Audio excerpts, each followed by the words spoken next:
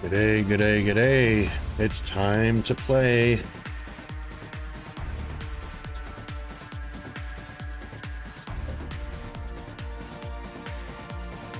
And we'll turn that off. GFA, how are you, sir? I just want to test something real quick. We're not going to leave it on. Oh, that's an ugly mug. Okay. I'm doing great. Hope you're doing well today. Oh, sorry, looks like you are. All right, so we'll shoot the time out so everybody knows what time it is here locally. Good to see you here. and just tweaked a few settings that I accidentally forgot to turn off. Yes, I am in Queensland. Far north Queensland in Australia.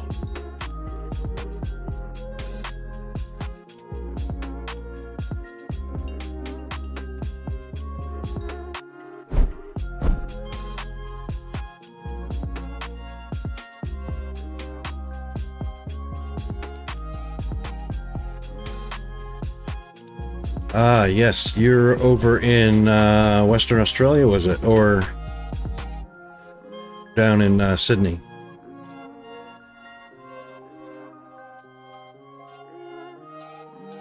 Yeah, oh, New South Wales. Yep, okay, cool. Cool. Yeah, I don't, Australia's got some weird time zone setups. We're farther east than you are, yet we're an hour behind you. Go figure.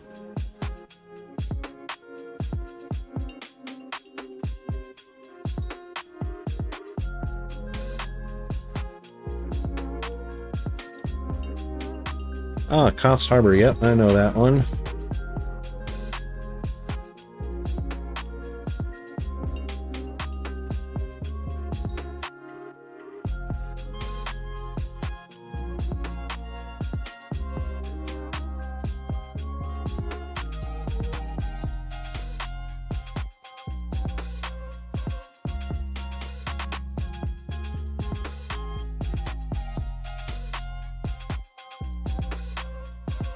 Right, that's right. Daylight savings. We don't do daylight savings up here. Maybe that's yeah, that's why the shift.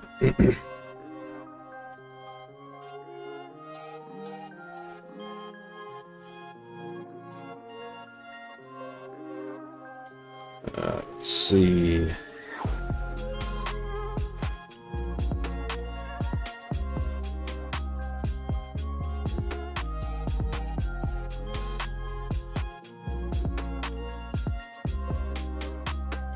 Somewhere around here.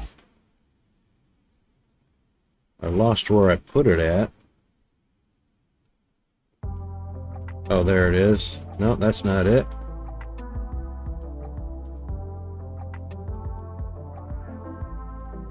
I'm just looking for the tip jar so I can test it to make sure it's working.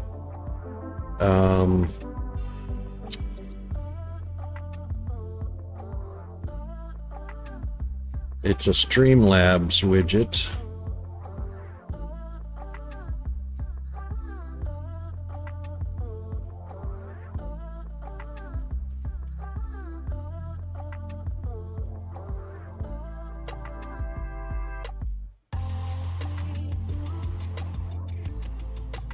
And it's around here somewhere.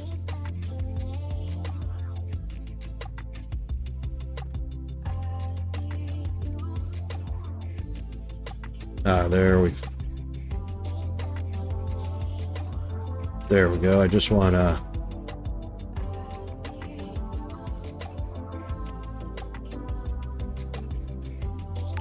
test it real quick.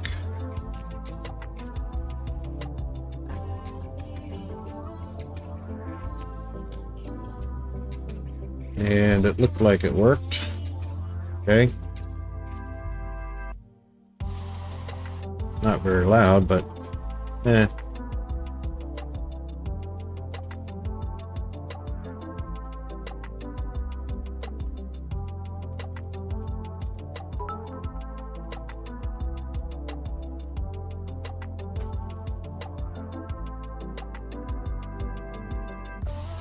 Okay, yeah, it did. All right, it's kind of small, isn't it?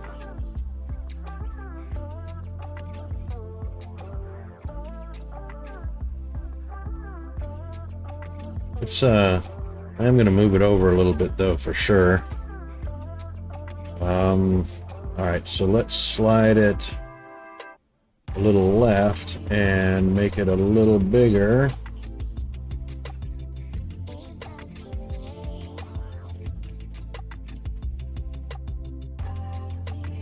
That looks better. Okay, cool.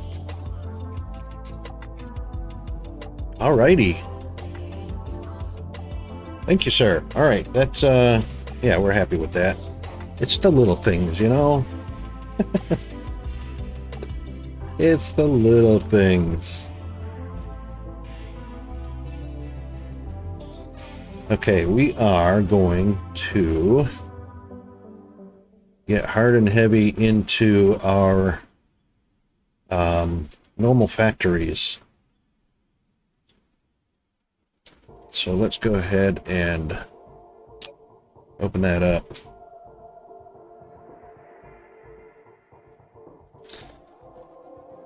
So just to recap a little bit, hang on, H menu, yes, Shift F12. Okay. Just to do a little recap of what we did yesterday, we set up a rocket production on this fourth world inside the Dyson system, and we've got rocket production on the home world. So we've got batteries on the solar world, and we've got rocket production in the second one. However, yeah, 50,000 rockets is a lot to have on hand, but wanted to make sure we had plenty for all the number of shells that we're going to be adding to this Dyson sphere. And of course we're going to be utilizing yeah, well, you know, you never have enough, right, of anything. So, and you never know, you know what, I might not end up with 10 shells here. I might find another B class or an O type, I mean a B type or an O type. Actually, I do have a B type somewhere that is a wonderful 2.4. That's an O type.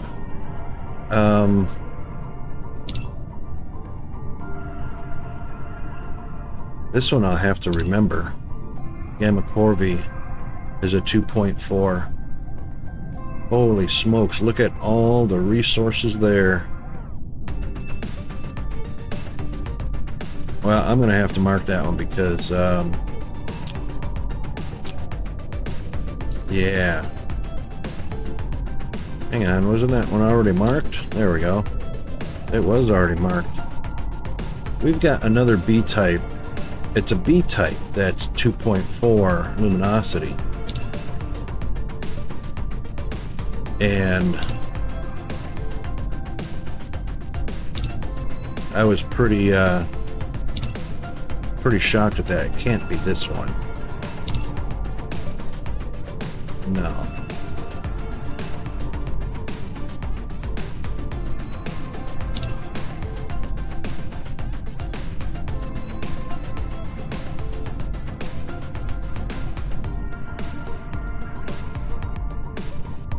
Maybe it was that one. Nope. Anyway, it seemed to be in a pretty decent location. Gamma Corvi is not too bad. I mean, it's that close to the home. So that's a good location to be in.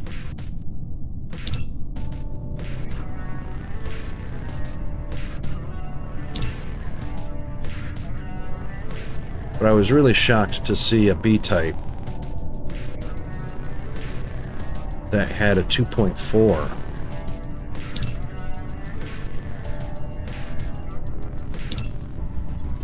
Anyway.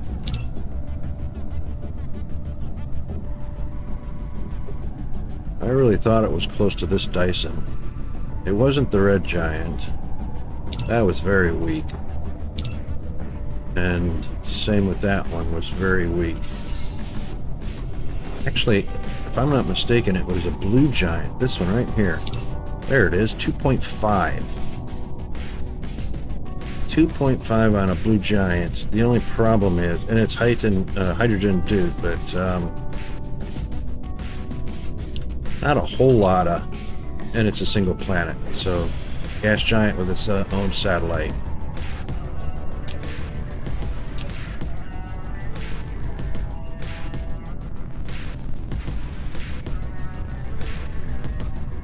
So it was interesting, but that one's way out there. I'd probably use it for power generation. Of course, Dyson power can only be sent elsewhere into the cluster via the batteries. You can't really ship it any other way. However, it would be good for producing photons for use in making antimatter and then shipping the antimatter out to artificial suns.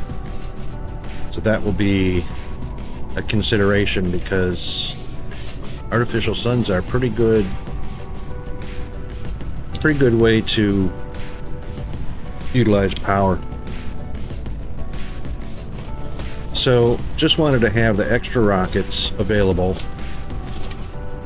so we can start building a Dyson in another place for shifting power around. And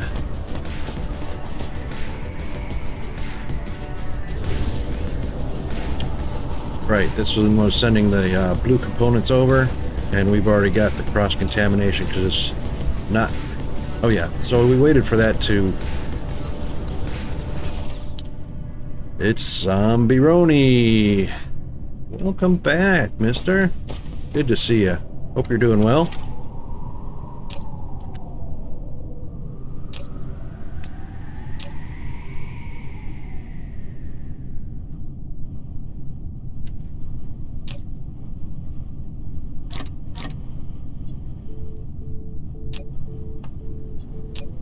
That should get things rolling.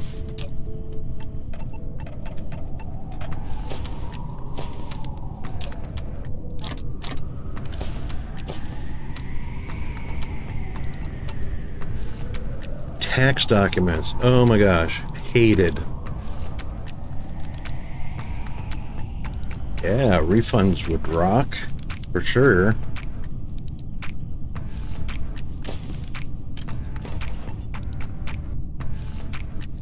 At least in my book it would. I don't know about anybody else, but yeah.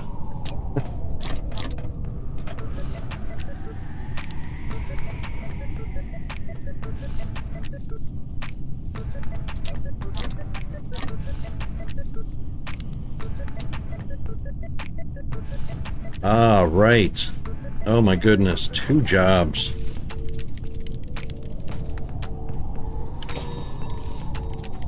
Well, you know, that's a good way to get ahead and get that nest egg built, but yeah, that's putting in the hard mile for sure. And by the way, this is how to fix the bottlenecks. Or not, it's not really a bottleneck. Choke point. Sounds good.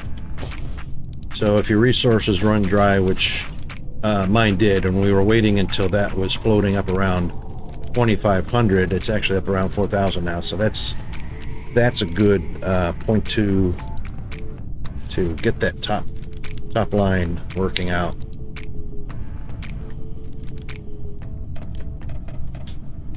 And as you can see, it's okay that these extra green chips are here, because they will be pulled down into the machine.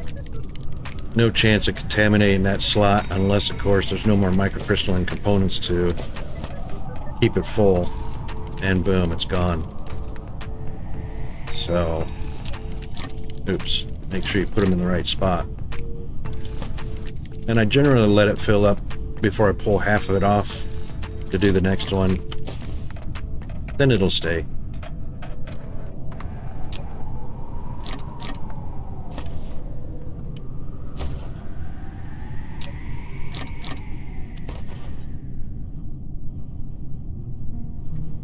So this gets our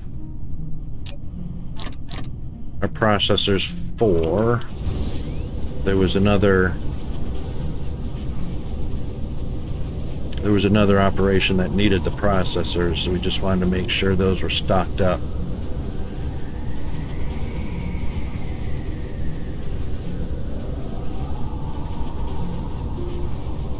Love your box method, but I feel that with my playstyle, it's too much micromanagement. It can be. Once it becomes second nature to you, once you've got it down, you know, as part of the brain game,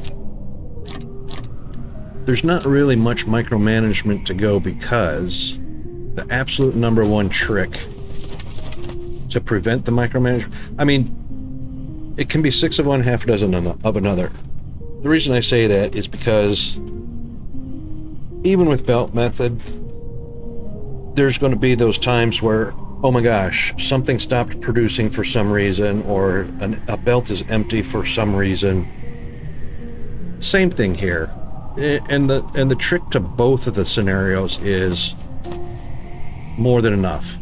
Like GFA was saying, it's not enough. It's never enough. Overproduce everything so that your input lines stay saturated. We don't care about the output lines, but we want the input lines saturated. Your output lines could be anything. It doesn't matter. If you need that product for another process, another factory, you just make sure you're producing more than enough of them, regardless of the speed. They'll eventually get over to the input line. You just keep that input line stocked up. So if you need more factory for this, build more factory. If you want to do a side-by-side, do side-by-side, and so forth. And here we got something sneaking in here. So we've got,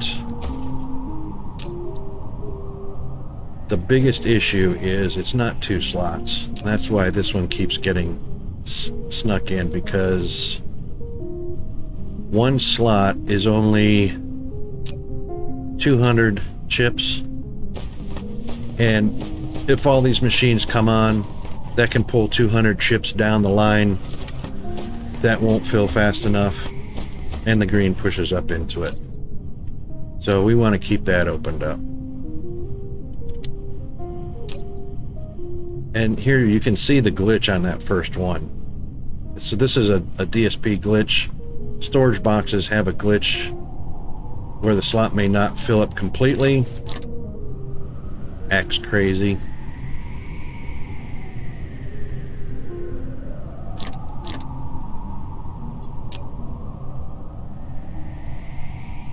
So, truth of the matter is, it just needs to, and see, there you go. We got the green or the blue components that pushed up into the green slot as soon as I open that slot. So you see how that works, pushing up into it. So I can pull from this one, and green pushed up into it right away because it was faster than the inserter could put it in. So we'll just grab some, get that out of the way.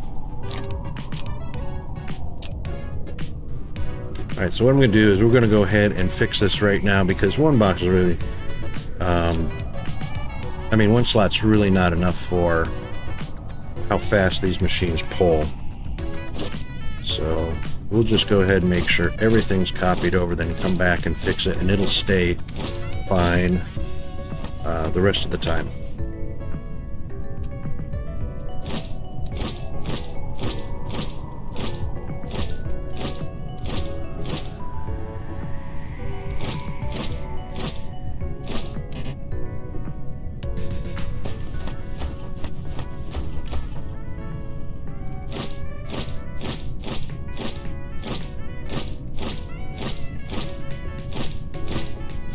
Ideally, one slot open per box is the answer.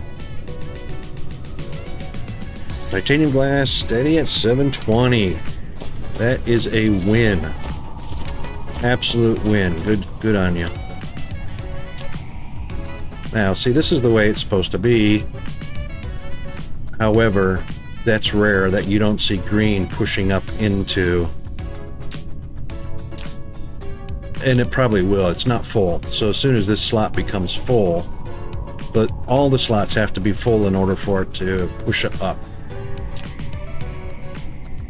So that works like it's supposed to until this gets full, and then it'll push up, be in the way.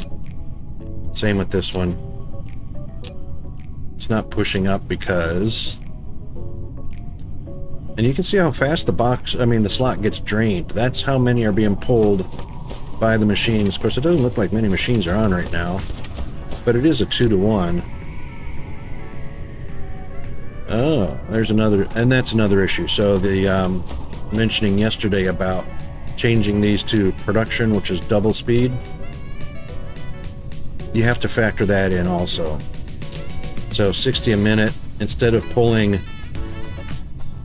2 of each blue and green chips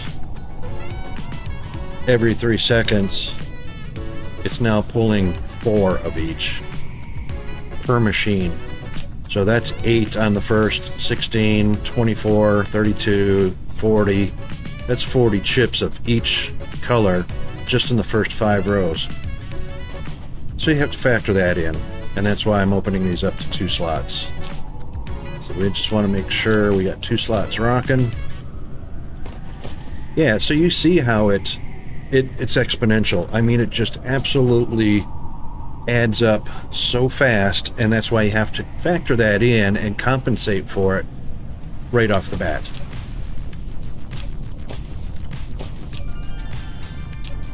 So already this is just about fixed itself. So we'll get see, that's what happened. I forgot to paste that one in.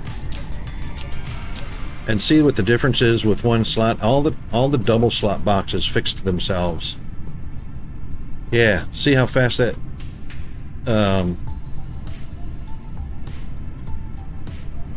it's amazing. I mean, you start something, you build a box line, you start it up, you get it tweaked so that it's self-maintained. Next thing you know, you go to the box and it's like, oh wow, it's full. I mean, the PLS or eyes, it's like, wow, amazing stuff.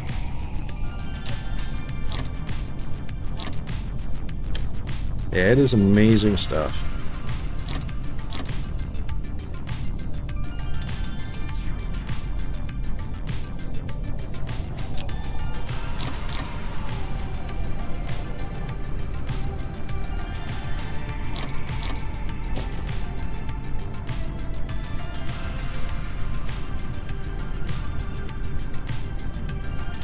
And Zombironi, I think you're noticing that, you know, once you get one working and you see how fascinating it is and it maintains itself properly, you can't wait to get another one built like it, you know, because it brings like a certain amount of relief and satisfaction at the same time. You know.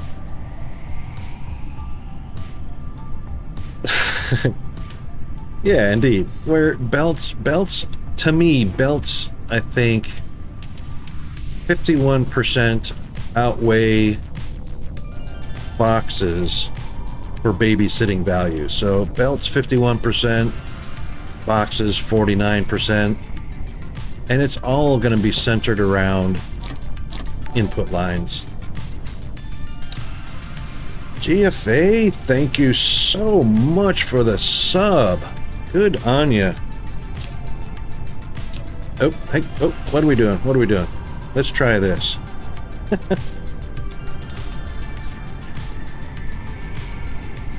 haven't even tried this yet in Restream.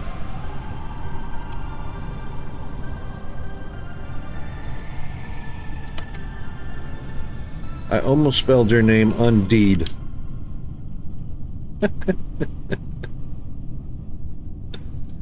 Yes, thank you. So, oddly enough, I wasn't actually pushing for the affiliate. I mean, it was a metric I was watching. My very first official stream, not the test stream. The first official stream was February 3rd, something like that. February 2nd or February 3rd. And let me see, let me just scroll down. It's in my notes down here. So about, yep, so February 2nd was my first official, sorry, February 7th was my first official. 21 days later, affiliate. Thanks to you and everybody who have graced my presence with your presence.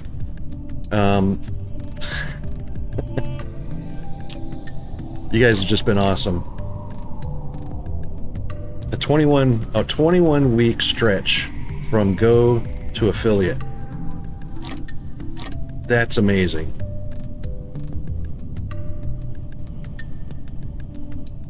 Yeah, love you guys too, man. It's just it's all about you guys. And that's honestly, that's what the streamer is all about. The streamer is all about their community. Oh, thank you, autosave. And having an awesome community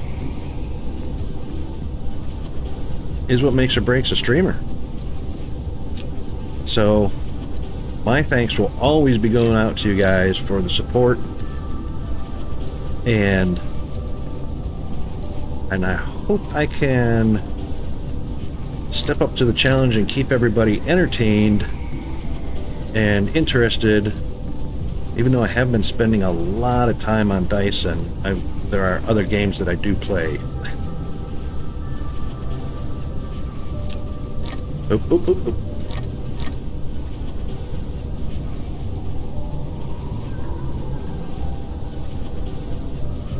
A zombie. So if I do plane filter, should I do titanium glass on bottom and Casimir on top? Okay, so plane filters, that's one of the toughest ones because that's a 12-second build. I can't remember if Casimir, maybe you could take a look real quick. I can't remember if Casimir is a rare. No, it's not a rare because it's not a resource. What's the stat count on Casimir and titanium glass? 100 each? I think, and you know, not only is plane filters, I think the longest, it's the longest build, 12 seconds per. I think Casimir was pretty, that's 4 seconds, that wasn't it? Yeah, I think they're 100 each. So what you want to pay attention to is, yeah, even though it's a slow build, 1 per 12 seconds, that's not as a significant number as the number of machines you have lined up pulling the resources. So you're going to pull twice as many glass as you will Casimir crystal. I would put the Casimir on top and the glass underneath, because the Casimir will tend to stay full longer than the glass will. So glass will be pulled hard and fast out of the line, Casimir half as fast. So it doesn't matter how many machines, I mean the number of machines you have, obviously. If you have 60 assemblers lined up, you're going to be pulling 120 glass per second, as long as all those assemblers are active. So you'll have to remember 120 per second on 60 machines, plus you have to remember if you extra product it or double up with production. 60 machines will be 240 a second pulled out on all active assemblers, which will definitely evacuate a line. I'm still getting bleed through here somehow, and I'm wanting to say it's because of an inserter not filtered properly, or let me just check the splitter to make sure I don't have accidentally, nope, no priority accidentally set on that. 3 and 3. The filters are set proper. 3 and 3. Okay, all those filters are set properly.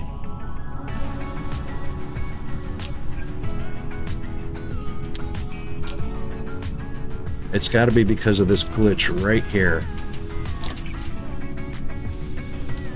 Alright, that fixed that one. So we'll only pull from the right-hand slot.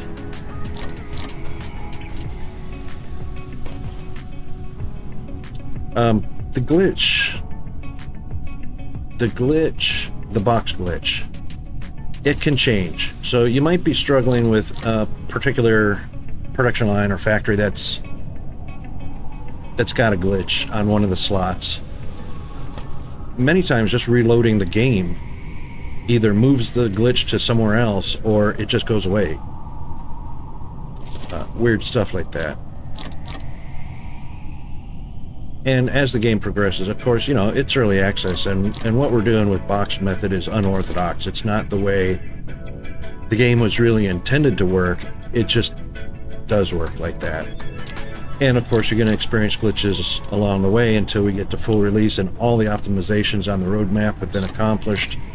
The last step, I believe, on the roadmap is code cleanup, which will no doubt have an impact on gameplay in some form or fashion.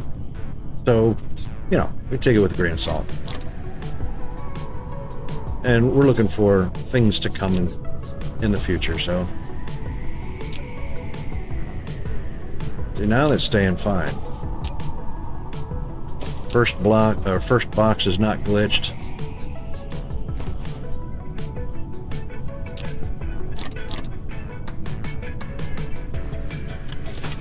I would love that. I would love to be able to, once I get something like this, be able to go right click on this or shift click on it and designate that just for that component, and then shift click on this one and designate it just for that one, and then just, you know, be able to rename or lock all the slots to a particular product.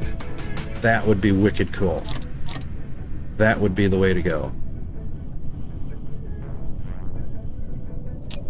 They do that, and I don't care how badly the game glitches in any other fashion.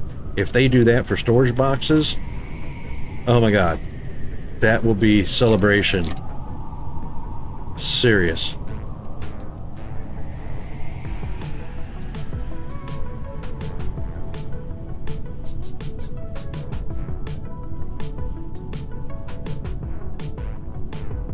Absolutely, you know, and that's one of those things that I consider QOL advancement. So, you know, this game's not modded yet, and I don't blame them. The devs are a great team, and they're keeping full control over the progress, the direction, everything. They're really good at that. Oh, you can mod it. Can we mod it? Oh, for multiplayer, I think. Right? Or are there other mods? Okay. See, I'm always a vanilla player, so I don't keep up with the mod status. R2 Mod Man app? Yeah, I know about that app. So is the mod... Are there a lot of mods available, or is it just for multiplayer? Ah, autopilot. Right. Oh, doggone it. You know what? I knew that. I knew that. From a year ago, autopilot's been around. Yeah, okay.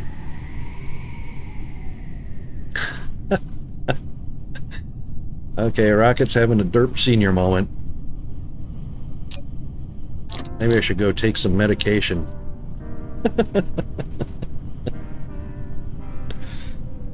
Oh, I missed his showcase. Okay, so probably should check in on him. Haven't been to a stream in about a week. Alright, so now the box is behaving because we cleared that first, and it was all about this one that was stuck at 197. So, you know what, click, click, click, click, click until you collect it all out of there and the glitch goes away, and then it stays maintained. Yeah, I haven't seen him play DSP. He's been fully involved in some other games that look really interesting to me. Just haven't got the cash to grab up some of them. He's mostly onto, what was that, Symbian, or not Symbian, there was a really cool looking one. Can't remember the name of it. Yeah, I know he was doing Plan B, but there was another one like Symbian or it was a builder, and it was on a planet.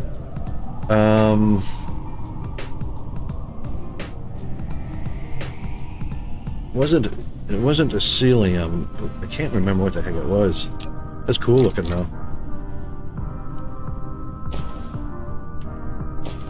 And he was doing, besides Plan B, or before he started getting heavy into Plan B, he was doing another one that was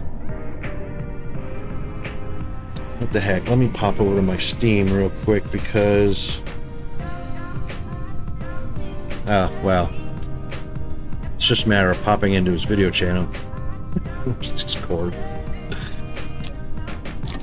I do need to get Discord reorganized so that people that view and chat from Discord also have an organized looking server over there. Because it's not right now. It's way too simple and underdeveloped. One stream channel, one voice channel, and the rest are all text chat channels.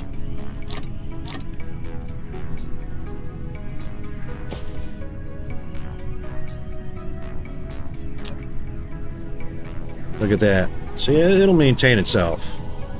Once you've got the babysitting taken care of, it'll take care of itself. And I'm about to break this again because I just want to get all these done, but it's going to break again because I'm going to change all the machines into production speed up.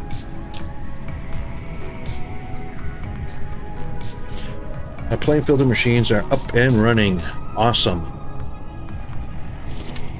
Blueprinted it down. And we are going to do an experiment today too. So we're going to take a simple 2-item recipe, not processors, but another item that's two-item recipe. And instead of running a box line down, since these are tech maxed at a stack of 4 coming out of PLS, that's 120 per belt. 120 a second per belt. I'm going to run 2 supply belts down with the... Actually, yeah, 2 supply belts down with a return belt right up the middle. So 3 belt lines, so it's the same amount of space as taking up 2 machines in a box. Same number of grids. Should be. So 1, 2, 3... Yep, the machine will have to be 1 grid line away from the belt. Pretty sure. It might be 2 lines closer, 2 lines narrower, but we're going to play with that, experiment with that a little bit. And I'm going to do a side-by-side. So we'll do a box and a belt side-by-side with the same product, with the same production, and we'll just see which one can fill up an ILS faster, or PLS.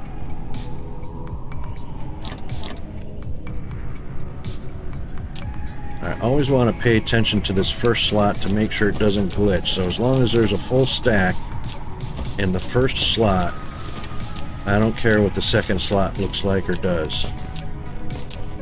And so far we're 100%. That's great.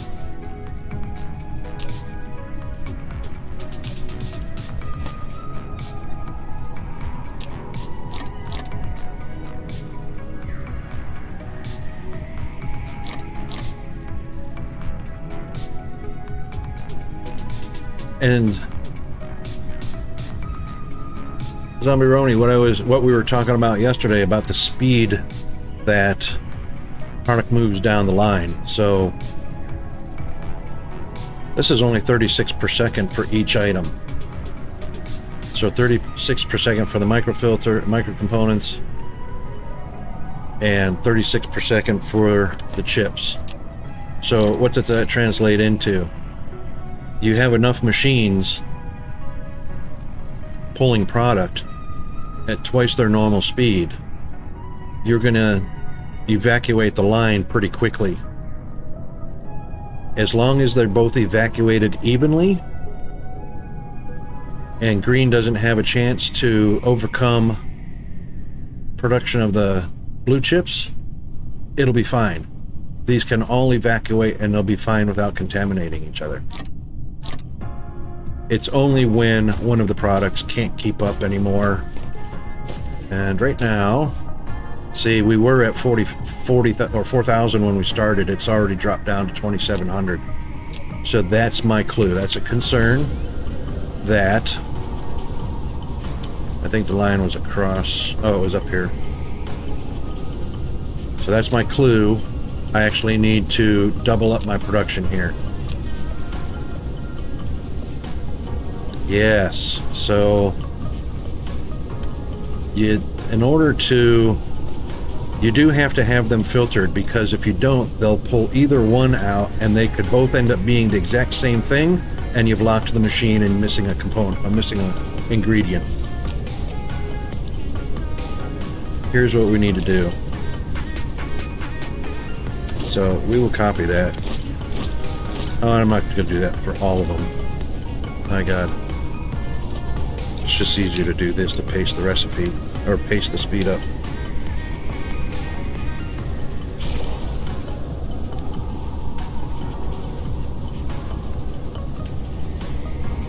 This is going to be a huge vacuum on the production line, because I believe that was 15 and 15 is 30, 40, 42 times 8, or times 2 is 84 machines. So that's going to be a huge vacuum on this line, because 36 per second.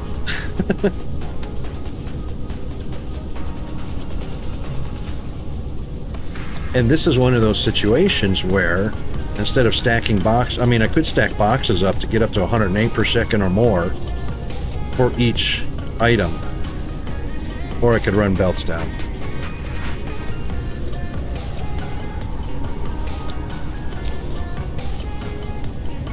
So now they're at 90 a minute. Oh yeah, lack of material.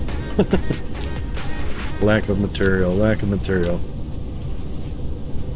So that 36 per second is getting slammed all the way down to the end here, so that these machines are on with some intermittent ones. And you can tell just by which inserters are active and which ones are not. There you go. Plain filters around 250 and quantum chips doubled. Ding, ding, ding.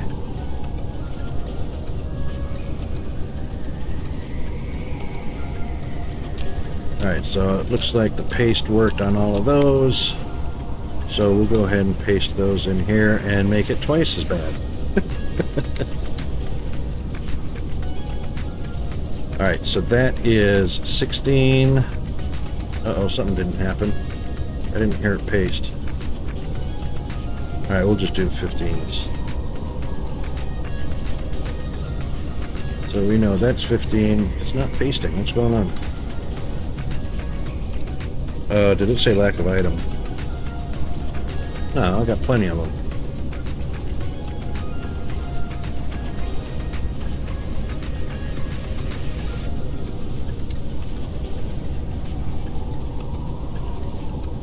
Alright, that's spaced out and lined up properly. Oh, out of building range. That's what I did. I flew out of the building range. There we go. Alright, so that's 16.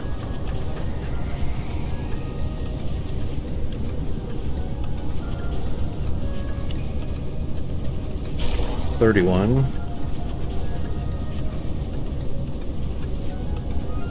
34. 37. 41. So that's 82 machines altogether. Yeah, Zombironi, I think you've picked up on it very well. And after you get the technique down, it's a matter of attention to detail, which I am getting worse and worse and worse. I used to be a champ at attention to detail. When I put that on resumes, it was the truth. But that's, partly due to a bit of OCD. But now that I'm getting older, yeah, not so much. It's like when you're younger, you can't tolerate things being out of place or not complete or not as good as it could be. And as you get older, it's like, I don't really care. It is what it is. It might fix itself. Alright, so let's see now what we got going in here. They're still going pretty quickly over here, so let's see if they're at least... No, they won't be, because, you know, it's still the limitation. It did climb a little bit, but it's still the limitation of the inserters. So... And that's my fault for not stacking those higher, knowing that the demand was so high from the machines, so my fault.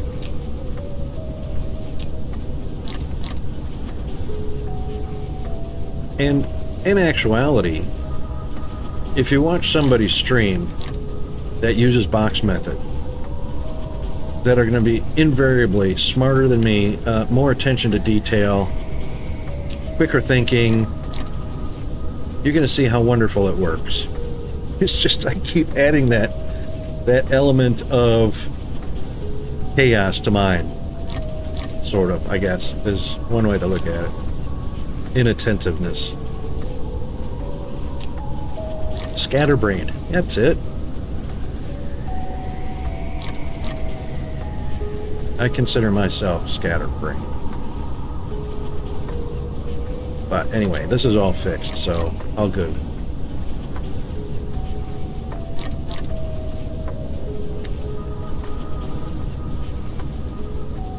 And of course, processors are max full up, so this will... Let's see, we dropped another 1,000 because I opened up those other machines. So it's still going to be an issue. I mean... It's not broken, but I do need to fix this. It's not enough speed.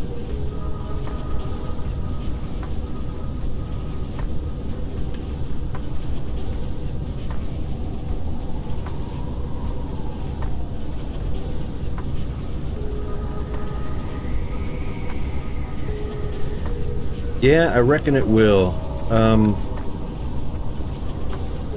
Box method, I think, is beating my MK2 belt setup. I reckon it will, because MK2 is what? 20 per second? No. 25. I think. 12. Yeah. And see, that's another thing that I think the devs should fix. So, Tier 1, 6 per second. Tier 2 doubles, 12 per second.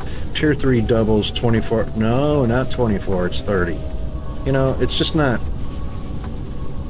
You can't use all three tiers of belts, look at your builds or your factories, and do quick calculations on your head because they're not ratioed properly.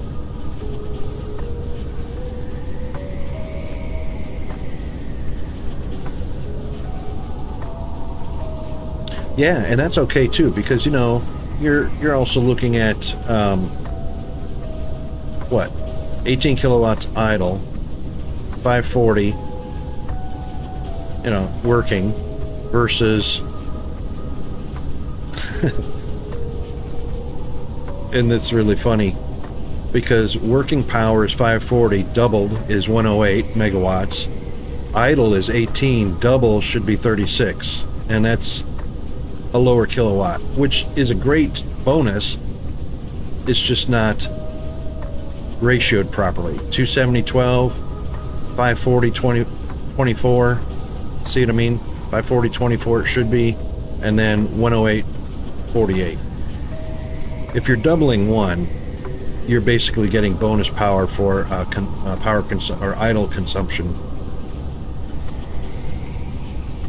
Yeah, production speed 1.5. So tier 2 is the center.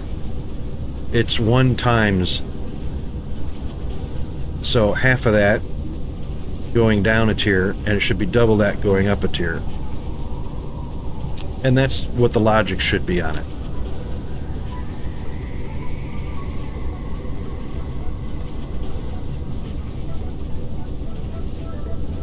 Oh, MK2. Right, so MK2 machines, 18 kilowatt idle, and 540. Double the work consumption while working, but not quite double the idle consumption while not working. Yeah, working consumption's right. So 270 doubled is 540, 540 doubled is 108. All three work consumptions are perfectly ratioed, double, double, double. So MK2 is the middle of 540, 270, 270 is 540, 540, 540 is 108. It's the idle consumption. So 18 is the middle. Half of that should be 9, but it only drops to 12. And right, so it should be 9, doubled up to 18, doubled up to 36. So we're actually getting kind of a boost, a benefit from a mismatched ratio on idle consumption.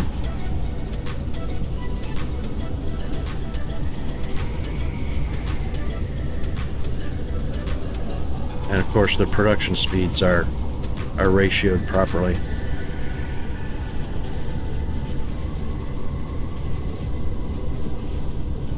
Yeah, that's all.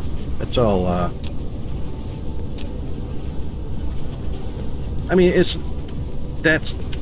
to me, that is almost certainly part of the code cleanup at the end of early release. Almost certainly. Little things like that.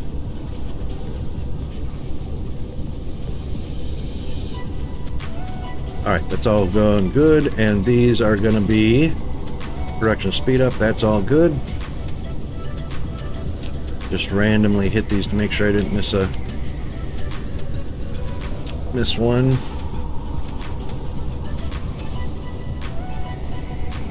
So those micro crystalline components, I'm sure, are stacking up now. They are up to 8,300 because, you know, processors are full. All right.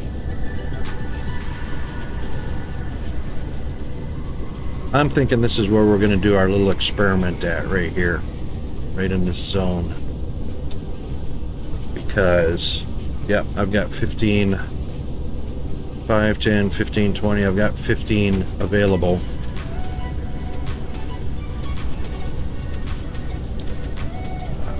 Wait a minute, 5, 10, 15, 20. Oh, they are 20. I was thinking 1, 2, 3, 4. I was thinking these were 15 tiles. They're not, they're 20 tiles. So it actually would have fit in here if it were not for the fact that the ILSs would have been too close together. That's what stopped me from building right there. Okay.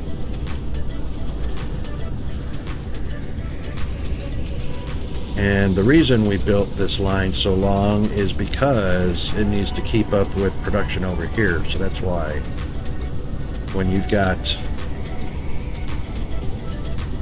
1 every 2 seconds being produced and they're being eaten,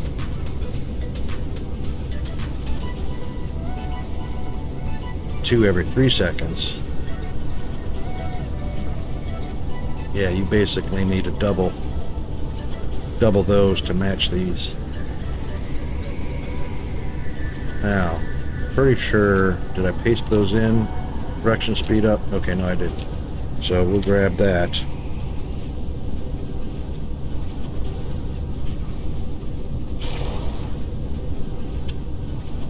And we'll make it worse for ourselves. But it's not really worse. I mean, honestly, once you see, you know, what you need versus what you're providing, it's not hard to go over and in this case, build another production line of blue components to satisfy the hungry hippos over here. And same with green chips. Of course, green chips we don't worry about because the raws. I have so many raws being built on I mean, oh my gosh, the number of factories on my raw ore planet. Yeah, I'm not going to ever be running out of ingots.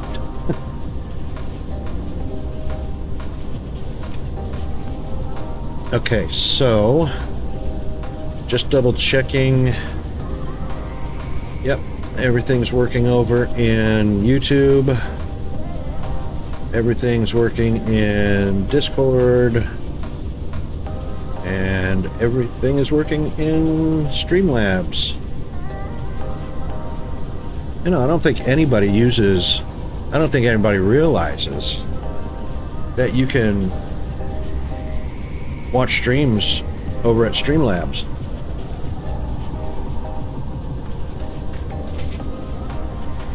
Which is why I put it in the streamlabs.com with my landing page. It takes you to the tip page. However, there should be a slash home. There we go. The link that I have for streamlabs.com/RoggerWolf2 is actually redirects to the tips page. But if you add a /home to that, or /p/home, it should go right back to, oh, there's a commercial break in progress. I forgot about that.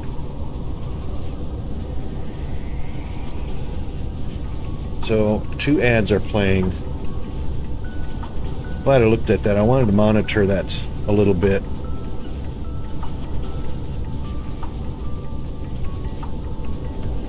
And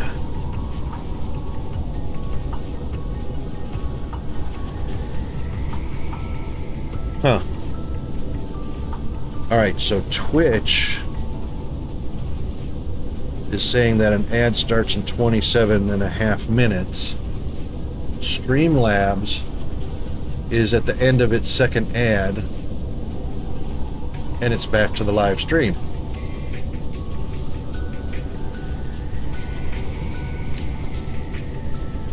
The only thing, hang on, actually,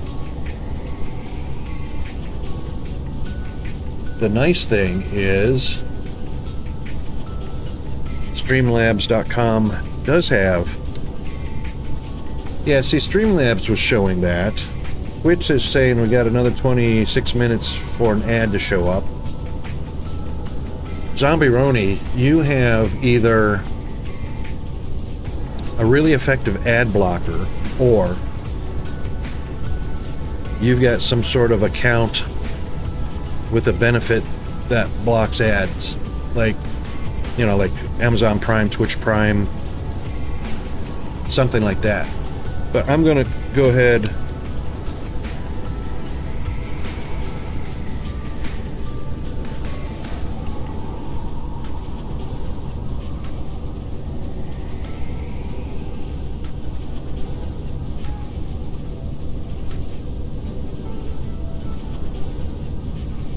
let's see.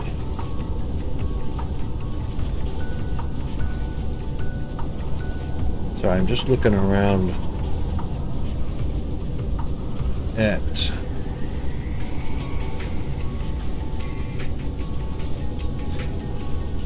let's knock on wood for that one.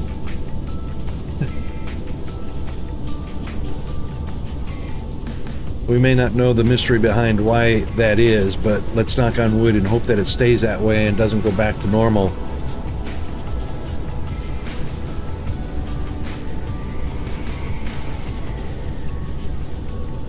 Oh, really? Okay.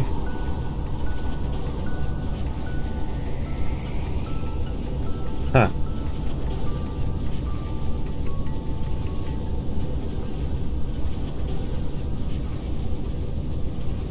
Well, Streamlabs does have chat. And it looks very much like Twitch chat. So it shows the gift subs, the bits, or the cheers. Same functionality, showing broadcaster moderators, VIPs, users, whatnot.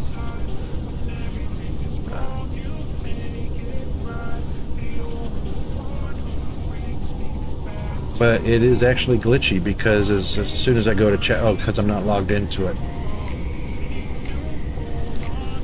So it looks like it's for people who have a Streamlabs account. They can log in and chat on the stream, watch the stream from streamlabs.com. Which is pretty cool.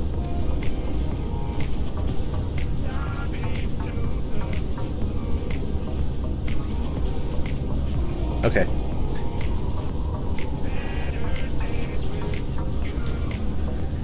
Yeah, I've got a Pi hole set up. So I've got a Raspberry Pi 4 and a Pi hole set up so that it doesn't matter what ads come across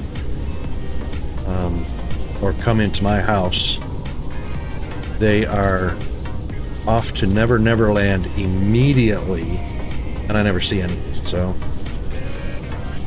but I miss a lot of stuff too. So, you know, specials, deals, that kind of stuff, discounts, 50% off sale, stuff like that. Okay, where are we at? Almost done.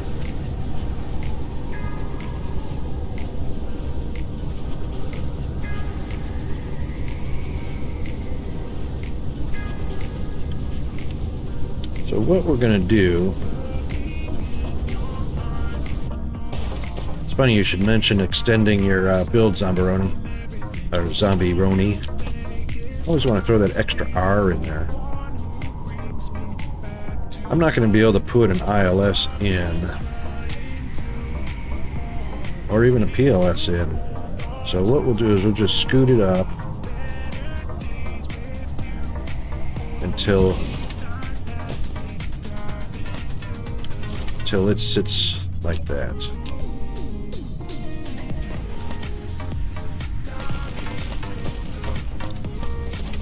And I don't know how far we're going to be able to go with this. I could probably calculate it, you know.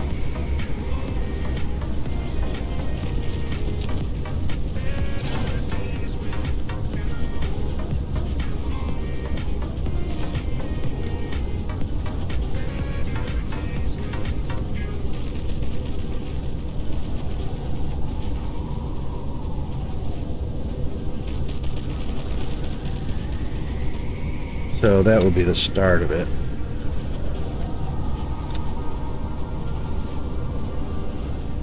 Oh, I can get it right up next to it. Okay. So we're not actually going to put it there.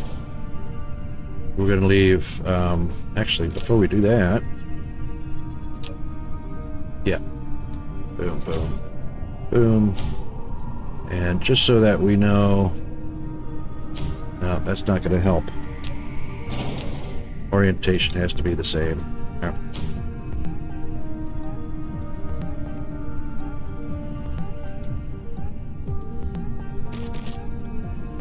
All right.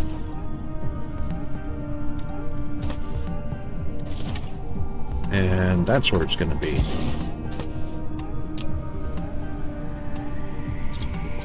Oh!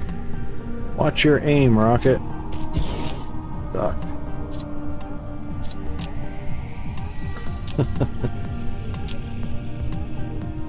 So we'll be pulling one from there.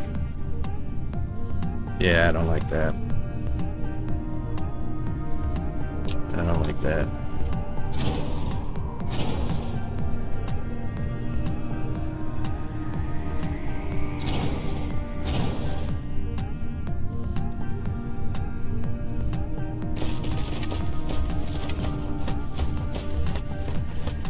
It's already going to be 6-1 for one set of sorters and 3-2 for the other set of sorters, so we'll just put them side by side.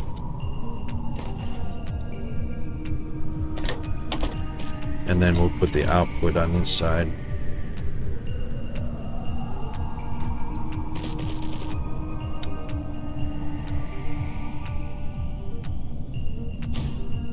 Thusly.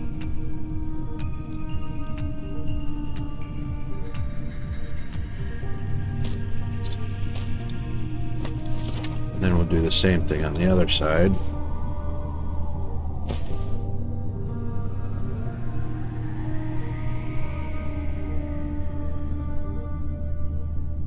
Bummer.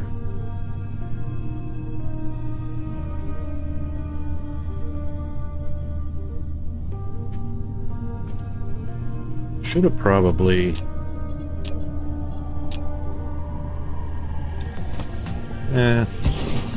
Doesn't matter. Did it again.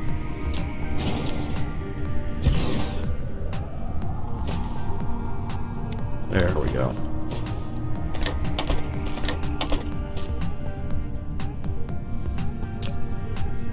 Yep, production speed up, production speed up.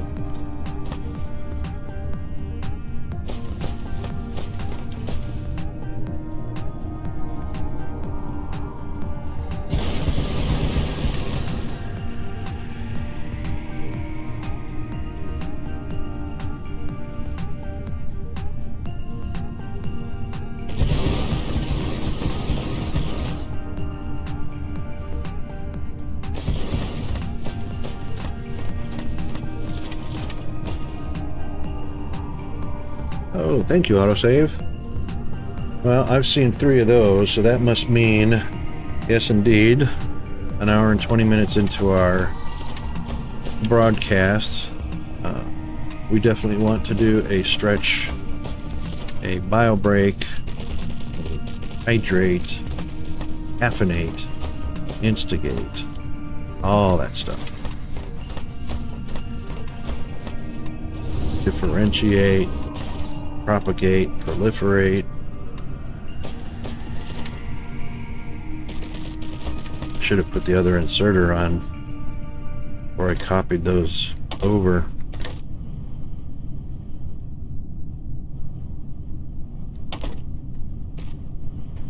Because it's just going to do it again.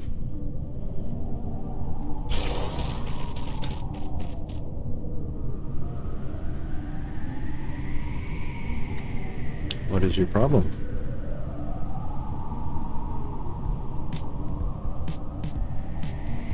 Yeah, I know it's a collide. It's supposed to be copied right on top, buddy.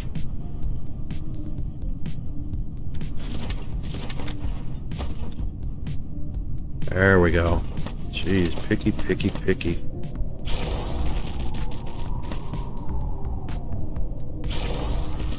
All right.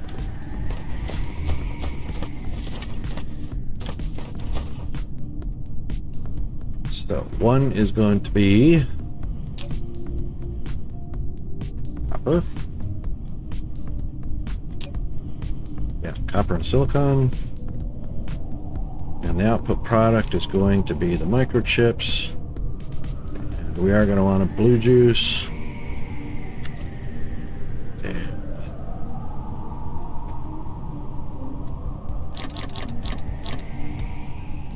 put some drones in.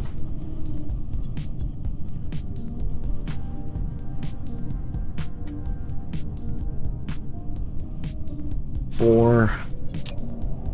So that should be 120 per belt.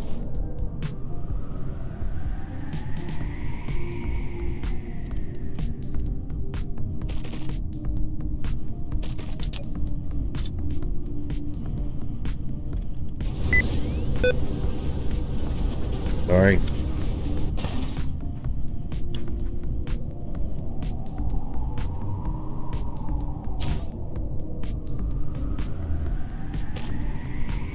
Okay.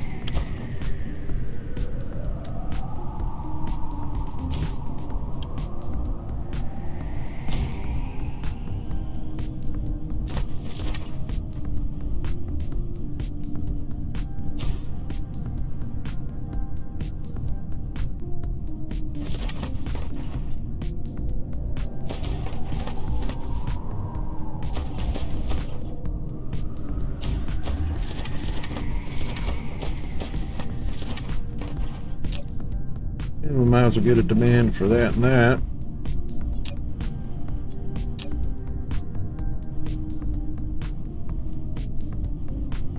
Oh, well, we should be careful of that because I'm stealing from. I forgot about that. That's all right. Plenty on hand remotely. Coming back in.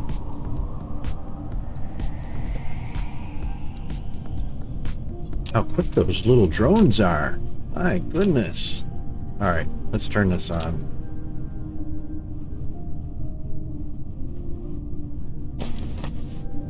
So copper on one, silicon on the other. Bada bing, bada boom.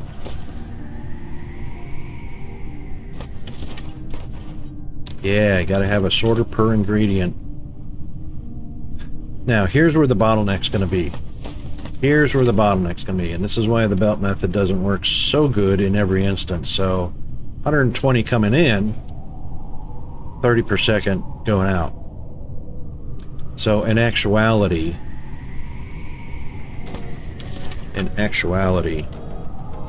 this needs to be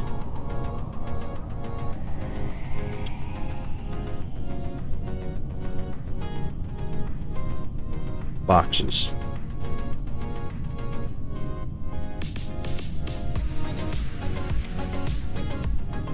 Oh, hang on, before we do that, let's get our brain box filled with actual brain cells. And we will do that. And then paste in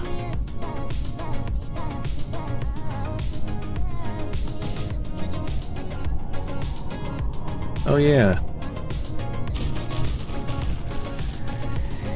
Oh, that's well and truly offset.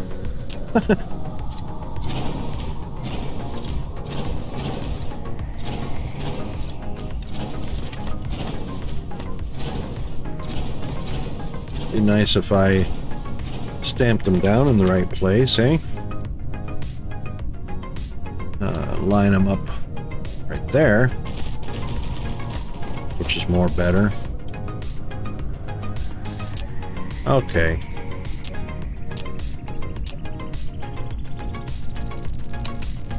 Let's just do this real quick.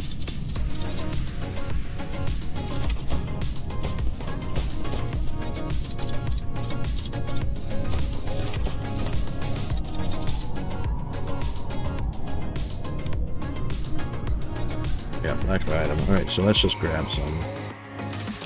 That's messing around.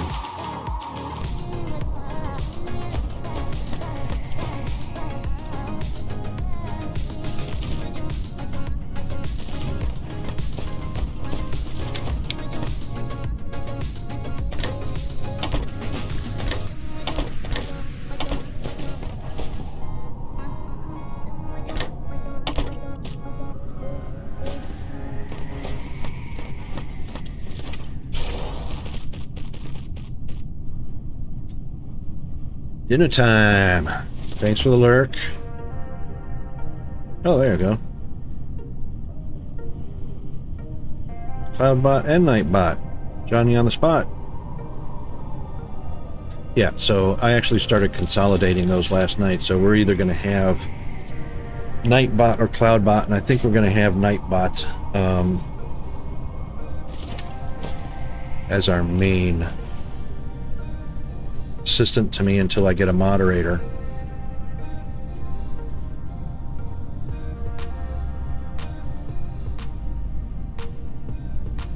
All right, so we don't want to limit this to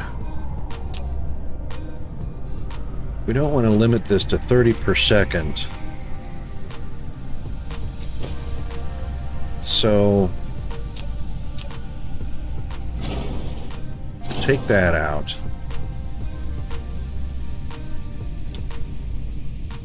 We'll stack this up. We'll put a splitter underneath, and we'll use that style. Yeah, that style. Can't be there, can't be there, it's gotta be there. Okay. There we go. I don't know why I stuck that one up there. We don't need that one up there.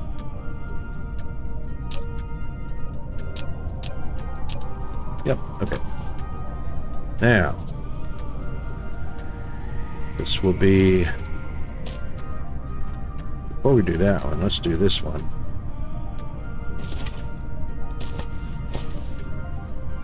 This will be 30 per second, 60 per second, and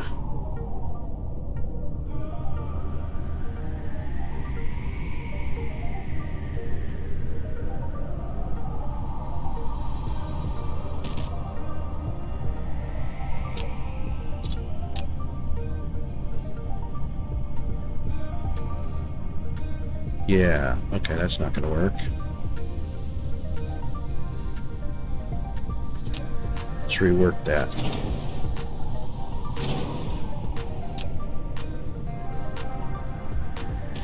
30 per second.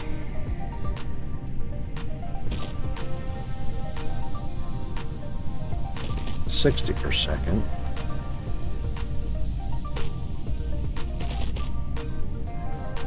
$90 per second. And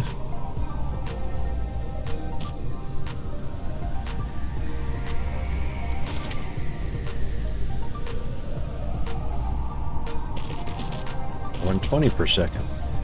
Yes, yes.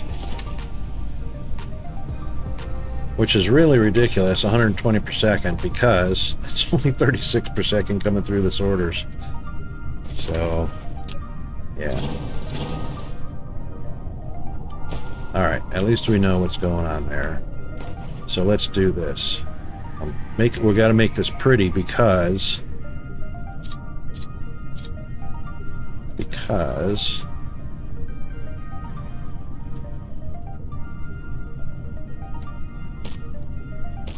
we've already contaminated our line. There are now only 2 because we need it proliferated. Oh, it's still too short. Okay. Wow. Rocket, you are having just a day of it.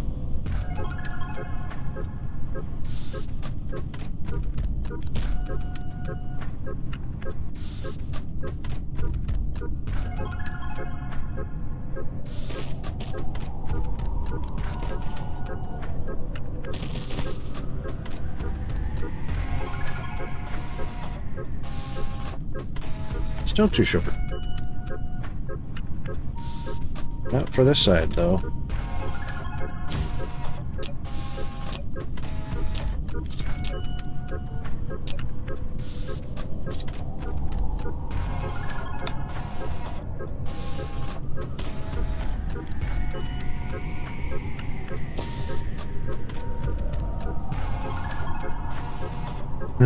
Wants to stack it up there. Ah, there we go.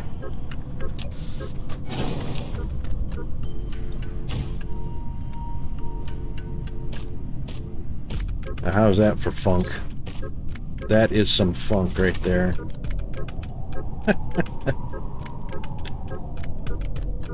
Indeed, that is some funk. Alright. Let's take a few of those off the stack because I know those are contaminated. There we go. And we can take and put these guys back. The rest of them have to go in the trash.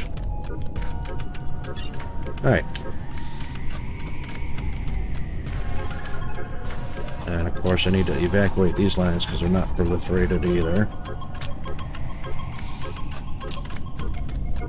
Okay, good.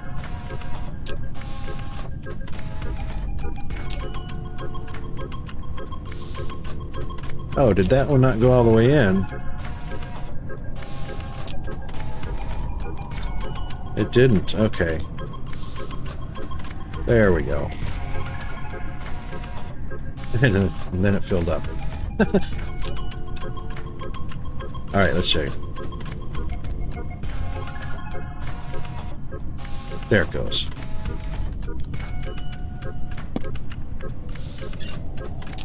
Okay. That takes care of that. Except for... definitely need to electrify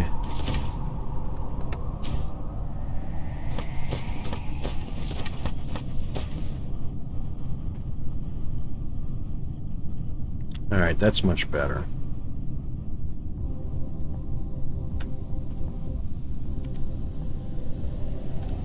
So we're going to take that and we're going to reproduce that business.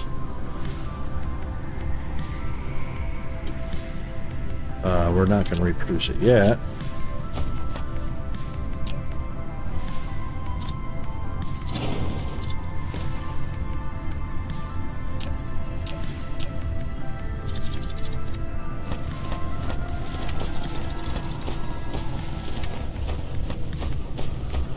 And I think we're also going to probably move that bad boy. Yeah. Oop. I bet you that belt's going to be in the way. Nope. All good. Just barely.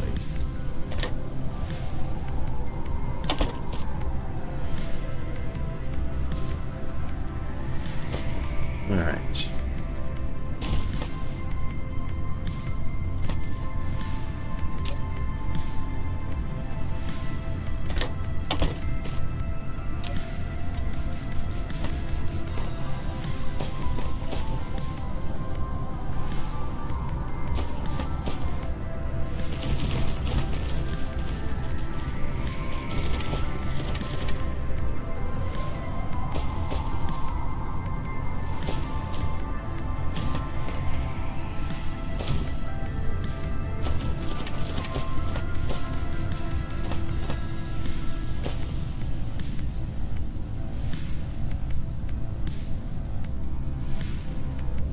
That should probably be enough to get it proliferate, but we're also going to have to throw this one down.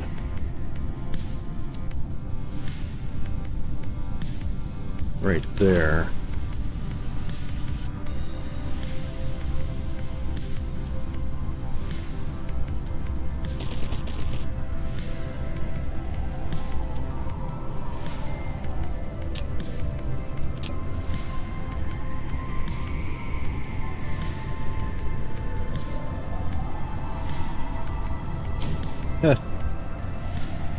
Alright, let's rotate it if it's going to take it.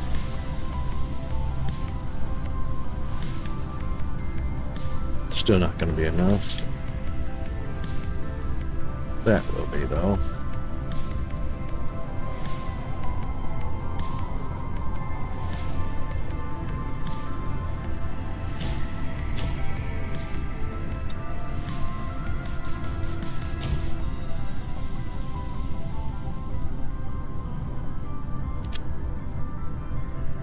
No, of course not.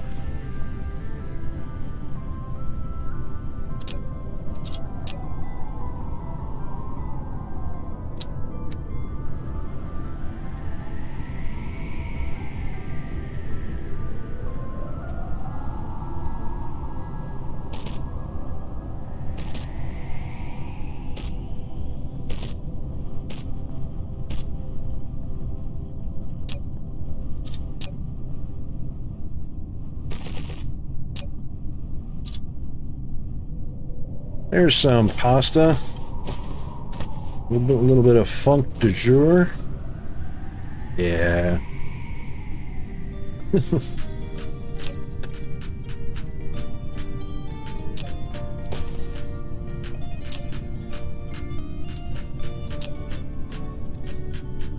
little bit of funk du jour.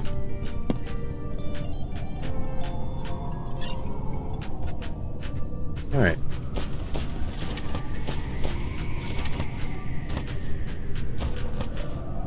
Now, this should be able to... I'm just going to match them up. So here's what we're going to do. We're going to match the...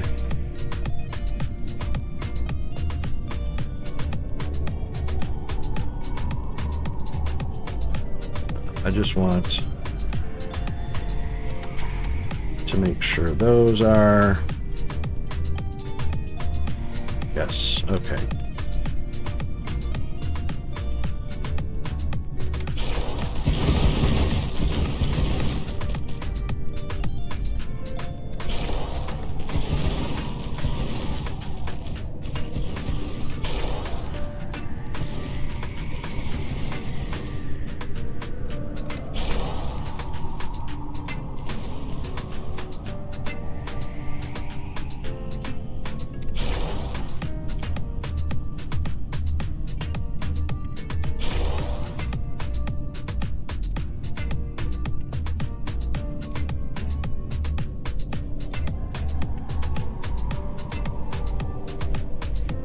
those should be matched up.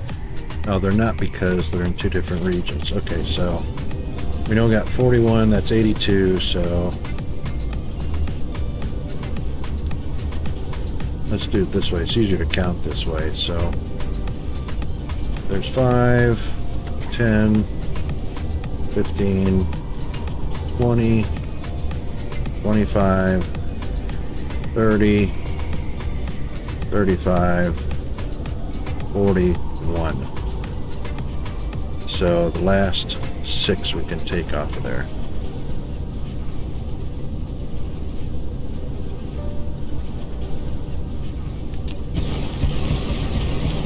No, sorry. Don't need to fill them in, you're coming out. So we'll take 1, 2, 3, 4, 5, 6. Oh wow, look at this beltage. There's some funky.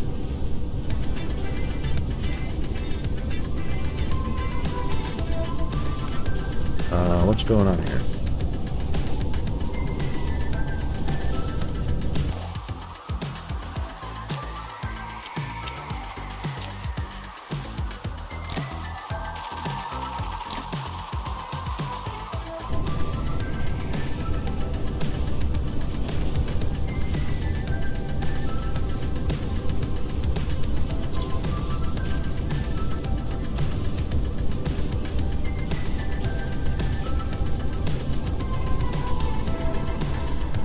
I don't know what got in there, but it don't want to play nice. That was just dumb.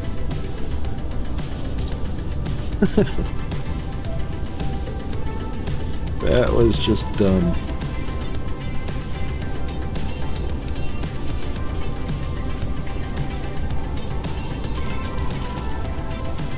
Okay.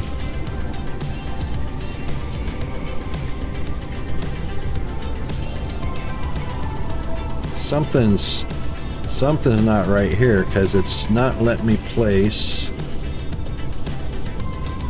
That is so weird. There it goes. It was like skipping a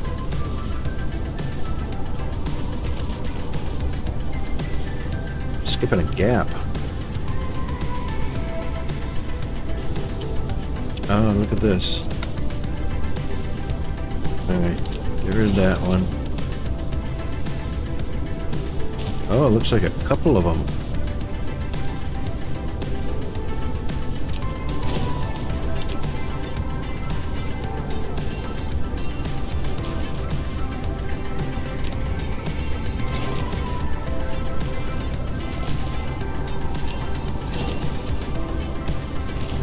Yeah, looks like I didn't copy my inserters from the blueprint. Alright, that's all working. All connected now, everybody happy? No. Why aren't we happy?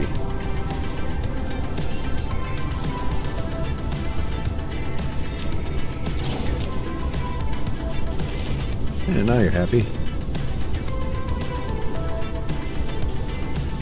Alright, all inserters are there. All machines are production speed-ups. Alright, so here's how this is going to work.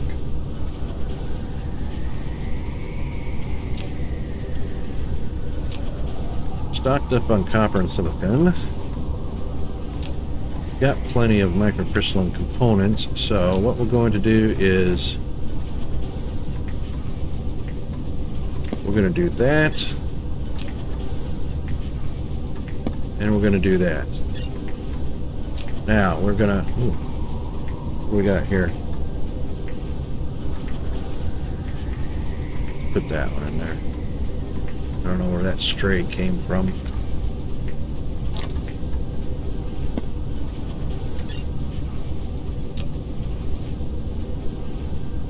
$24, 26, 27, 28, 29. They are certainly keeping pace with each other.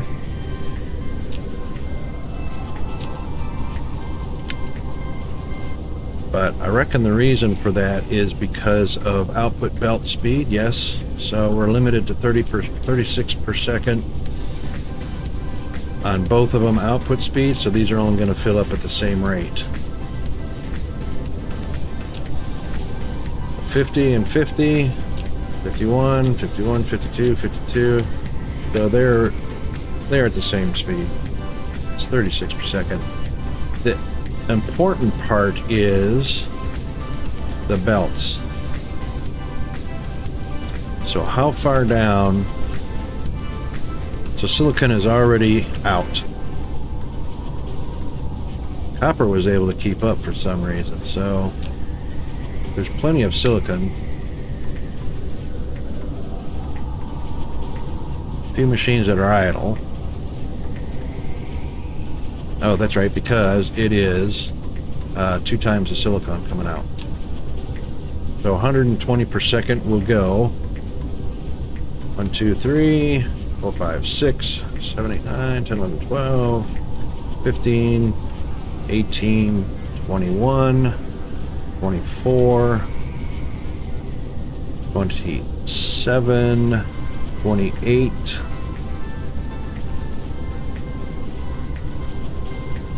29 on occasion,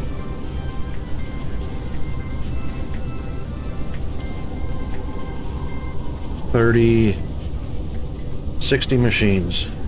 Well, there you go, 60 machines, 120 per second. But there's still, oh, they're idle because of the containers are full. Anyway, yep, so it'll go 60 machines on a belted system. Consequently,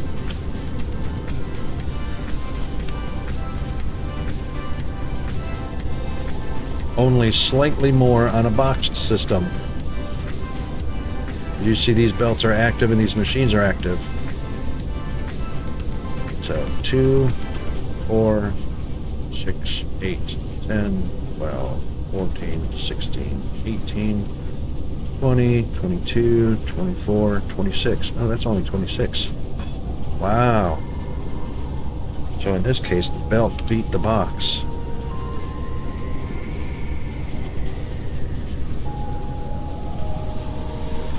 No, that's not an accurate comparison because some of these boxes had finished working.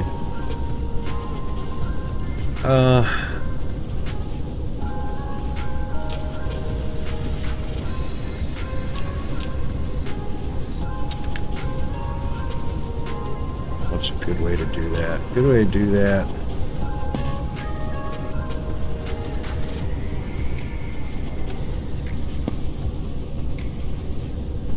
Probably the only way that's going to work is if these boxes are empty, since these boxes are empty. Because these machines aren't actually working, which made it look like a longer line of them are working, and these aren't working.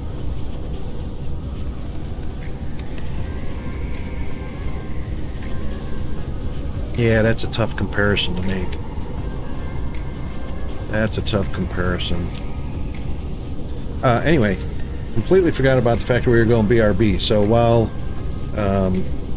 it's Zombie Roni is having his dinner, we're going to have a break, and then we will come back to see how we're doing. Back shortly.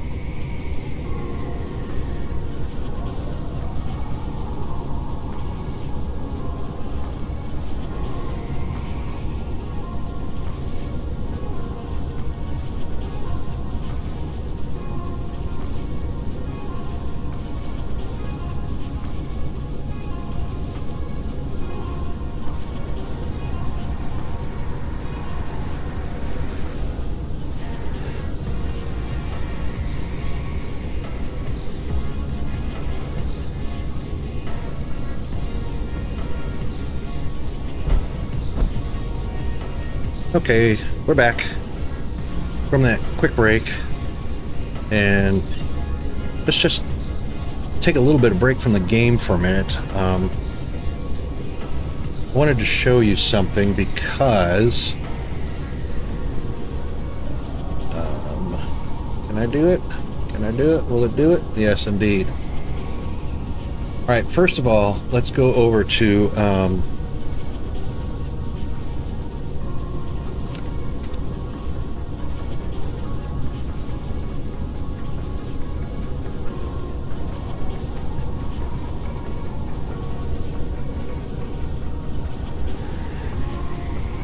let's go here real quick. So I just wanted to show you something on my stream.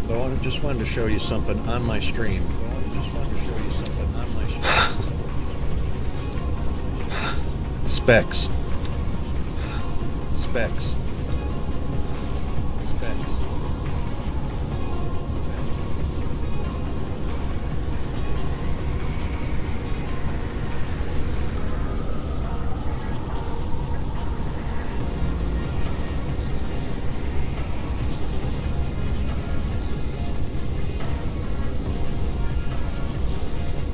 Alright, so that's the machine.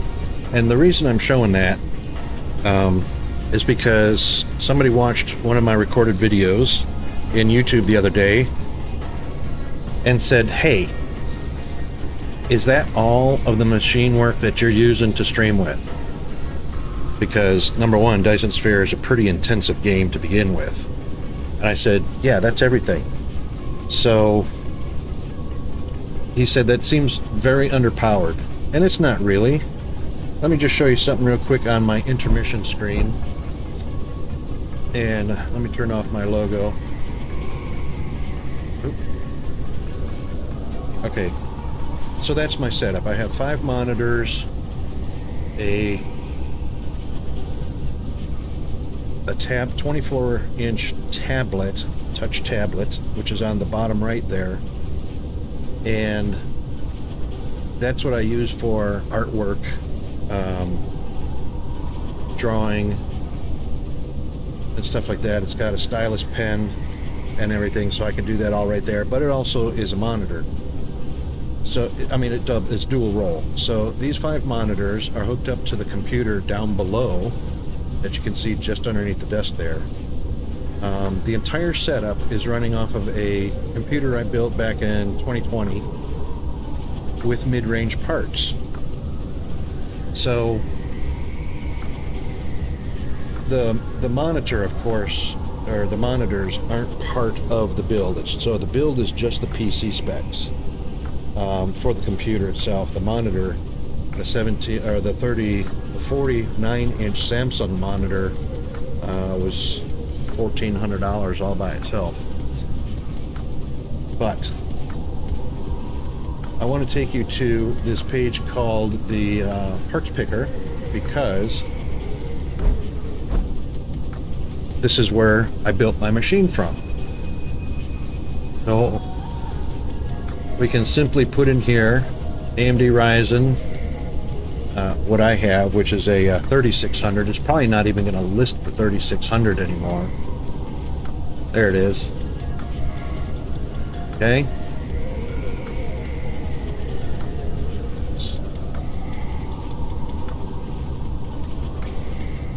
Hit the wrong button on that. I just wanted to add it. Oh, there we go. Oh, all right. So we'll add that.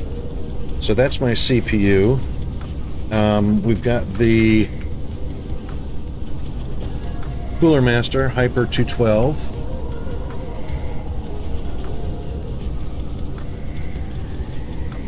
Right there, Black Edition. And we've got the MSI motherboard, the X570.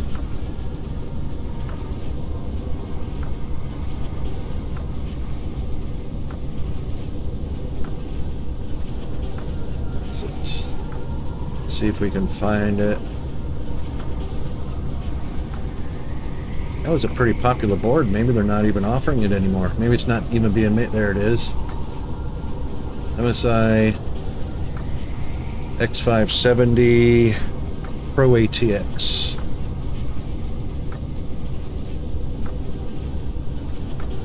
Alright, let's just do MSI, so that's easier.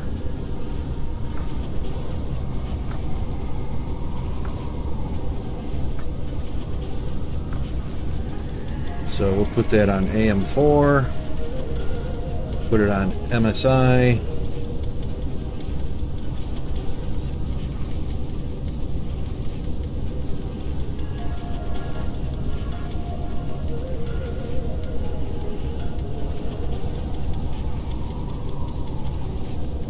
Oh, there it is. 578 Pro ATX. Nope, dang it.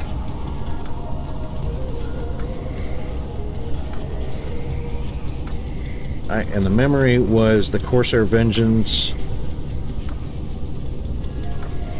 LPX 32 gigabyte. That one right there.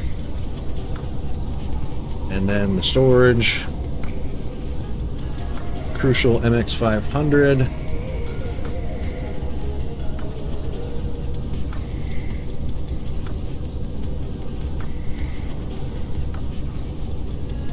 I like Crucial. That one right there. Oh, that was a 2 terabyte. Oh well, it doesn't matter. Same price for actually for the 1 terabyte. No, it's not. Can't be.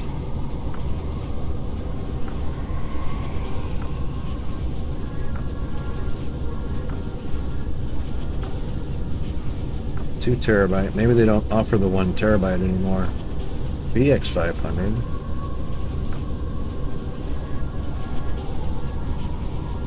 Oh, there it is. Doesn't even have a price on that one. No prices available. So the 2 terabytes is probably the one you'll want to get anyway, which is actually, it was about $114. So the video card was the MSI Radeon RTX 5700.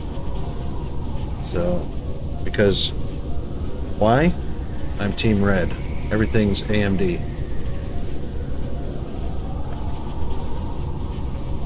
MSI Radeon 5700. Oh, guess what?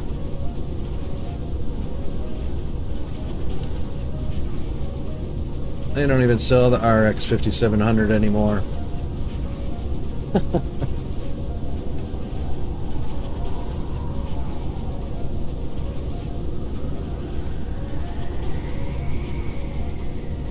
Oh, maybe they... Yeah, it's probably not going to have a price on it. There it is, XT.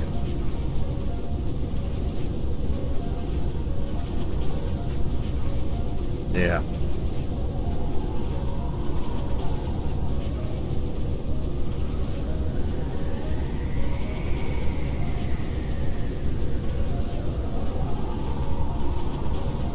That's it right there.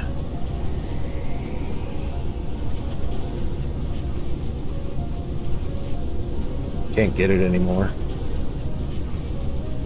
Alright, and then the mid-tower case was the NZXT.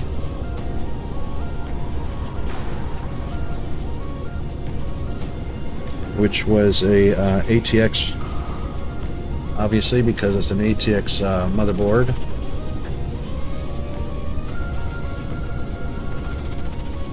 Wonder why the ATX is not listed right off the bat, right at the top. Oh, it's because it's an HB10 or H510, not HB.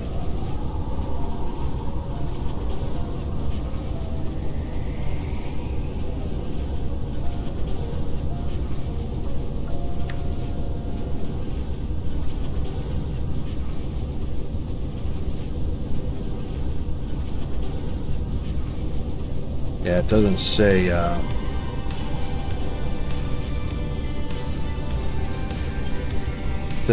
the mid tower on it, but it is a mid tower.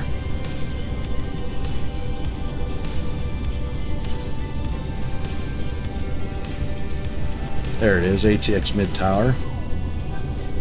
And the power supply was a Corsair.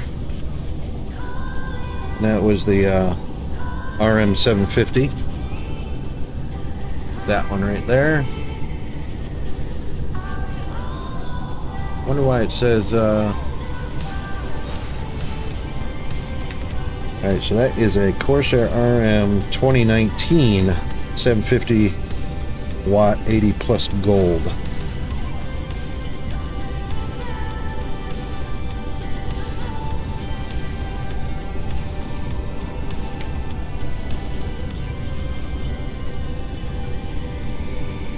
Corsair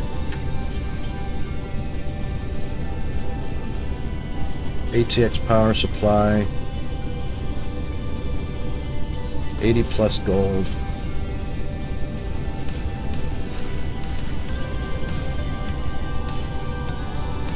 $750. There's a 2019. That's it right there. 80 plus gold. All right.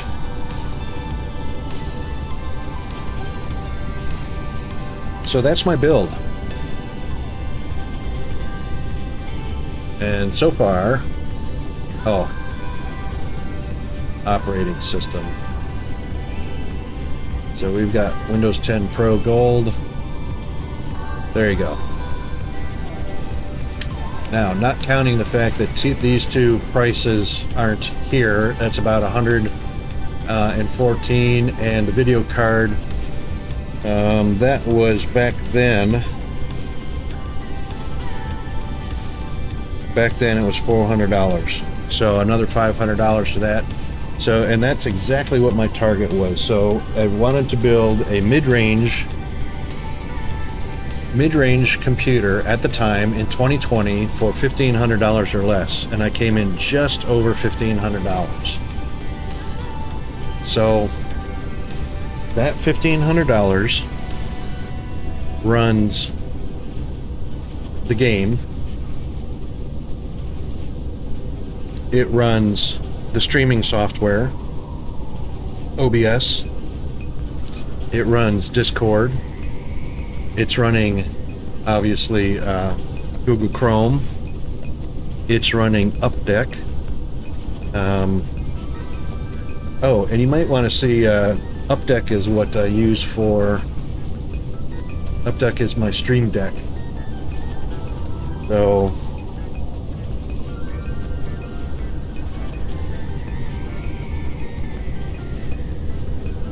this app right here is what I use for my Stream Deck. It's free.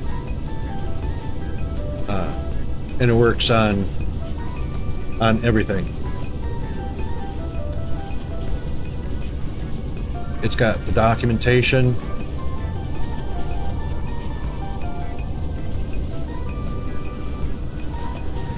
And it's got a Discord for support. Thought there were some images. Oh yeah, there are some images. So everything is outlined here in a very basic step-by-step. Very easy setup. Code is very simple. So you pick a button, you assign the code, you're done. Creating toggles.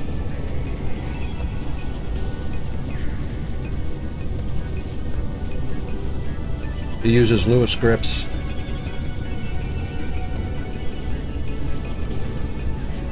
This is what Updeck looks like on the computer. Connecting it. Download the Lewis scripts. That was easy enough. You can download the mobile app. This is what I put it on my Galaxy S2. So it looks like this on my Galaxy. Very easy to operate. 26 pages of buttons, 0 through 25. Yep. So very simple, very easy to handle, very free. You can have any number of profiles for decks. You can have any number of decks attached to it. You just pick whichever one you're doing. So I don't know why I'm promoting him other than it's a really cool free app. All right, so yeah, $1,500 builds a mid-range computer that runs the game, runs all the Chrome tabs, runs OBS,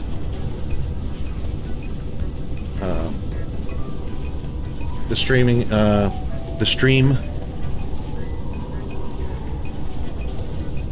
Steam itself. I mean, it runs everything. Got the music stream coming across there. Yep, Ryzen 5. So that was the Ryzen 5 was a mid-range CPU back in 2020. Obviously, we're up to Ryzen 9s.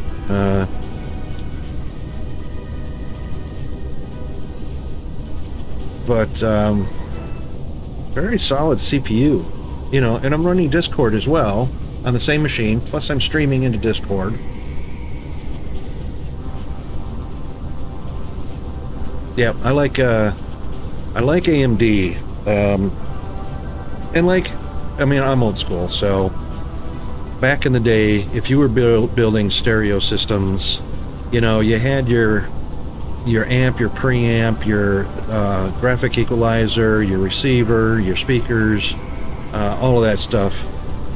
The school of thought back then to have a good quality system is you stayed with the same name brand for all the different components, because they're obviously engineered to work with each other. You don't have like Blaupunkt speakers with Kenwood receiver and a Pioneer graphic equalizer. They're not engineered to work together, so you run into glitches and problems and whatnot. Same thing with computers. You know, I'm AMD, so MSI and AMD are in bed together, and I use everything Team Red. So AMD GPU, AMD CPU, AMD slash, what is it? I can't even remember for the motherboard. It's AMD anyway. Yeah, so you're and being wireless is okay. Hardwired obviously is ideal, because a hardwired connection is a guaranteed connection with the fewest faults. Wireless presents RF interference. So, plus the coding and decoding. But anyway, yeah, so I am running all of the software, all the streaming, the game and everything, all off of one machine. And you know, it's here, I'll put this up here. I had this up yesterday, but I'll put it up here and you can see that it's AMD GPUs generally hover around 90 degrees normally, Celsius, 90 Celsius. So this one is staying nice and cool, around hovering, you know, average 80C. The CPU hovering around 62 to 65. You know, power consumption 32 watts, up to about 175 watts on the GPU. You know, out of the 32 gigabytes, you know, 16 is being used, so still got plenty of room there. Yeah, you know, I can't complain. I really can't complain with how well AMD works.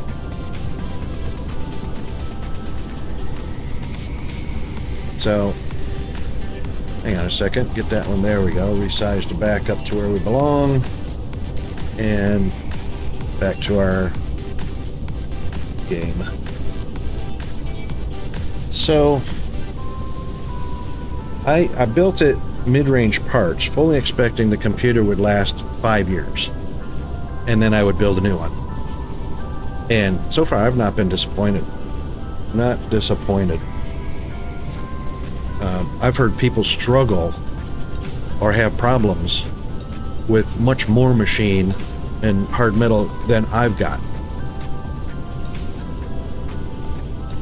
But I also find something strange, because, and I don't know why people do this, but I see a lot of people with MSI or AMD motherboards, CPUs, and then an NVIDIA GTX or GeForce graphics card. So they're mismatched brands that are not intended or even engineered to work together. And then I see all these complaints about why this isn't working, that's not working. You know, they got a glitch here and a glitch there. They can't tweak it, they're losing FPS for something. And now obviously you can see in the game here, I'm hovering between 35 and 40 FPS. When I turn off OBS, that jumps right back up to 7980.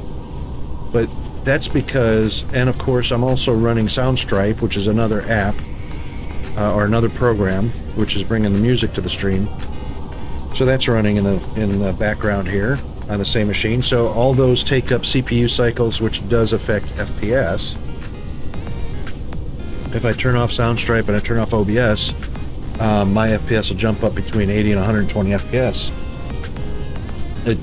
depending on the scene that it's rendering here in Dyson Sphere. So I can't complain at all.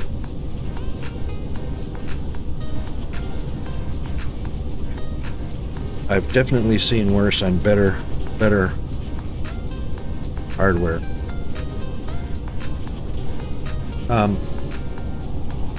Alright, so I'm kind of happy with this, even though I can't compare this directly.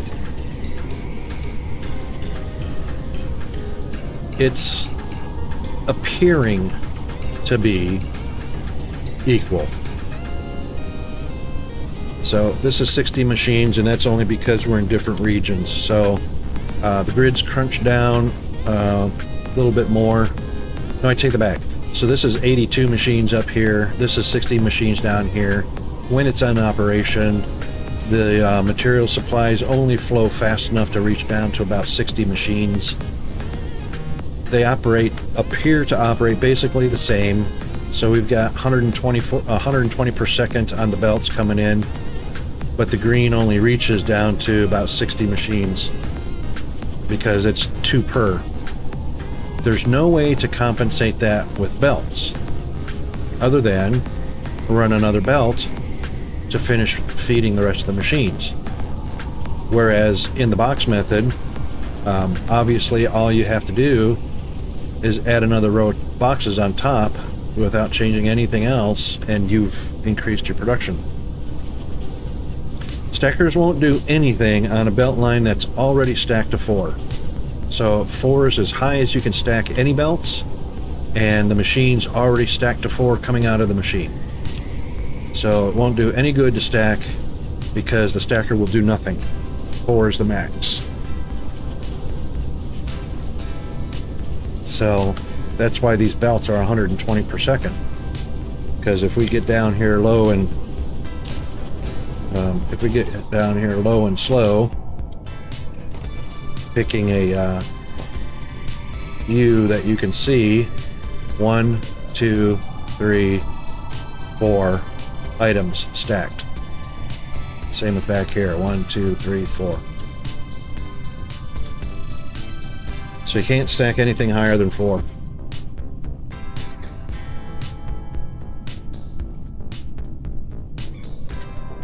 Stackers would probably do it on the output. But I mean, the machine only outputs 1 per second anyway. That's 36 per second, so I can easily have well more than 36 machines feeding the boxes.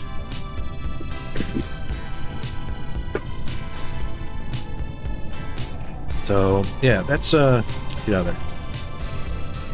it's a pretty equal comparison, other than the fact that the box line is far easier to extend.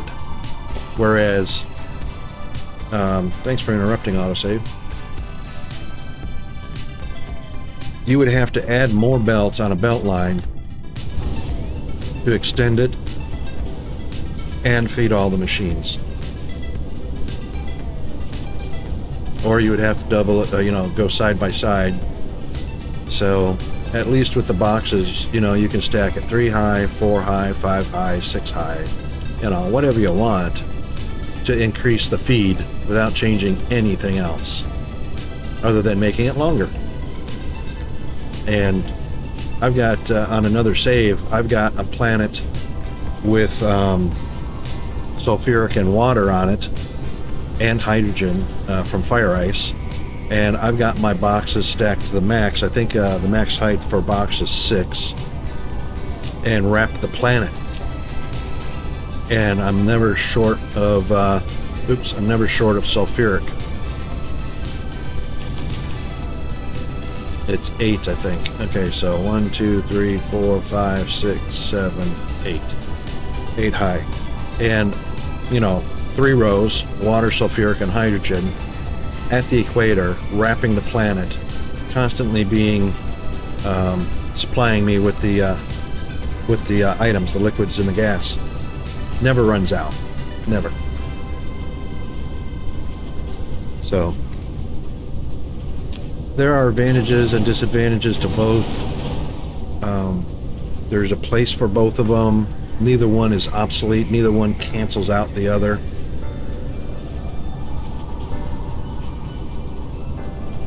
So, yeah, rocket production. So we should have probably a modicum of rockets.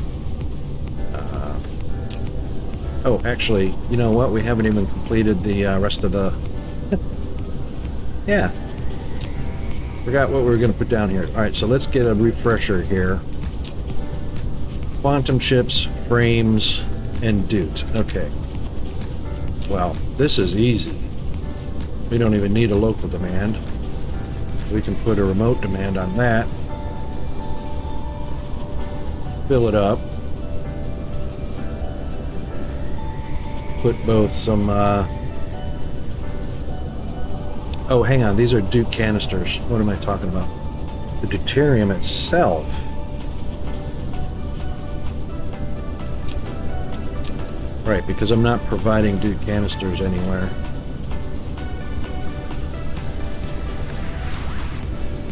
Right, that's done. There they are, right there. Local supply helps to put.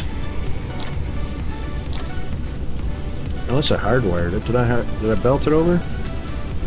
No, I belted the.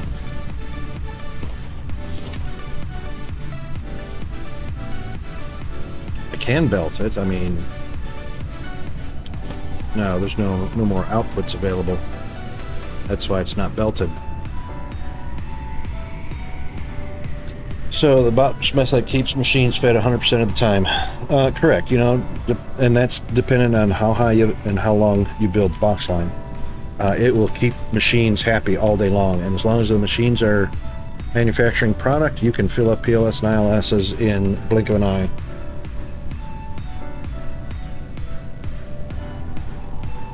Alright, so if we can't do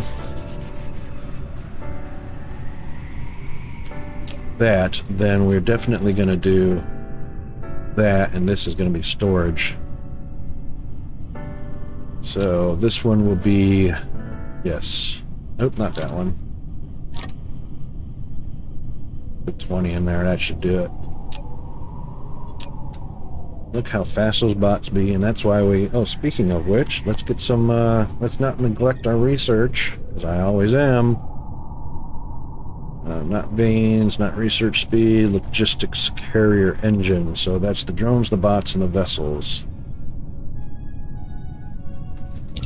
Yep, let's get them boosted up. I mean, they're fast already, but, you know... We want more than enough. More than enough.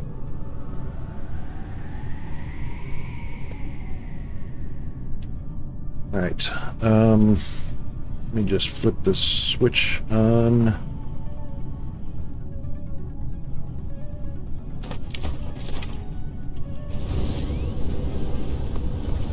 Alright, so Doot is satisfied there, so we need our quantum chips, and that's what we were actually setting up for.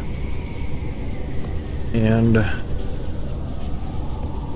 they take the plane filters and the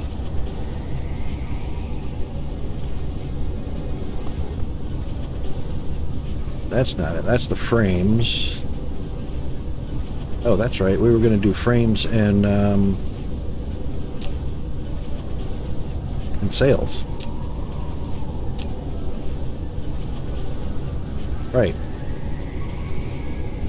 So frames are one every 6 seconds. So nanotubes, titanium. We want to make sure we got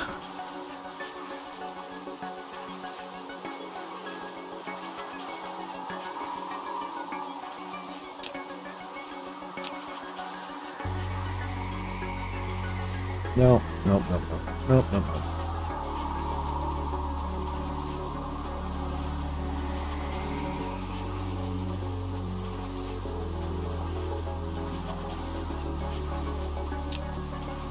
All right.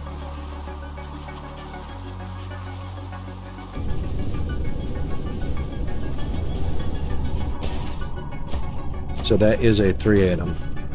3-item. Zombie-roni, you're going to be loving this one. Because so far we've only got a 2-item recipe factory built on this planet. So we're now going to be doing a 3-item recipe. And that's this bad boy right here. So let's clear this out of the way because these are obviously wrong. And factories. And a 3-item.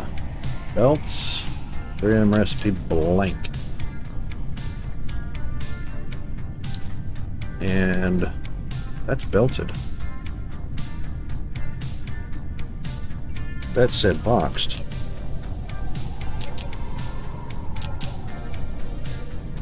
Oh, it said blank, not boxed. 1, 2.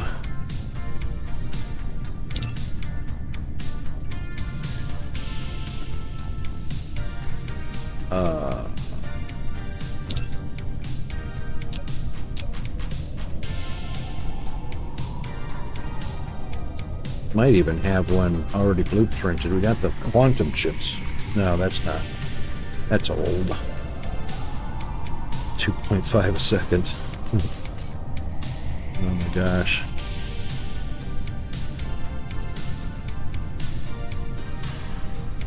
Okay, I don't see it there. Huh.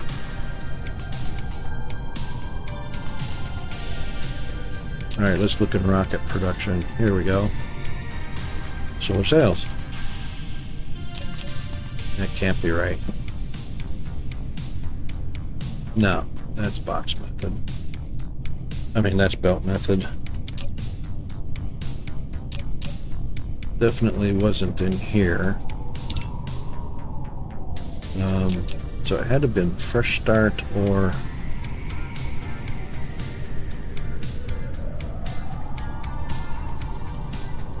I don't see sales or 3-item box.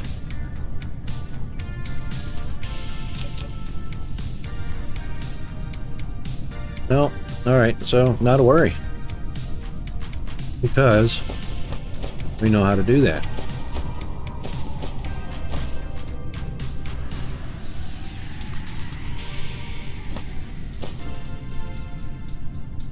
So we're going to just copy this because that is literally the beginning of a 3-box.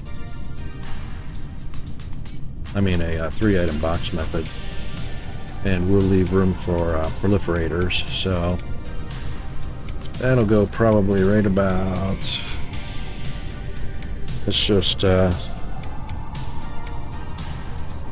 I get to the middle? Yeah, middle, there we go. I reckon that's good.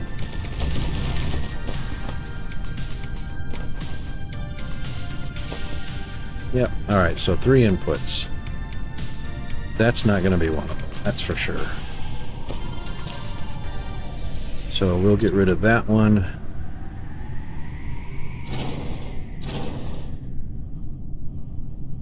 We'll also get rid of those for now because we're going to reconfigure that in a minute. And seriously, I don't know why I got titanium rods coming out there, because we're going to be doing that. Yeah. And frames are not going in the middle.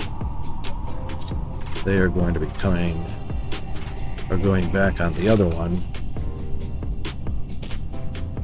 So that's what we want there. Oh, let's go ahead and ask for some too while we're at it. Now, you know what? Let's do this. That's more better.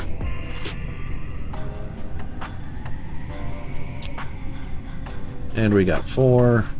And we definitely want to get some warpers in there, just because if a vessel leaves this ILS,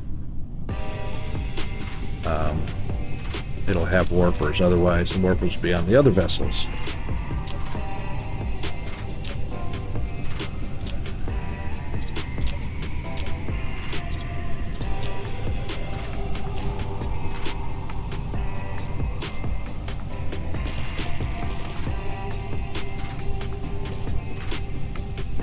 There we go. Okay.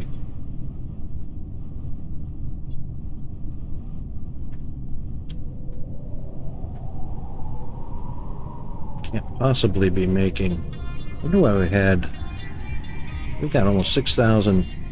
I'm not making titanium here.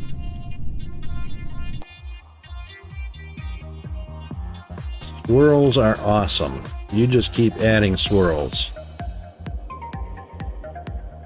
Swirls are like bacon. Go with everything.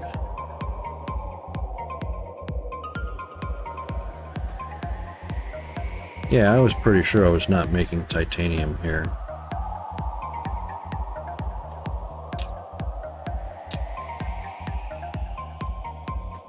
I did call for it, though.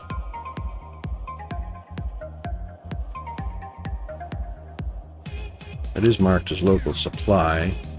So since we've got it already called for,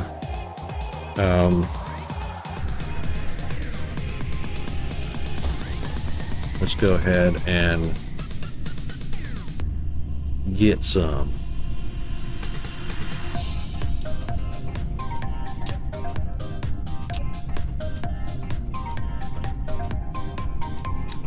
Frames I'm not, oh, that's right, we're producing them on this line. Okay, so that will be a local supply, which it is. All right. Now, as far as our recipe goes, so 6 per second, nanotubes is going to be the highest demand. That stack count, let's just, we're going to double check all these stack counts. So we'll grab at least 200. Oh, there they are right there. It's 100.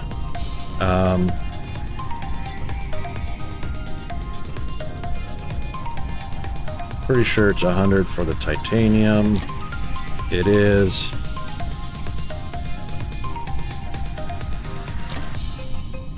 $100 for the nanotubes, and we know it's 100 for. Oh, hey, hang on. I think it's 200 for the. Oh no, it's 100. Okay. All right, 100, 100, and 100. That being said, the recipe is going to call for 4 of the nanotubes, so that's going to be the highest demand and the fastest moving.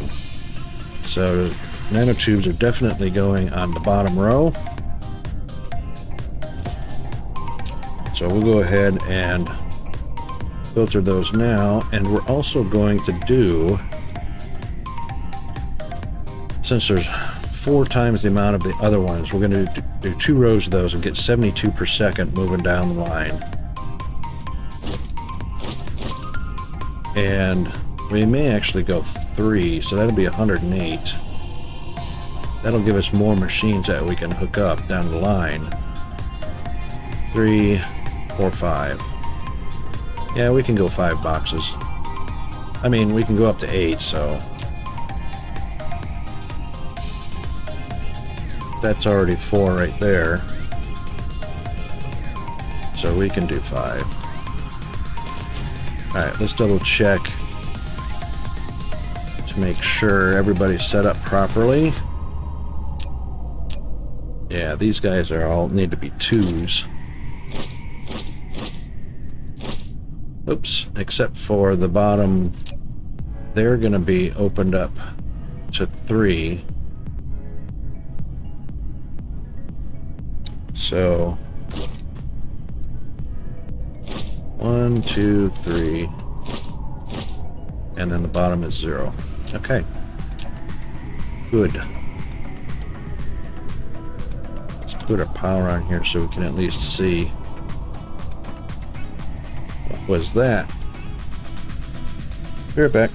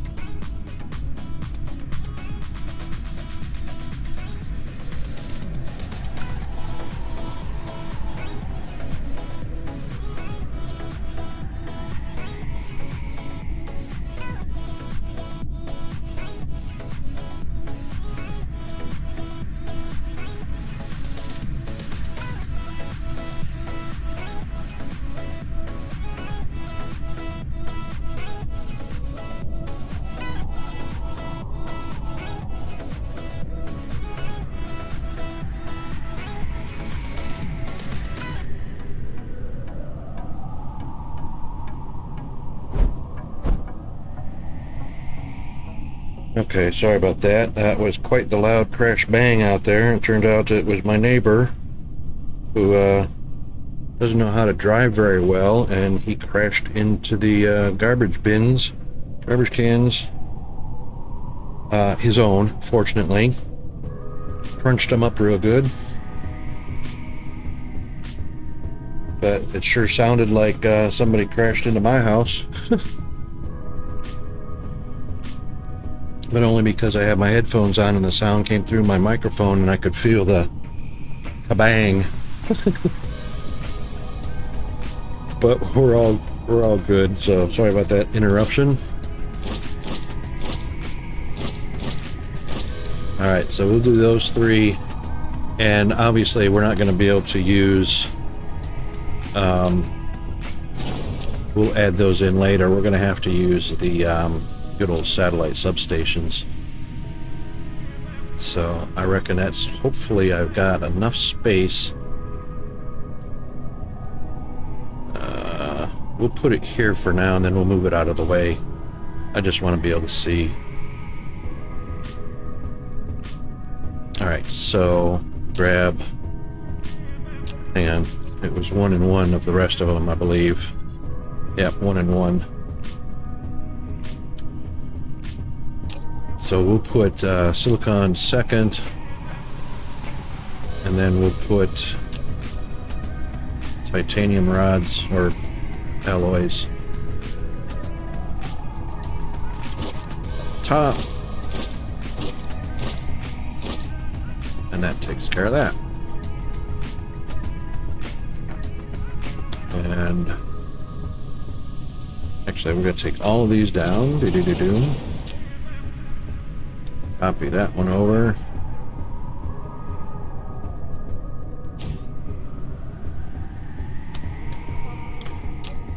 Thank you, autosave.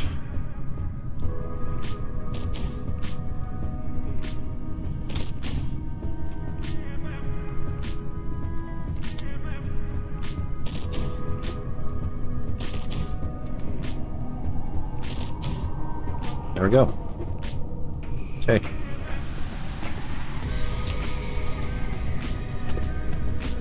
Everything's here already. Oh my gosh, that's way more than what we need. We'll just drop that down to 1500. I think I was just being overly cautious. Alright. That being said,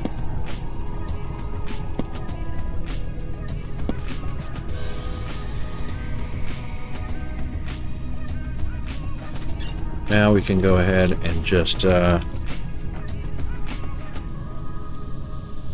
our assemblers down.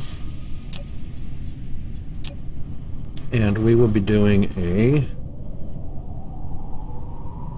That'll be too close. One there. One there. Those are definitely going to be frames.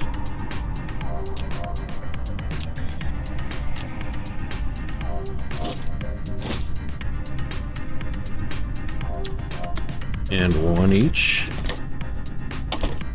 And it really doesn't matter which order you put these in, obviously,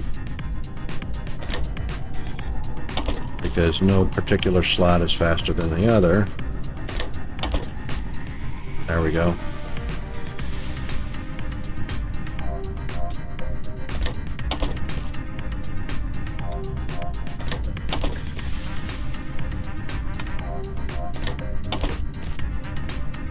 And then we will have ourselves... Yeah, we'll have to move that out just a touch.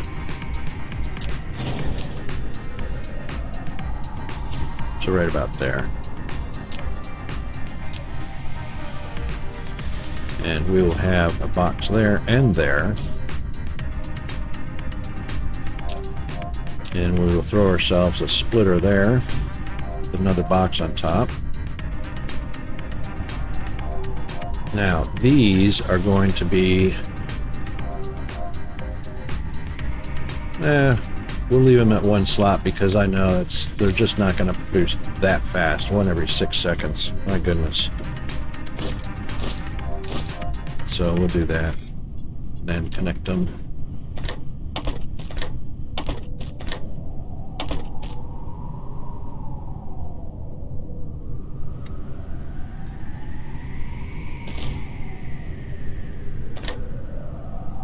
Oop, come on. Good.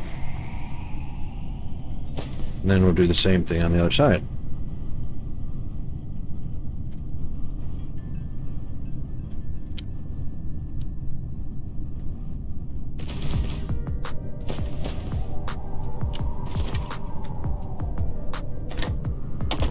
Done.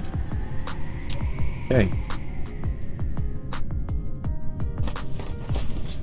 Now,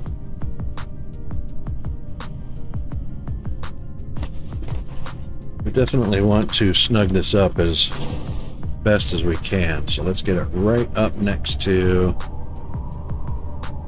the box. And plenty of overlap. Done. Okay. So it doesn't matter how tall we make our boxes, they should be covered with the overlap of the bubble. And then of course we want this to come out here. And just in case we do produce more than 30 a second, we'll do that. Never hurts to have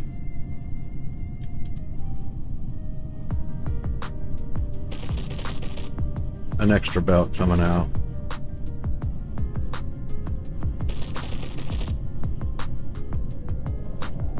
And of course, these are going to come out. Oh, I'm not going to be able to connect to that one. So let's do that. Let's make sure we can connect to it.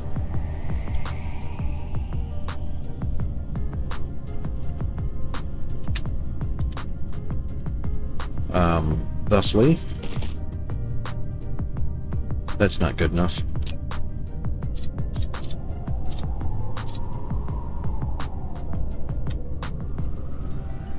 We want that belt at least out to there, because proliferation.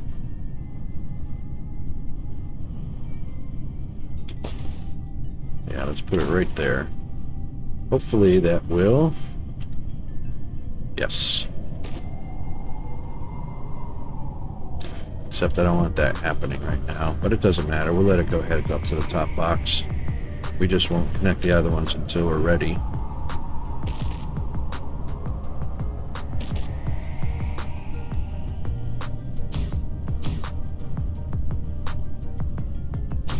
Well, that was stupid, Rocket. Why'd you let it flip? There you go. There you go. Okay. Now we can bring our blue juice out.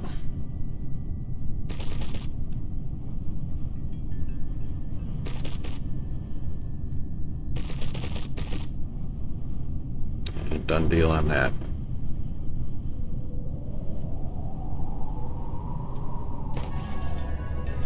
All right. Now those are ready to go. We just need to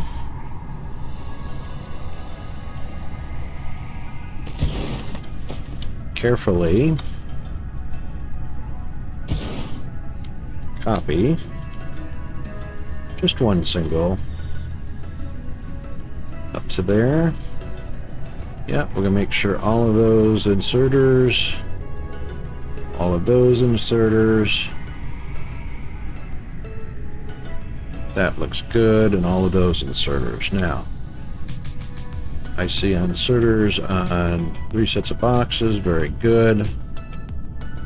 Let's tab that over to the middle. And not quite spaced properly, so we need to close the gap a little bit to there. Alright, so that's 2, 4, 6, 8, 10, 12, 14. Hold on. Get it together, Rocket. 6, 8, 10, 12, 14, 16, 18, 20, 22, 24, 26, 28, 30. That's 30 per second. So we're going to go 32, 34, 34, and one more will be 36 per second. And that should be a full output set of inserters at 36 per second.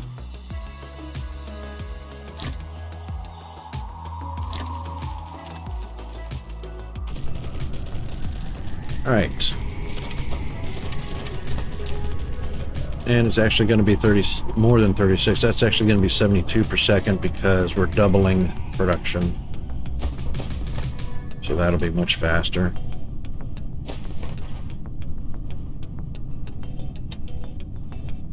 All right, let's see how far down we can go without losing our... It looks like it's probably... Oh, you know what? We just normally do...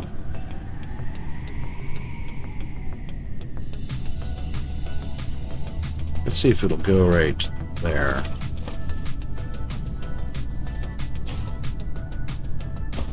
And right there. It does not. Okay, so it just misses one set of inserters at the very top. So we'll go there and there. That gets them. So what's that look like? 3, 6, 7, 8. So 3, 6, 7, 8. That's done.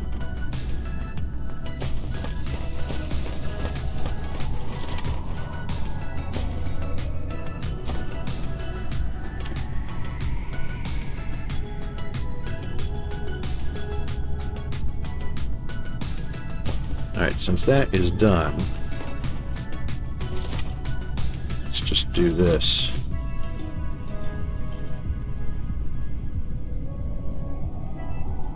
We're going to wait until it's full up. And I know where that hitbox is, right on the corner of the proliferator.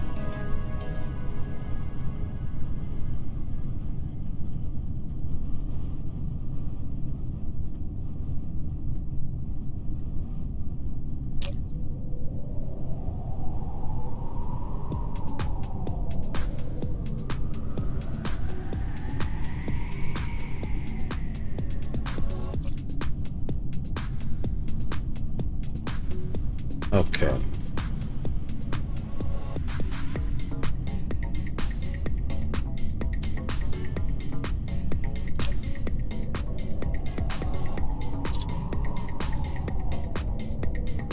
We'll turn that one off. And we will clear these.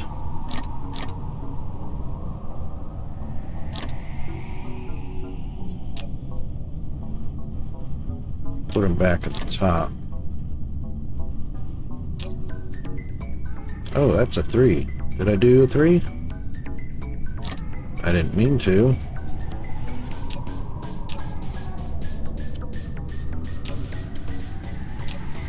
Ah.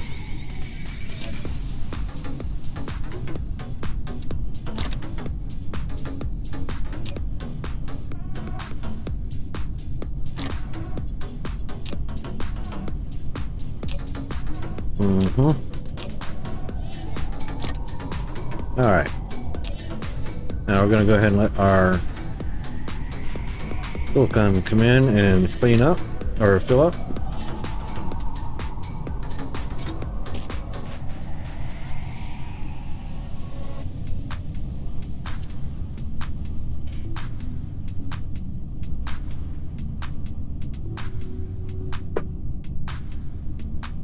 That won't take long.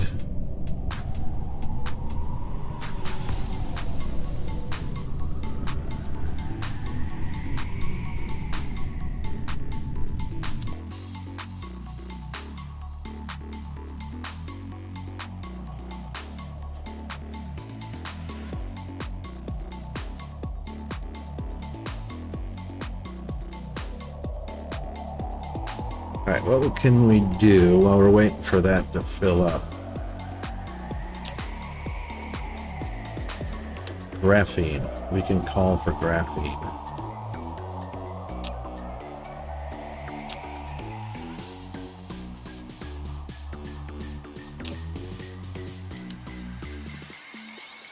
And if we need to, we can actually produce some on this planet.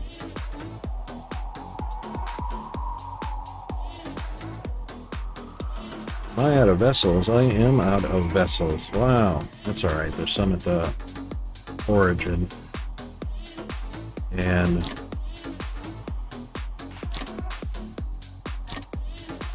we'll go ahead and put those in.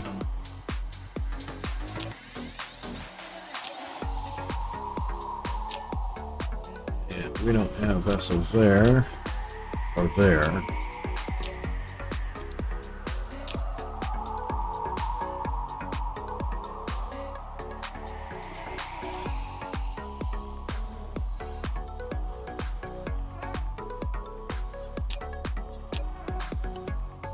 So we'll just ask for some.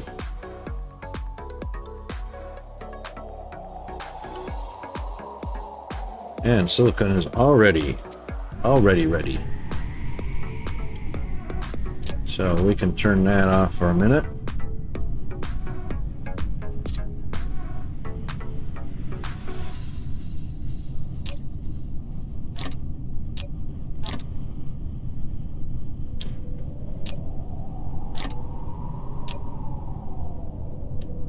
Oh, hang on, yep. Make sure we got the correct box.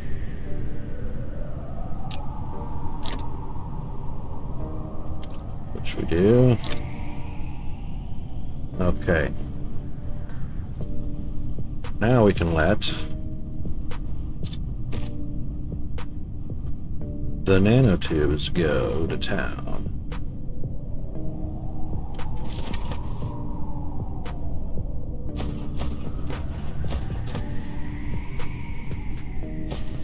And We need to connect up the others so that they don't drain.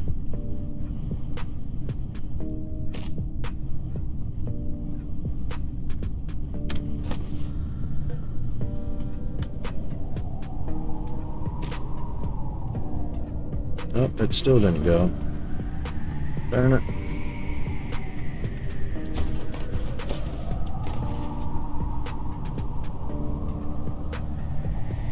Oh, for goodness sakes.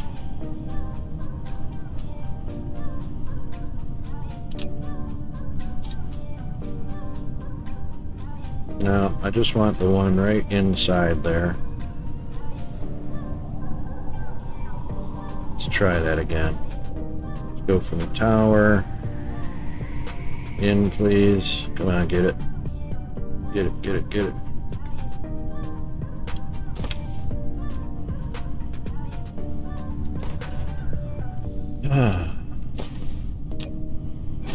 Where there's a will, there's a way.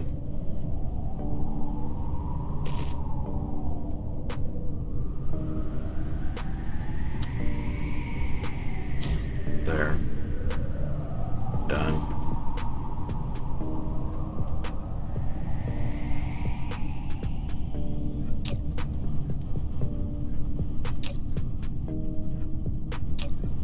Very nice. We still got some boxes that are glitching though. Oh, that's not what I wanted, doggone. Still gonna glitch. Still gonna glitch. What about the other one? Yeah, same thing.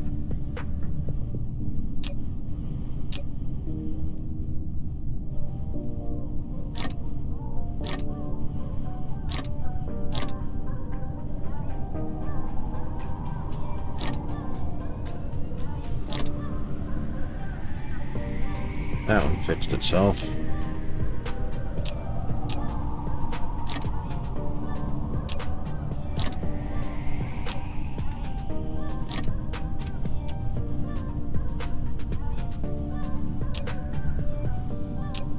Those two are going to stay glitchy.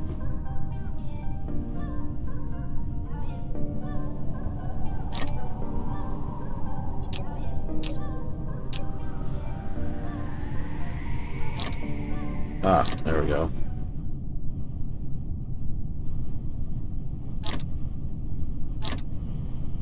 Hopefully that stays that way.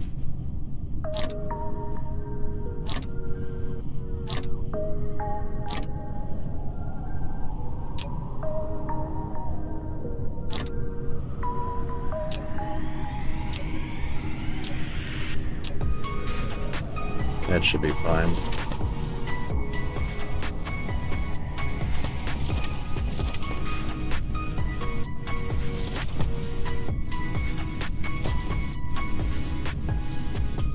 Oh, look what I did with my sorters. What a derp.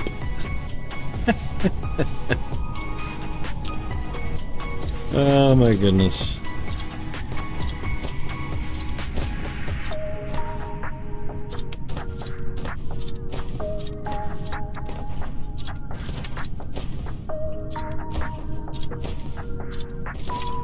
I'm my worst enemy, you know that?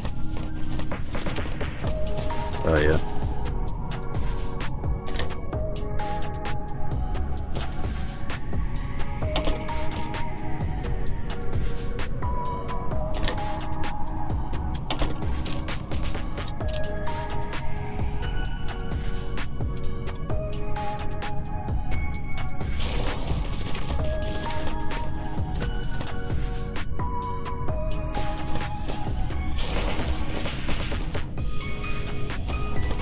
Alright, so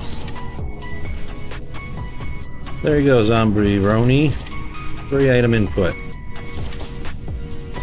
And I just, for safety's sake, I just put 3 stacks of the one that's being demanded 4 of in each machine. The other 2 are 1 each. And that keeps the machines working as advertised.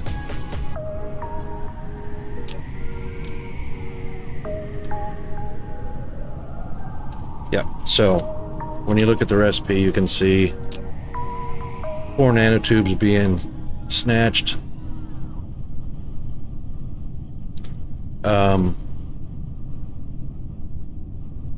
Every 6 seconds one comes out, so yeah, you know what, it's a good idea to have a production line of those. Get a production line of your hardware. It doesn't have to be a big line, you know. I've only got, I think, 10 machines assembling each of the assemblers, smelters. I think I've got 10 making boxes, and handcrafting's fine too. Yep. All right, so this will stay pretty incredibly stable. And as you can see, there's not going to be a battle between the inserters. You know, you got 1, 2, 3, 4 mostly active stacks of inserters going. All the machines are on. There's no yellow dots. So that should be, because we've got doubled production, that's 30 a minute. You can see all the inserters carrying them down, and they're being supplied as fast as they're being made, so those should be going. Yep, right next door here. Nope, not that one.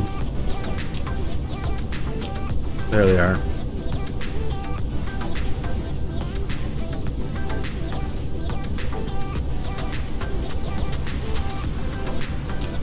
You can see they're coming down the line pretty steady. Not saturated, but you know what? It doesn't have to be. It's pretty good. We can throw some monitors on here, see how we're doing. Since all the machines are on,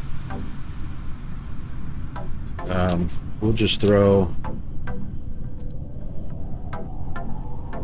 2 of them on there, and we'll double them up because it'll be exactly the same on the other side.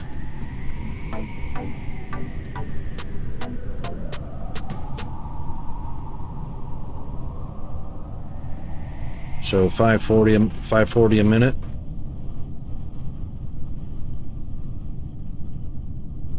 That's 9 per second. That's 18 per second between the 2 output line, or 4 output lines. So we can actually double the length of our line and not exceed our 36 per second going out. We do want to be careful of that though. So while we can easily add a stack, we have to watch. I should have recopied that because of that one backwards inserter. You have to watch how fast filling these up depletes the front of the line. So you could stamp it down, but yeah, we've only got 2 open slots on the first row of boxes,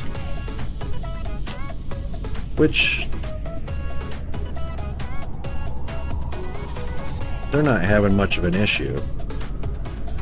We could put some more down. Just gotta watch to make sure. Yeah, quantum chip. Is that right? Yes, indeed. And broadband. I forgot about that. Because mine just, I don't pay attention to it. I don't do it very often. Let's just copy this properly. And make sure we got them all. And looks like we did. So we will gingerly, no, that's right, they don't have any power on them.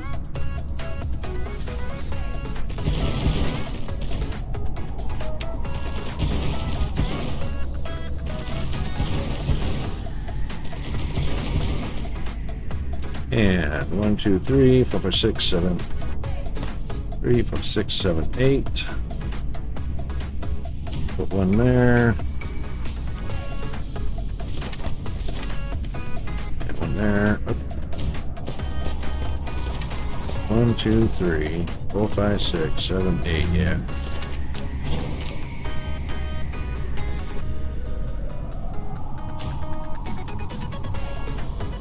Yeah, and so there you go. So the nanotube's contaminated because it's moving faster.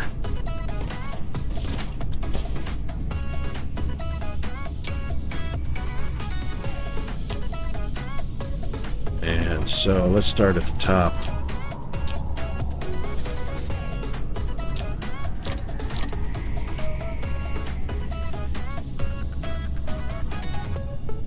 And you can see there's,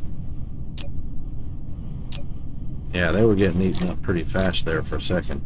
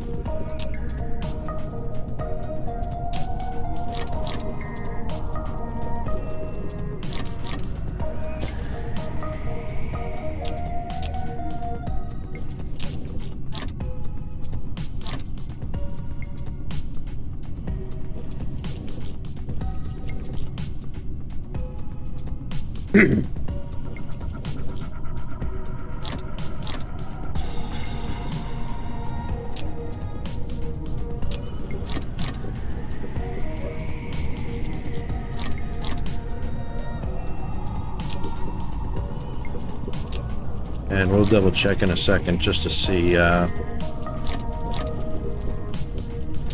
what our monitor is saying. Graphic monitor.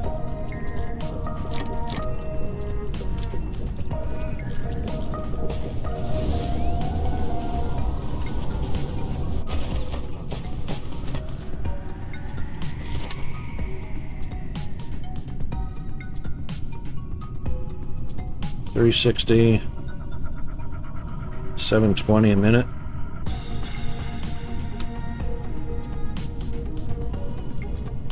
Which we can double to 1440 a minute for both sides.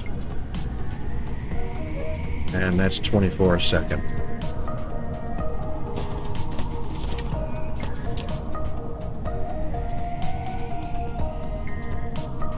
And that looks about right. 24 per second, 2448. Yep. Wonderful. So we can actually increase that a little more to get up to 36 per second.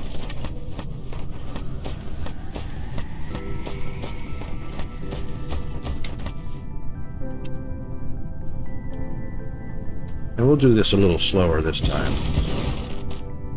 And that one filled nicely. I was feeling like that nanotube was going to be the quickest of them, and yeah.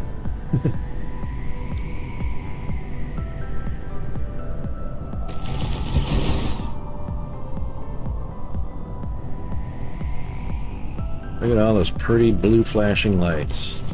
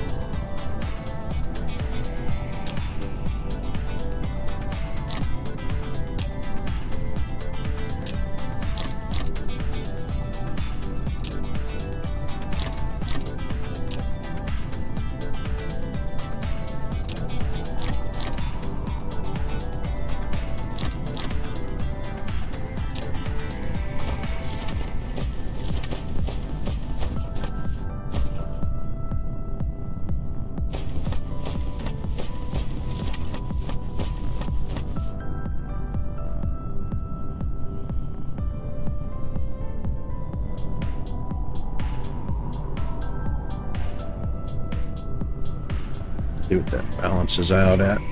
I reckon that's going to be probably about 410, 400 or 410.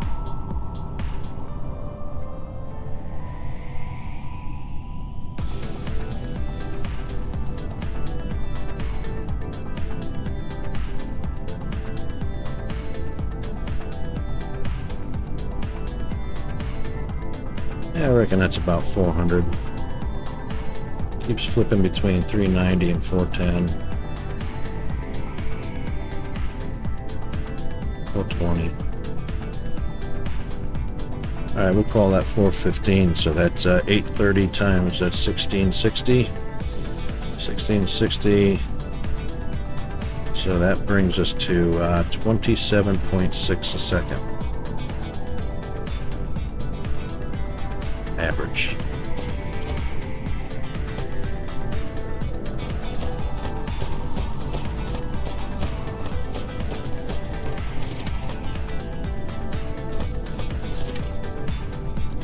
And I don't see any yellow dotted machines, so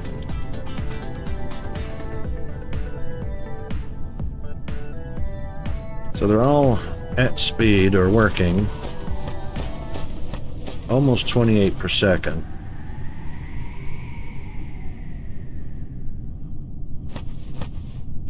No contamination for normal operation. We like that. And you can see nanotubes are going to have a little trouble keeping up, but that's alright. It's the silicon and the titanium we don't want to run dry on. Nanotubes can be completely absent and it won't affect the other two on top. So that's good. Yeah, I think I was waiting for some supplies. What were we waiting on? Could grab some boxes. Belts, inserters, machines. We could have a few machines. Let's have a few of those. Could grab some poles.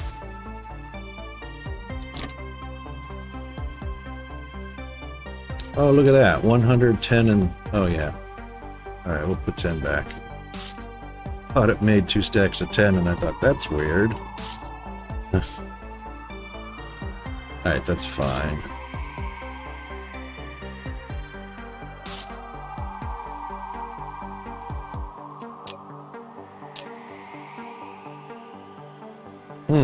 Nanotubes. Are we making it? We are, aren't we?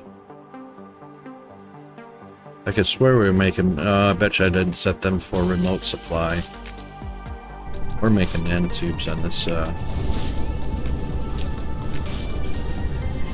somewhere. Must have chem lab somewhere up here. The other end. I was pretty sure we brought Spinnymite down here to, oh, it wasn't this planet, was it? Yeah, it is. It's right there.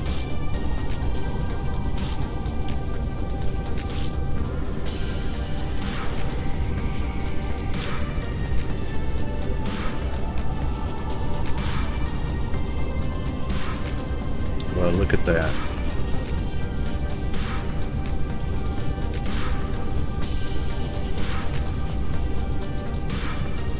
That is about 36 per second, so that's the max that that can produce.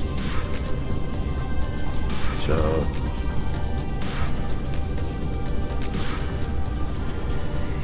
if we need to, because we definitely don't have a shortage of Spinnymite going in there, it's probably not going to drop that quickly. Well, we got a few machines that aren't busy doing anything. Alright, we've got plenty.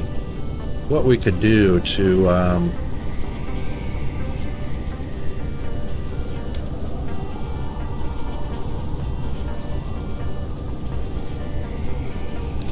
they've certainly got enough to get 108 per second going down there. What does oh, it's pulling 6 per every 4 seconds, or 6 per second.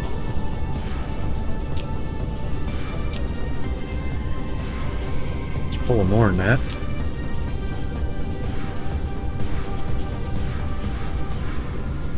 Each machine is producing one a second. So that's 2, 4, 6, 8, 10, 12, 14, 16, 18, 20. 22, 24, 26, 28, 30, 32, 34, 36. So there's got plenty of machines for 36 a second. 38, 40, 42, 44, 46. We're just not getting it down the line fast enough. Stacks of 50, that's why. Oh, plus glitches. Wow.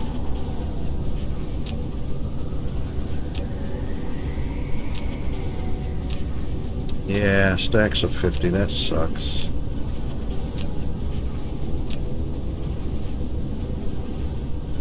Alright, let's help it along.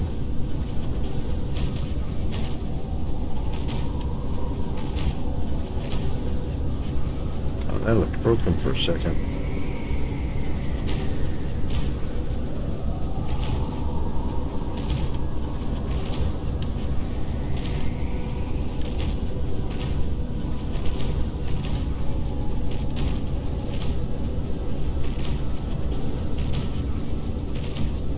This should help a little bit.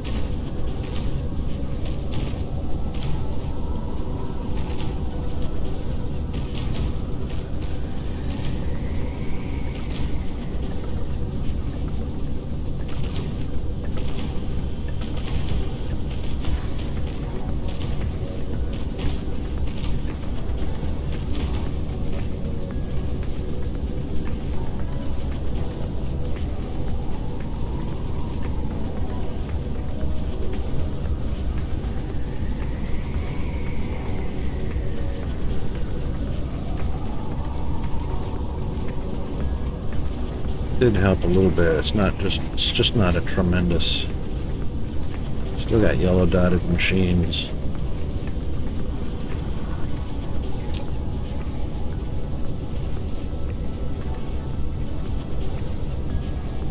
Oh, it's definitely a lot more than 24 a second now, though.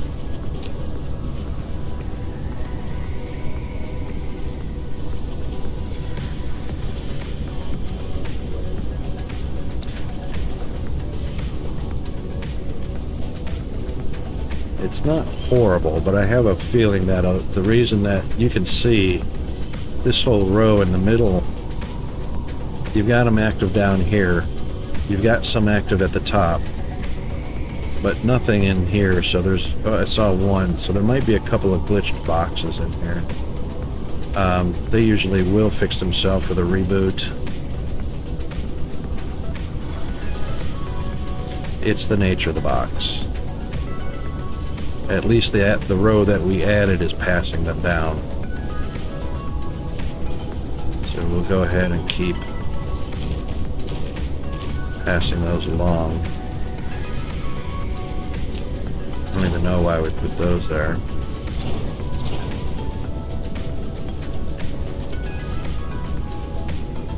And there you go, that one's already starting to get a few.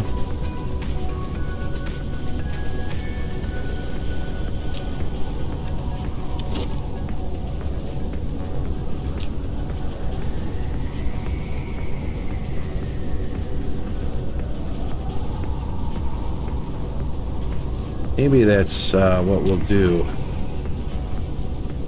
Because they are stacks of 50, let's just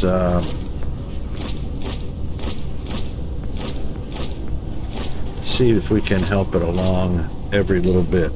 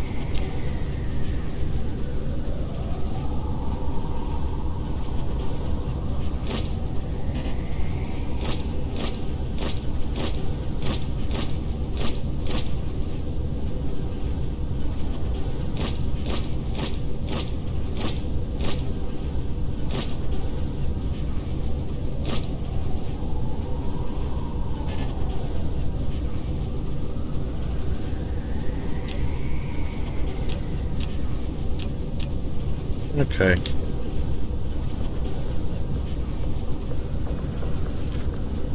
Alright, that's happy days.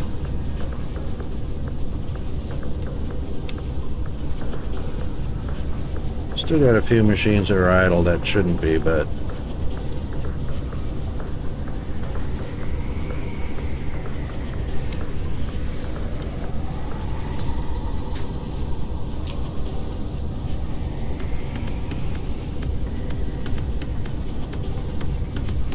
Now I'm curious.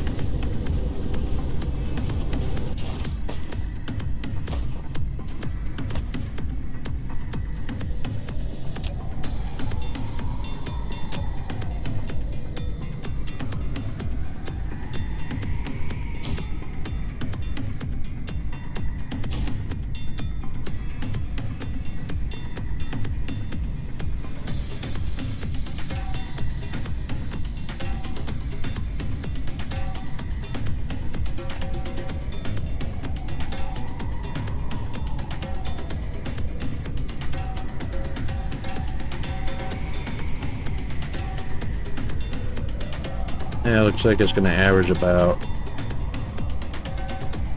670 to 740, so about 700. That's 1400.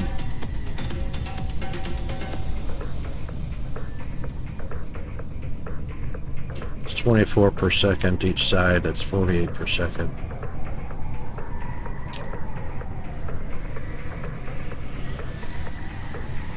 One 1001, 1002, 1003. That's about right. 48 per second. That's fine, as long as there's more nanotubes being produced per second, and of course we're already up to speed on frames anyway. Yeah, they're coming over quite fast. Well, actually getting eaten up pretty fast, but they're still coming over 200 at a time, so... No contamination on this line, which is good. And as you can see, nanotubes are in demand. Certainly in demand. So, you know, 48 per second.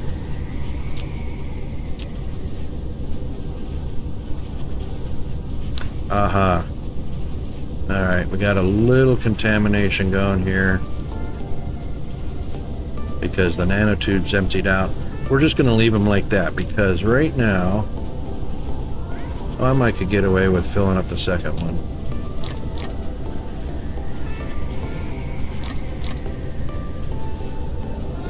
As long as it doesn't pull a vacuum on one of those slots. First slot's glitched. So are those.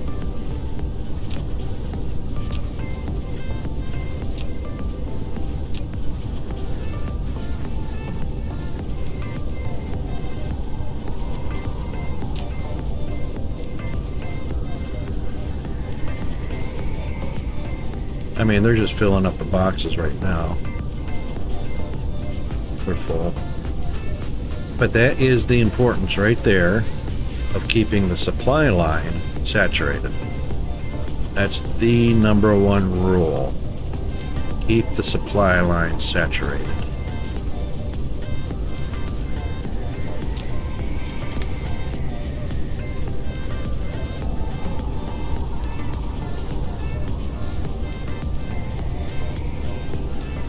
So we should be able to do this. Should be able to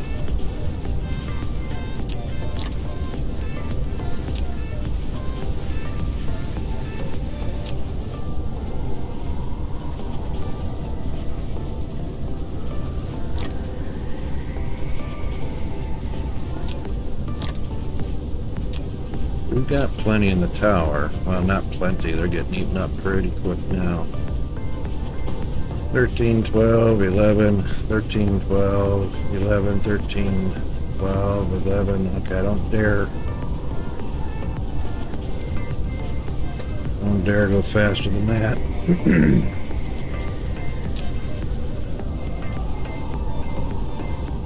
48 per second coming over. or being produced. I'll leave those 2 lines because as these fill up, they'll push up into the 3rd line anyway, and then I'll just clear the clog at the front. We're almost got these filled up.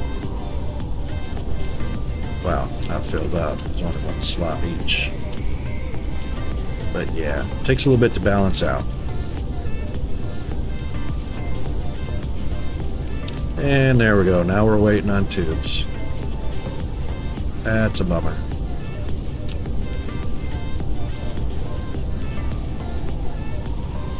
And there's the vacuum.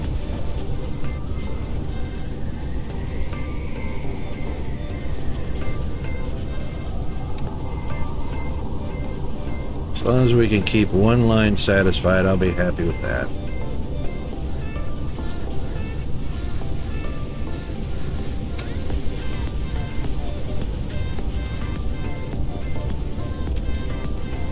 Now these guys are finally getting some processed down here.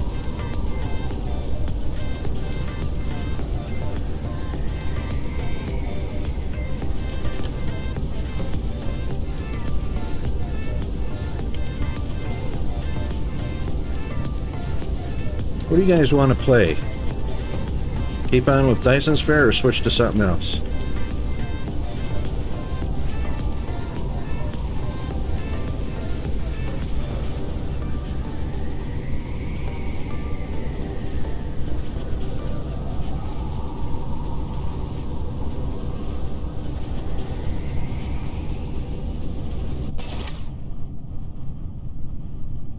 I can barely hear my music stream, so if you guys can't hear it, let me know. Alright, so that is going to take care of itself for a little while until we have to come back and just clear those 2 boxes. But I want to make sure that the nanotube production has a chance to catch up a bit before we start expanding that. And the thing is once these lines are filled up and they're balanced out, you're almost never going to produce. I mean, you're almost never going to have a demand faster than your production line. So even though it's going to take a while, I've got plenty of spinning might. It's going to take a while to get down to the end of the line and balance out. Once that's done, okay, thanks for that, zombie. Once that's done, you know, gets down there, you can see it's starting to fill up. Once that's done, anytime the plane or the frame material goes into demand, there's so much here ready to rock and roll that as soon as that comes on, the nanotubes will keep up just fabulously. There won't be any, like we just did, there won't be any building a brand new line and then sucking down everything that's available there. The solution to that obviously is to run a second line of, what are they called, the chemical labs. And I just brought up kind of a little bit of a point accidentally there. Length versus width. So, what does your girlfriend prefer? Go by that advice. And I am so close to violating my own rule about family friendly. Might have to ban myself permanently.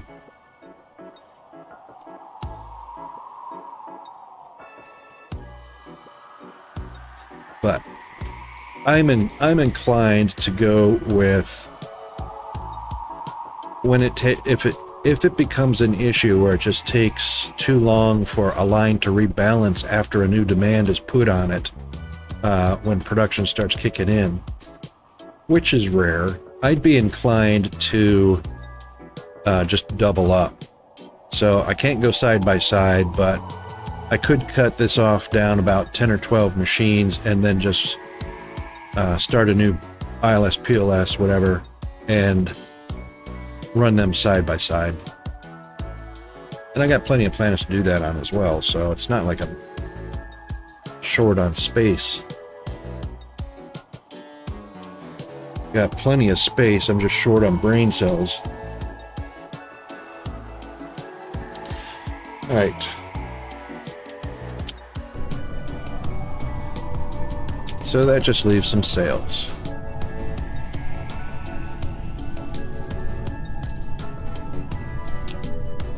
And we are manufacturing the good old, well, since that's there, could have just put the local demand there. Put some drones in, good measure.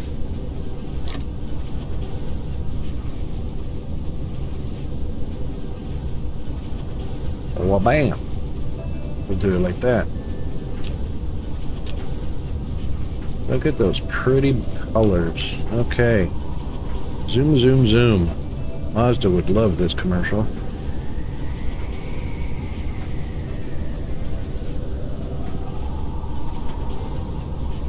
And that's that. Done.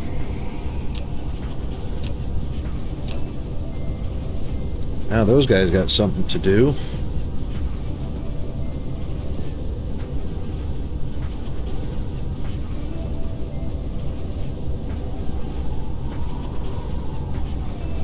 Alright. Processors looking satisfied. Green chips satisfied.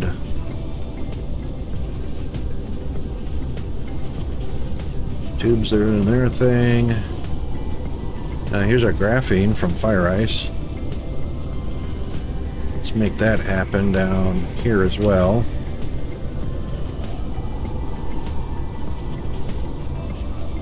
And we'll get another zoom zoom. Mazda fans.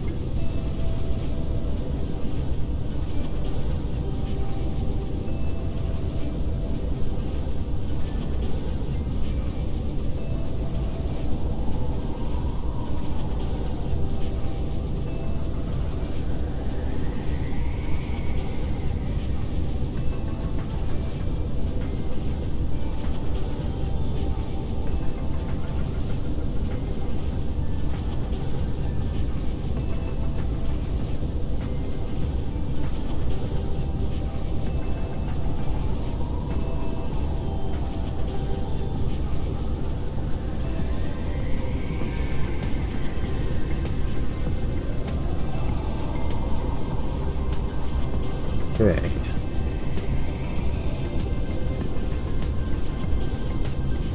Uh-oh.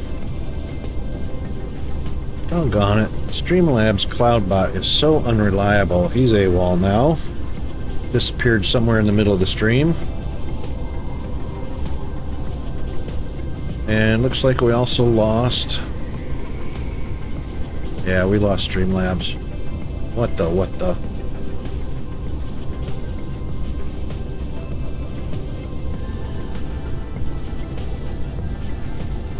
That's craziness.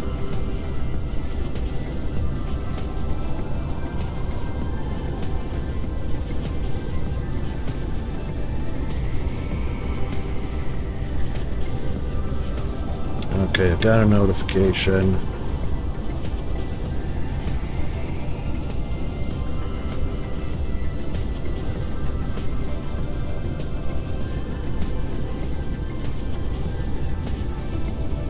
Yeah, it looks like I...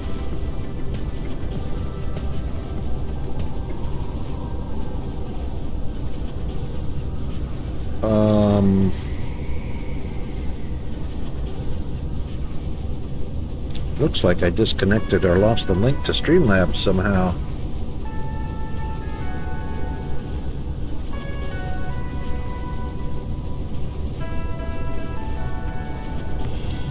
Alright, we'll see if we can't get that reconnected.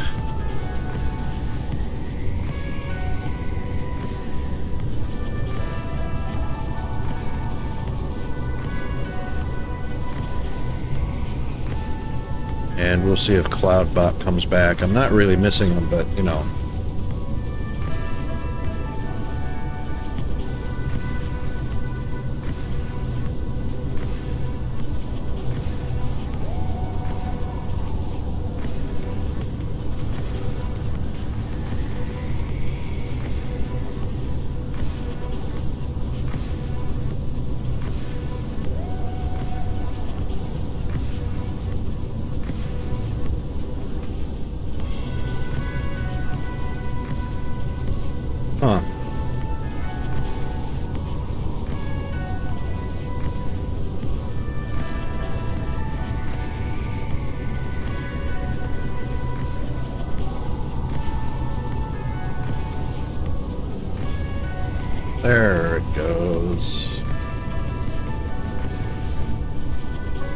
There we go. Yay.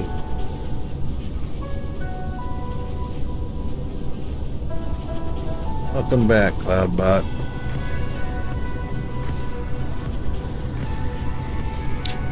No, I haven't checked out Dutch Actuary yet. Had some issues to attend to with Peanut last night. I ended up being up until midnight. But I'm going to go to my notes and put in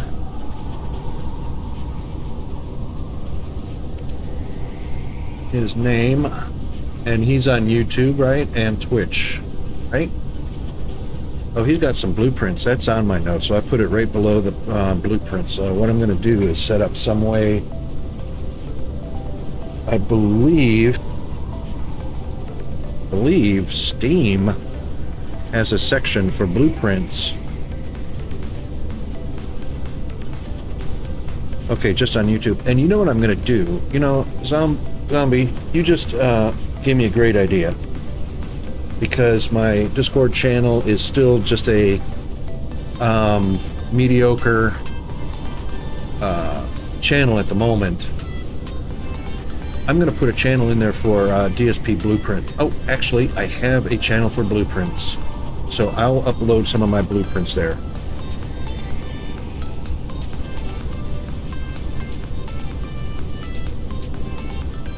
And that should...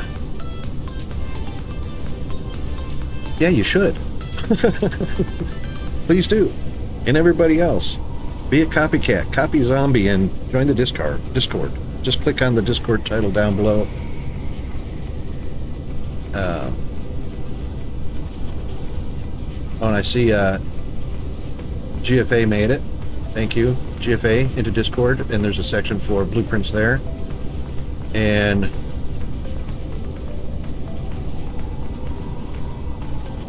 let's see, Blueprints has,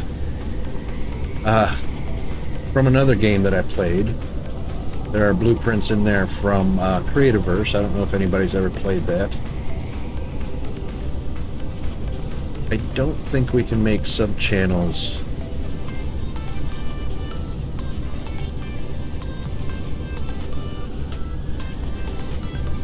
Okay, that's a channel. So what I'll do is I'll make blueprints a category, and then I'll put in,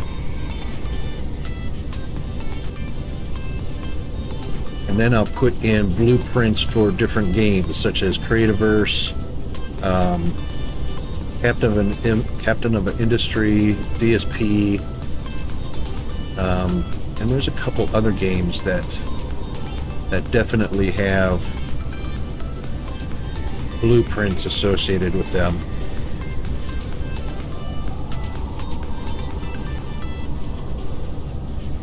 Oh, that's a shame that they don't stream. I mean,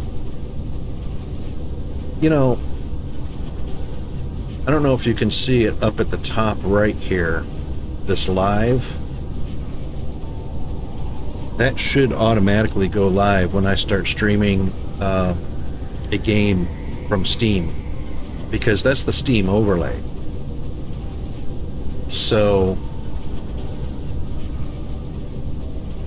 when you go into Steam and click on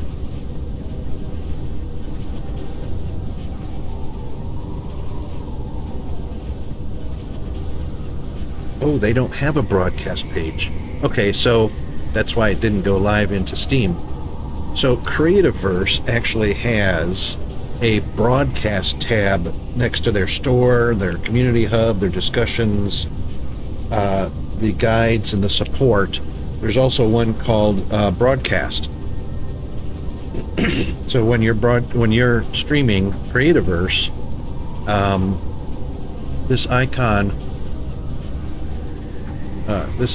up here turns live.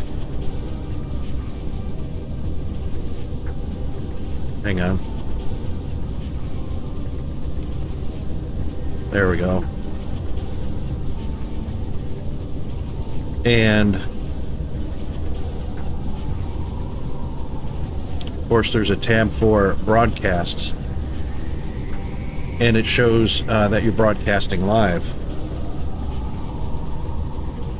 And then you can go into Steam and watch the stream from in Steam on the broadcast channel. So yeah, it's pretty cool. As a matter of fact, let me see.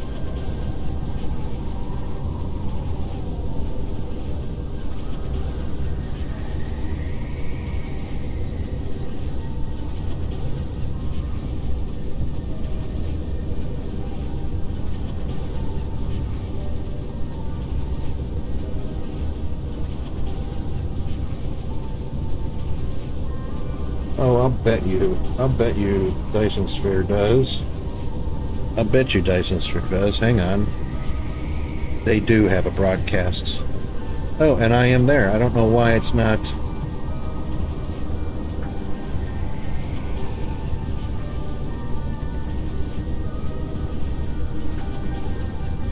Well, that's interesting. Okay, so it looks like this. So when you go into Dyson Sphere program and you click on the community hub, you can click on the broadcasts page, and there I am, right there at the top. So you can actually just click play, and there it goes. Actually, my you can see my icon. I don't know if you can see the Steam overlay. But it's showing that I'm broadcasting now.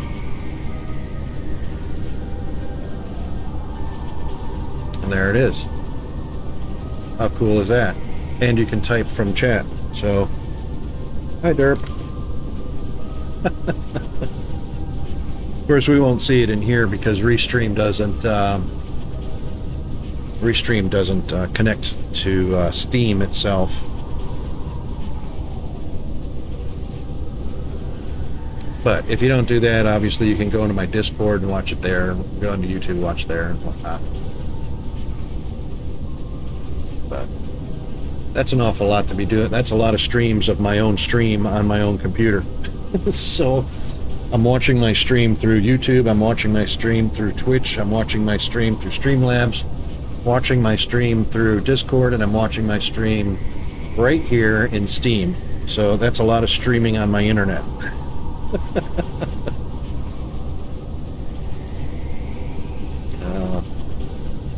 That's because I am a derp.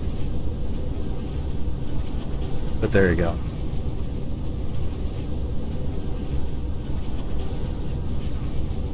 Alright, back to the task at hand.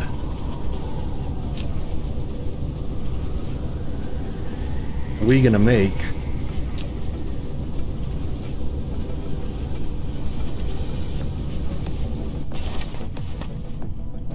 So this is a 2-item output, or I'm sorry, it's a 2-item input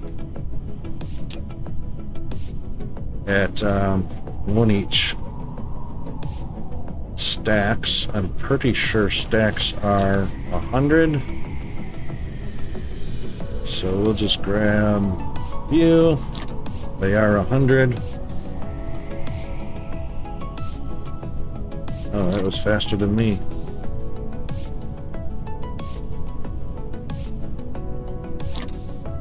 Ah, okay, so the photon combiners are stacks of 200. Graphene's only a stack of 100. So the one that's going to be used most is the graphene, so that will go on the bottom. And the other ones will go on the top. So this is going to be a no, no, no, no, no. Okay. You're definitely in the wrong spot.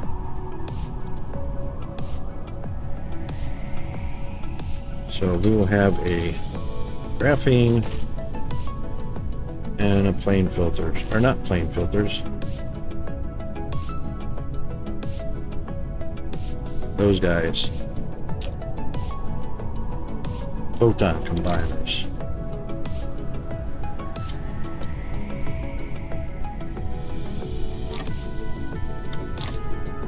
Wow. That's interesting. So I was actually, my cursor was on, excuse me, on the station. I hit tab by accident, the tab key, and it completed this stack and it completed this stack. I didn't know we could do that. So whatever's in the station, if you press tab, that you have something. Let's do that. So let's do this. We'll delete that. We'll delete that. We'll delete that. And we'll take half of that. Delete that. Now watch. I'll just press tab. And maybe it was because I was over here.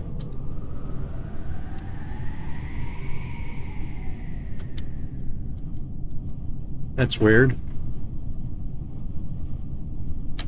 I did, I swear. I heard the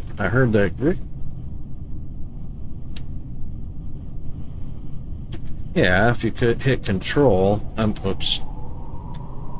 If you could hit control, it grabs everything that's in your inventory of that item. You know, hit control on there. If you hit control on here, nothing. But if you right click, of course, you can select as many as you want. But I had my finger on tab.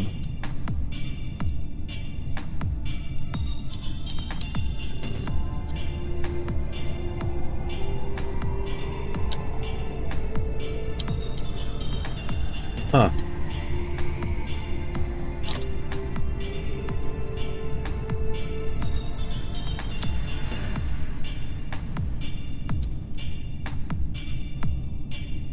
I had my finger on something. Oh, it wasn't. It was not caps lock.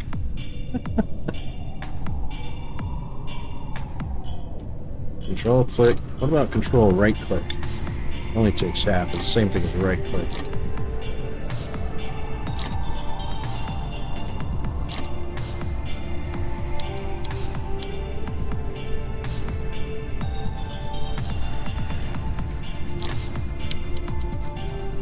I don't know what it was. I heard the movement, and then there suddenly were an even number, full stacks. Anyway.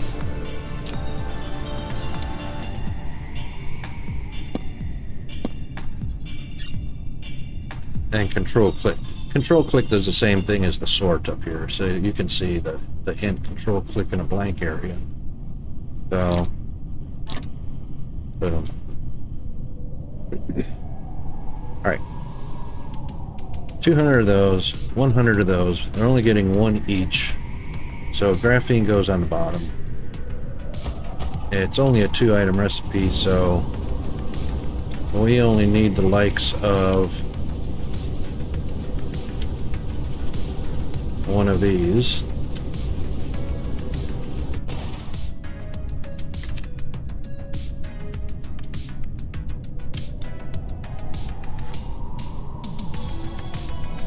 That'll do. Go over here and line it up about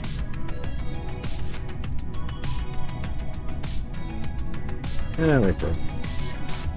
A collide. Of course, it's going to be a belt collide. I'm going to do it anyway.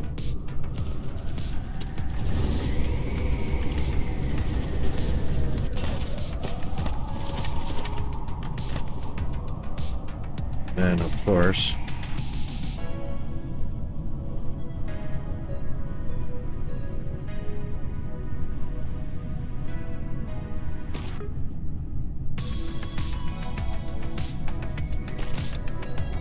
that's not going to go anywhere anyway.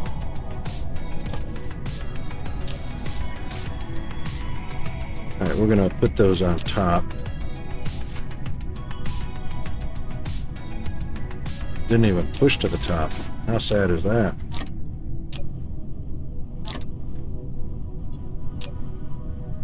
Oh, it wasn't full, that's why.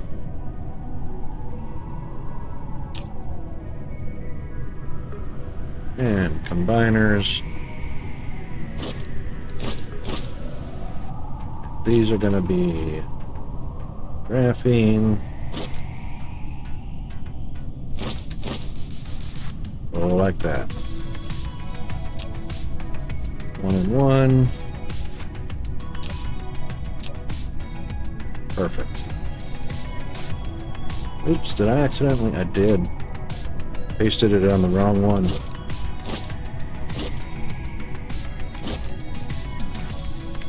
And to do that. Alright.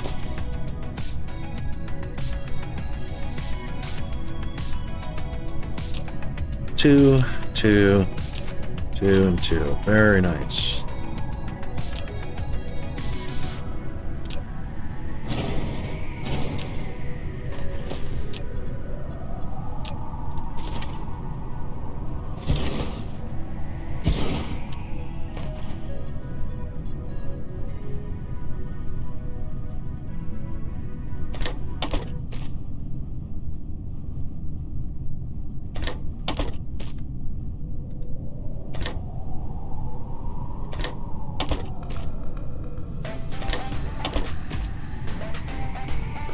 All right.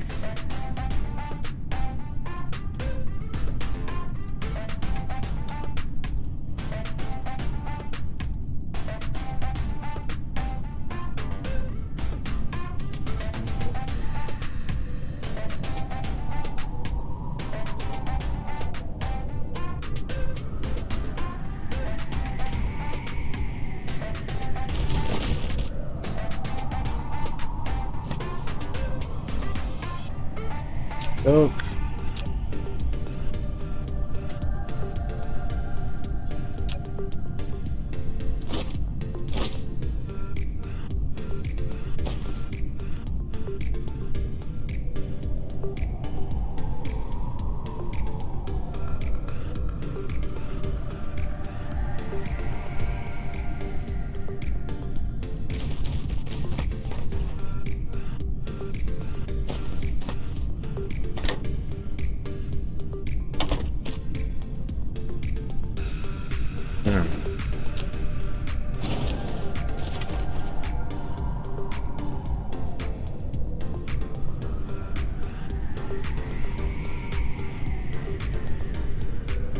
Yeah, that should be okay.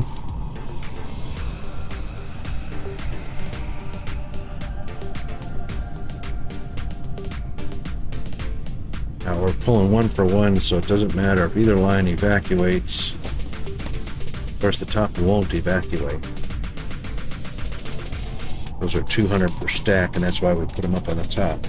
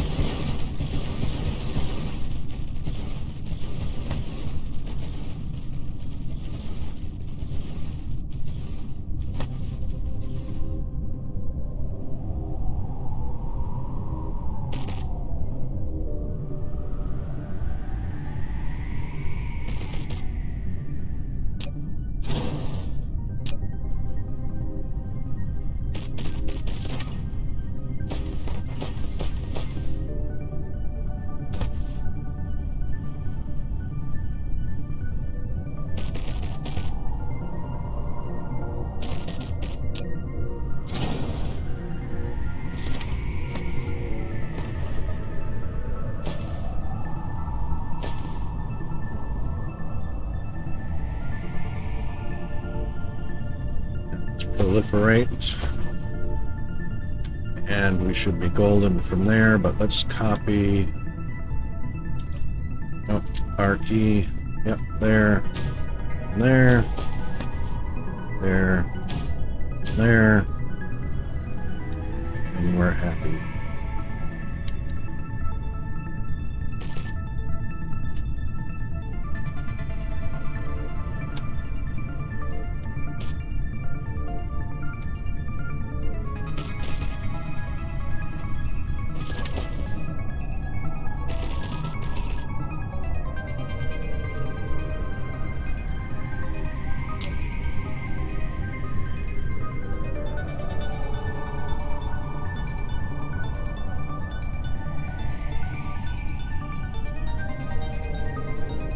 Wow. That's what I heard.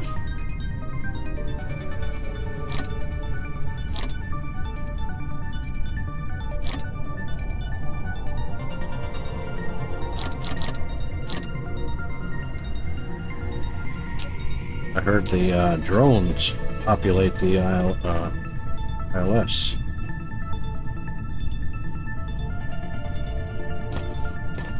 Alright, so this should take a pretty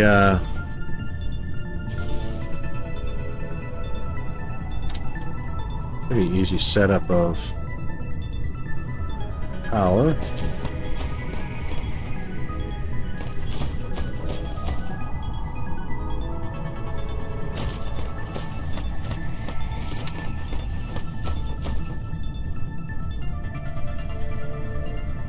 Yes, indeed. Alright.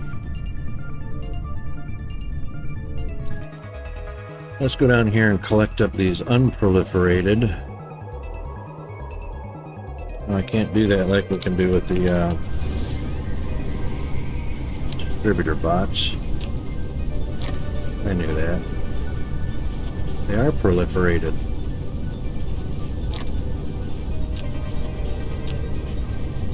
Good.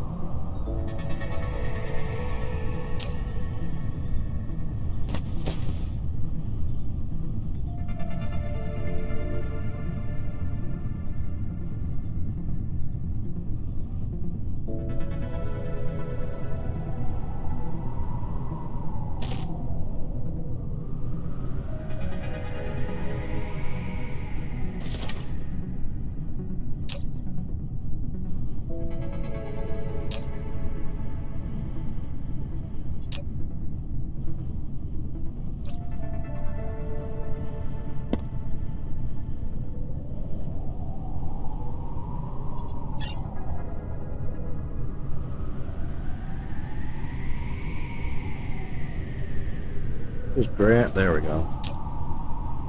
Just want to grab some proliferated ones. That's plenty.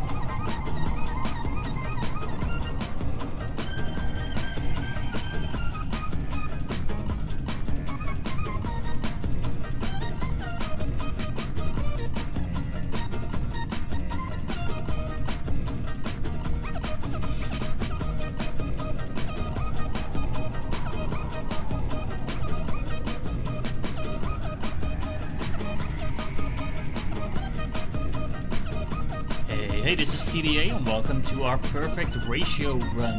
This is going to be a Dyson Sphere program Let's Play, but it's actually going to be...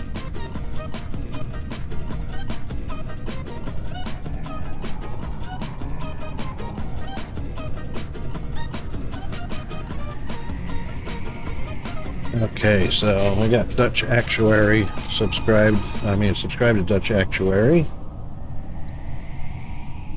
And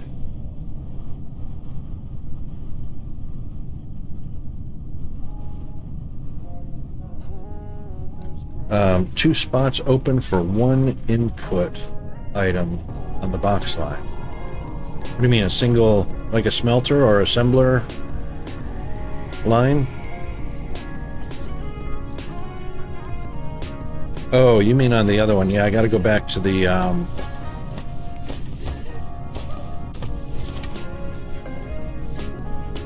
fractal silicon. If it's a single item,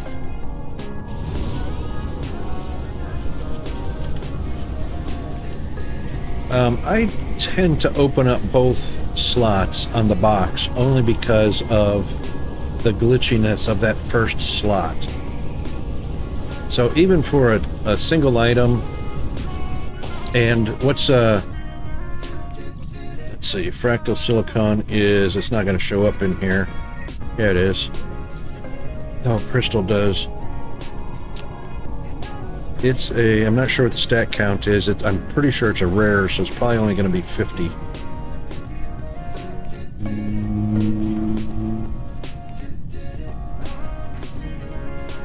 Yeah, so the bottom box, you know, closed off because it's just a speed issue. So what a closed off box is doing is becoming invisible to the system, the Dyson Sphere. And what that does is it makes 3 grid lines invisible. So every time you place a box with 0 on the bottom, that makes 3 grid lines invisible to that box, and anything on the inserter going into it immediately passes over to the next one, skipping 3 lines in the same amount of times it takes to cross one line, one tile. So it's virtually instantaneous. So so anything coming into this box on this inserter going into the machine, that's a virtually invisible slot, so it goes immediately over to the next inserter to pick it up. It doesn't delay, it doesn't see the grid lines, it just goes poop poop right in.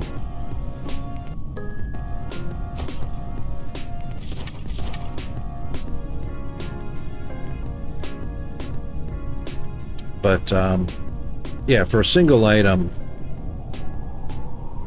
I put a 2 boxes up, so one line passes with 2 slots open. And the only reason I do that, and that's not a hard fast rule because that's only 36 per second. If the line is long, I'm going to stack up 3 or 4 boxes tall and I'm going to fill it up with ore, you know, or like you're doing with fractal. Because it's all about the speed. Doesn't matter how many boxes you go, the higher the boxes, the more you can pass down the line, the longer your line can be at speed.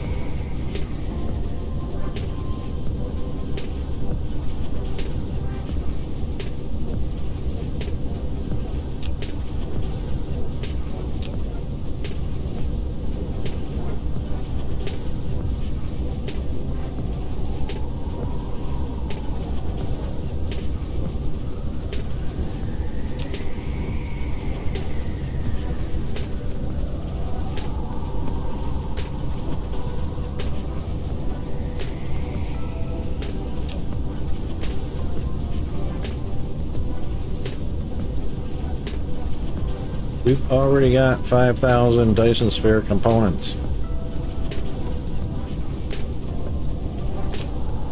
And that means, where's our rocket? Our rocket line. That means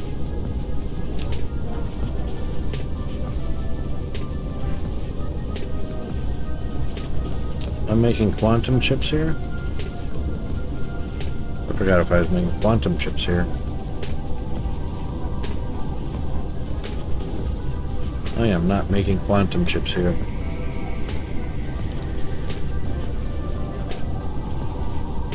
Should be.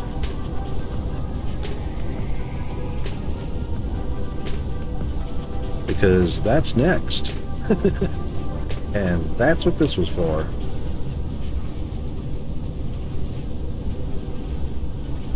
And that will be processors and plane filters.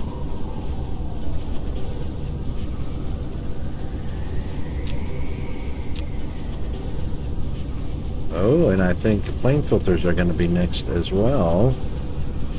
Yeah.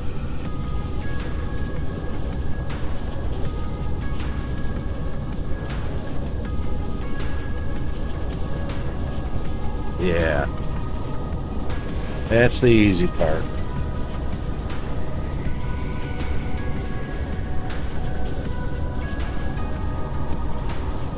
Yeah, so closing off everything, or just leaving two slots open in the box, is number one, it compensates for the glitch on the first slot, which is the most common,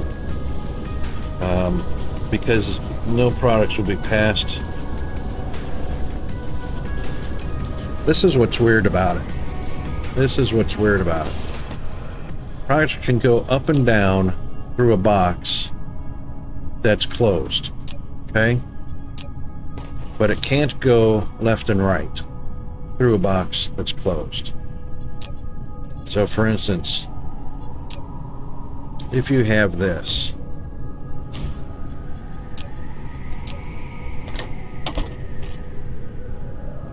actually before we do that,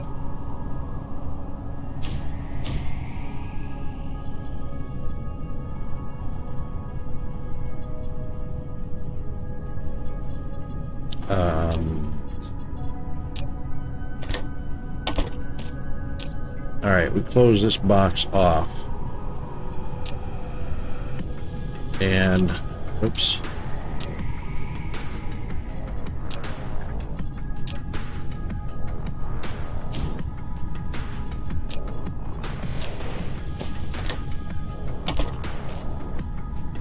what do we put in here? Let's put belts in there.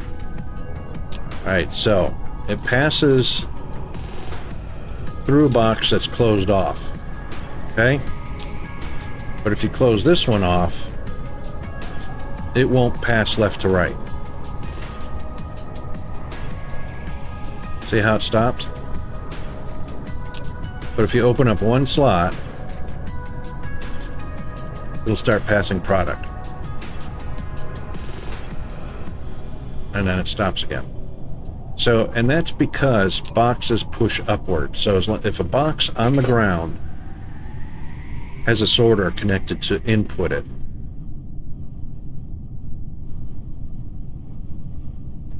the fidget spinners don't ignore blocked slots. So if, like, say for instance, they're carrying 20 product and they're delivering to a slot that's open, and that slot gets filled partially and can only receive 10 more, the spinner bots will deposit the 10 it needs and then put the other 10 into the closed off slot. So you end up with extra items in closed off slots and the other one's filled up. You can get input manually. You can click on a distributor and drop a boatload of something in there, as long as there's slots available in the box, even if they're closed off. So it will allow you to deposit those in there. So the spinner bots will do the same thing. If for some reason another bot or the player preempted that and put some items in that filled up a slot or partially filled a slot, anything the bot was bringing over will spill over into the blocked off slots. I'm sure I made that as clear as mud as well.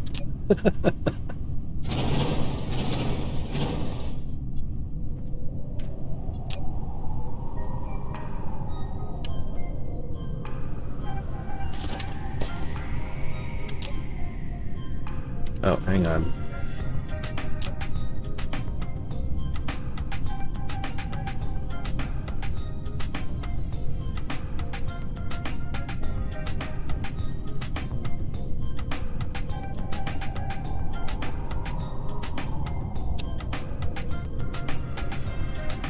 What plan am I on? This is rocket production.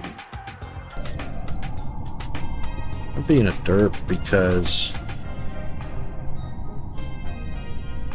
this is rocket production, and 5 was going to be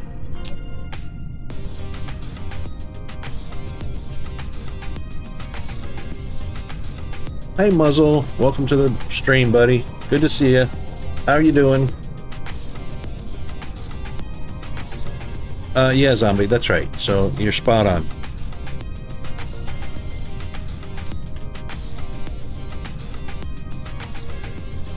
Okay, so we got the launcher, the factory, and that's not it. That's a lava planet. Volcanic ash. One of these two was going to be my... Yeah, I'm kind of going about this all wrong. One of these was going to be the normal factory products, and then this one was going to be just the rocket. I did that wrong. Doggone it.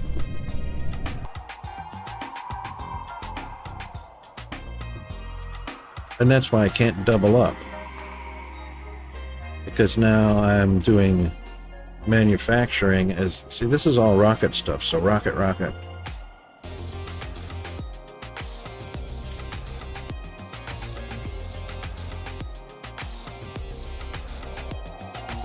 These chips were going to be on a different planet. These were going to be on a different planet nearby.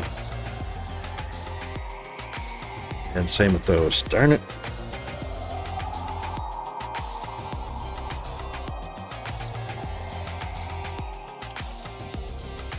Oh, well. Darn. So, what I consider to be rocket factory, so the final product is rocket. We would have the 3 ingredients here for making rockets. And then those individual ingredients. Okay, so processors are here. Oh.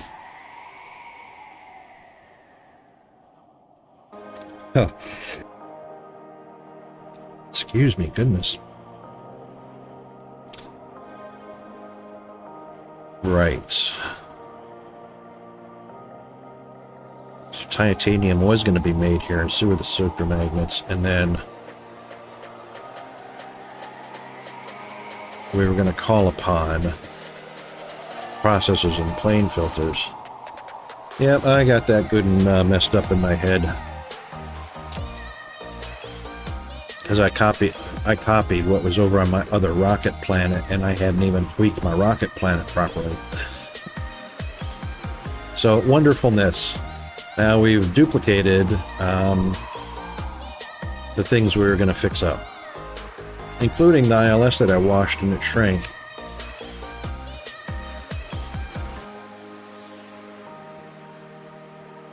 Wow.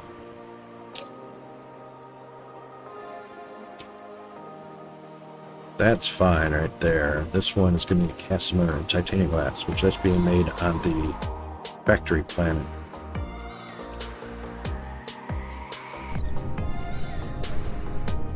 So the factory planet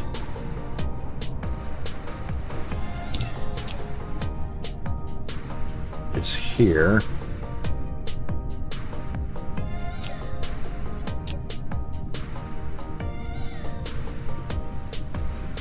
This is where all these factories are going to be made.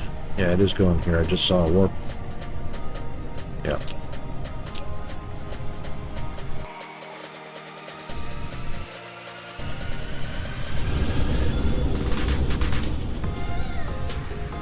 We'll just let those build for a minute.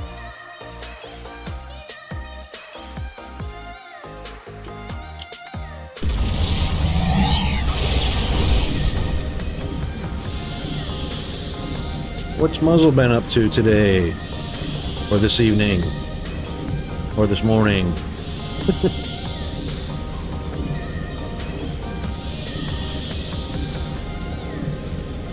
Oh, look at warp speeds up to 0.6 now instead of 0.55. Ain't it the best game, Muzzle? It's just like, you know, I start it and I play it and I get stuck on it and I'm still on it. It's not like I'm stuck on it, but you know, stuck on it.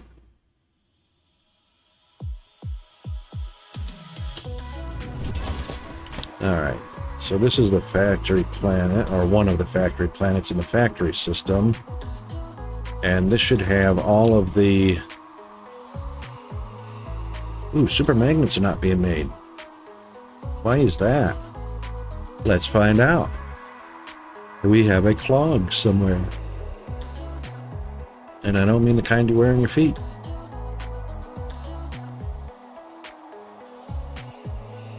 And here we are. And there's the clog.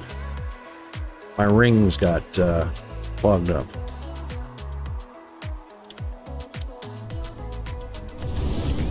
We can't have that. Oh, and Zombie, here's your graphene optical grading hydrogen. Zoom, zoom, zoom. So, yeah. And here's my single item. So just making gears out of the ingots. 2 on the top, 0 on the bottom. Bing, bang, boom. Zoom, and you can make this line as long as you want it. So if you need a buttload of gears, yeah, just go to town. Alright, so let's find out what the clog is here. First of all, super magnets are a 1, 2, and a 3. So graphite on the bottom, green motors, turbines in the middle, and rings on the top. Rings on the top are the highest demand, 3, and that's what the problem is. I don't have 2 boxes. That's what the problem is. Okay. And that is 1 every 3 seconds. But that's exactly what the problem is. So...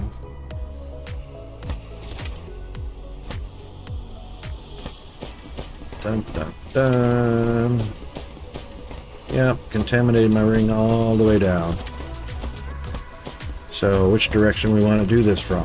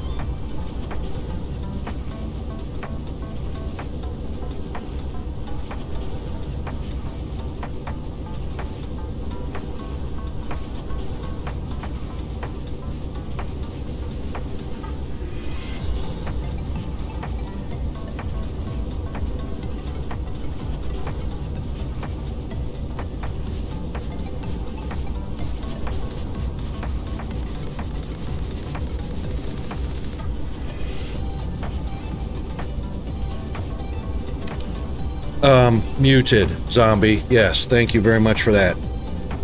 Wow.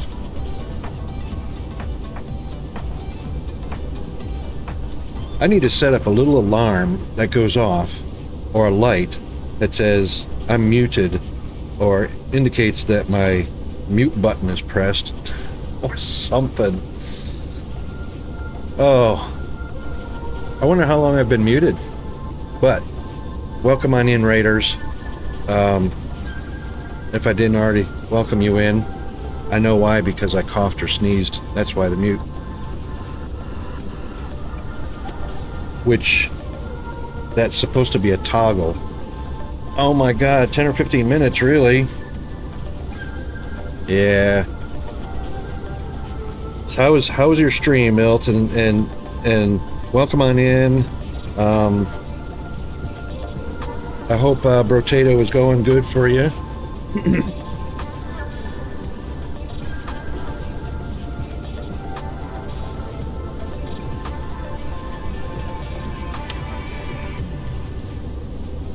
And thank you so much for the raid.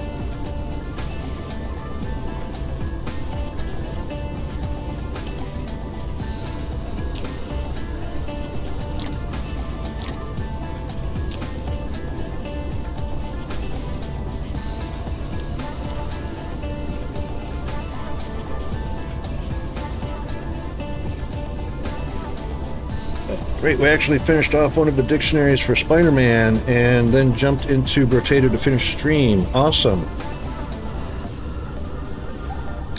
One of the dictionaries, dictators, detectives for Spider-Man, directives, I don't know. Oh, DLCs. I thought that was a DIC. Thank you.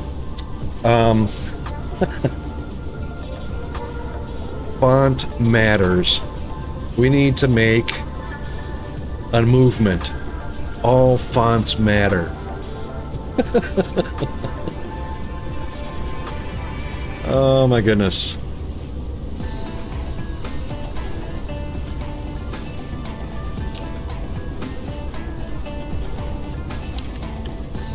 Alright. Icarus, get down, buddy. What's going on here? Oh, because I cleared the slot, that's why. Accidentally clear the slot, it clears the port. Yay.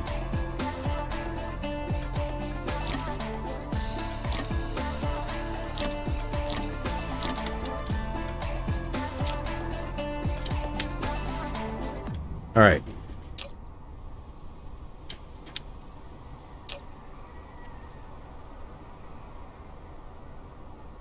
Oh, I know about staying up late, later than we should. I've done that the past couple of days and even last week. But thanks very much for coming by. Thanks for the lurk as well. Looking forward to seeing you next time. And did I do the shout out? I did indeed. Thanks very much for raiding. And hope to catch up with you next time, Brotato.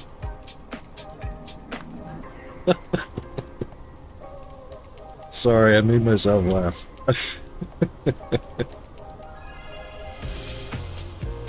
Oy vey. Alright, and of course I have distracted myself 100%. No, I know what we're doing.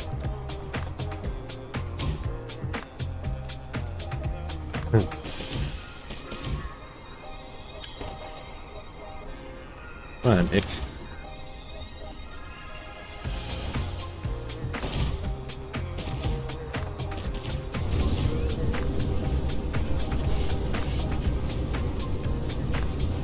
Oh, be careful. It's going to contaminate. That was close. Because this box is full. Zombie, you'll see me do that too. So, not realizing, oh, the box below is full, and then throwing an empty box on top, waiting for it to populate with the right item, and bam. See what I mean? Moments. Be right back.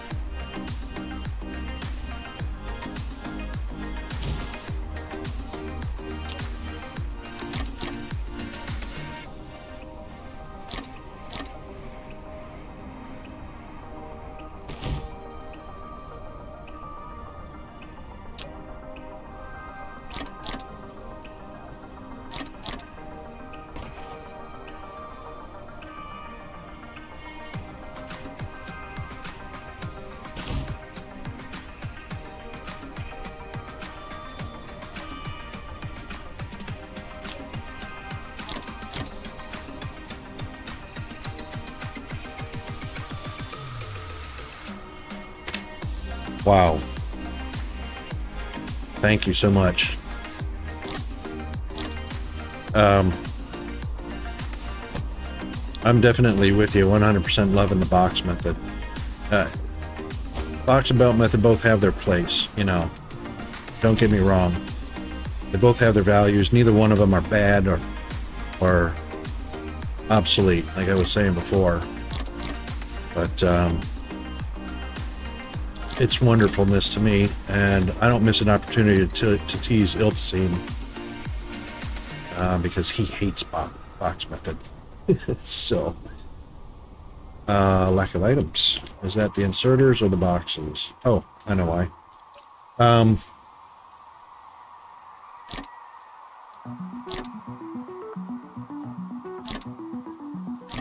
Yeah. Oops, that was really stupid. No. Oy vey. What are we on? Graphite.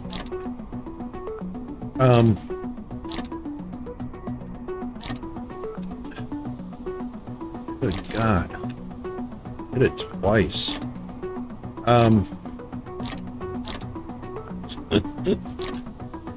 Close it first, then sort. Jiminy.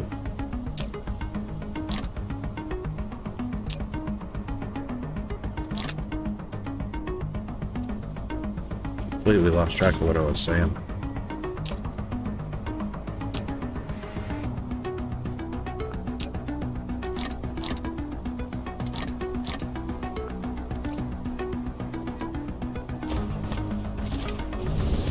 I favor box method over belt method.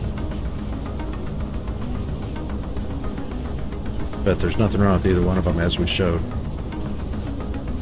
As we saw. Okay. That's fixed. So let's go ahead and allow our... What do we do with our rings? Did I put them all in there?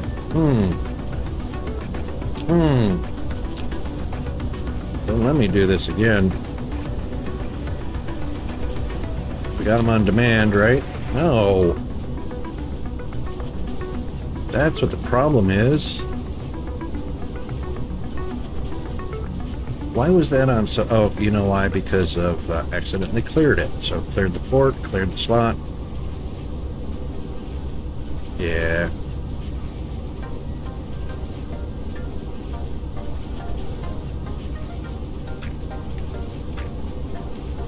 Yeah, definitely throughput, you know, and especially on the output side, unless you're going to run 2 belts for output or 3 belts for output, and then of course you're stretching your inserter out further, so you're going from 6.1 to 3.2 to 1.5, 3. Yeah, exactly, and that's what it's all about, is the throughput, the speed of the throughput.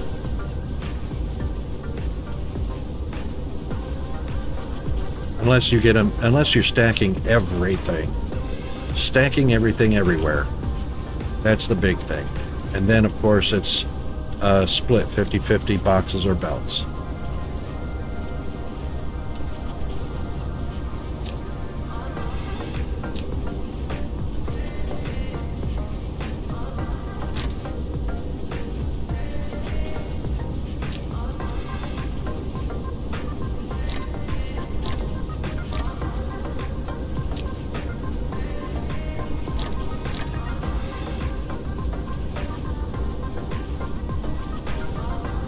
That's fixed up. Beautiful.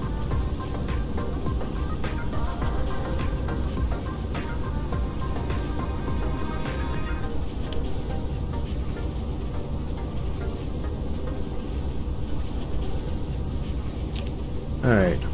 All graphite, all motors, all magnets. Still got a glitch on that first slot right there. Let's see if we can fix it real quick. Do a few of those.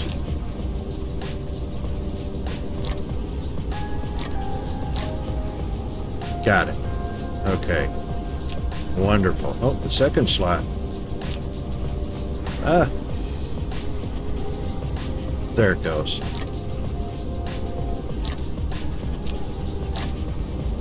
Alright. Let's check our slots here. Good. Good. Happy days. No more glitching slots. At least for now. Until we reload the game again. Alright, now. We came to this planet for a particular reason. Does anybody remember?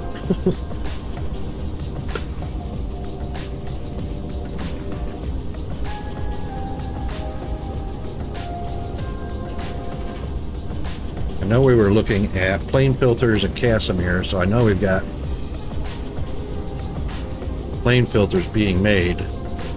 They're stocked up, which means there's probably 30,000 on this planet. So there will be probably 20,000, yep, in an ILS and 10,000 in a PLS. Quantum chips, yep, so we're making quantum chips here, and they're in a little bit contaminated, though. That should have a full proliferation on those, but that's all right, because we proliferate on the inputs now, too. Alright, so we've got 20,000 on that ILS, which means we've got 10,000 quantum chips. I just want to see, yeah, I think that was right, Zombie. I wanted to see how big the production was on those, and because those and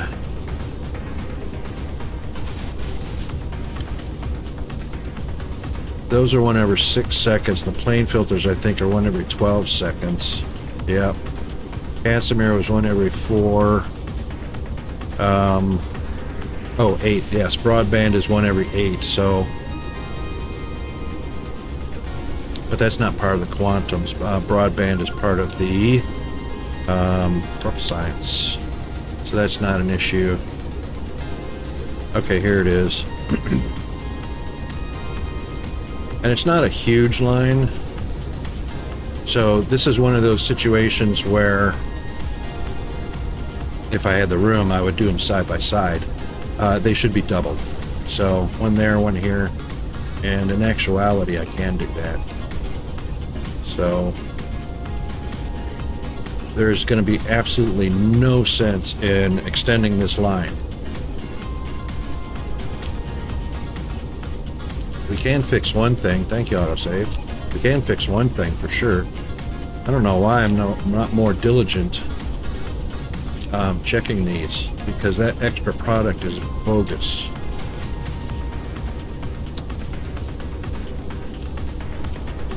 And that's what you want, Zombie. Drowning. You want to be drowning in things being produced. Because as far as I'm concerned, I would rather be complaining about drowning in product versus the people complaining about, I don't have enough room, I don't know what's going on, something's broken, you know. I'm of the philosophy always 100% more than enough than not enough.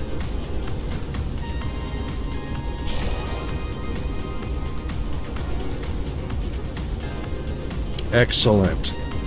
Backing up in the box line, 100% goal succeed. 40k crystal, that's awesome. Alright, now that we've got that much corrected on this, it's like a whole new game, isn't it? Yeah, it's like a whole new game.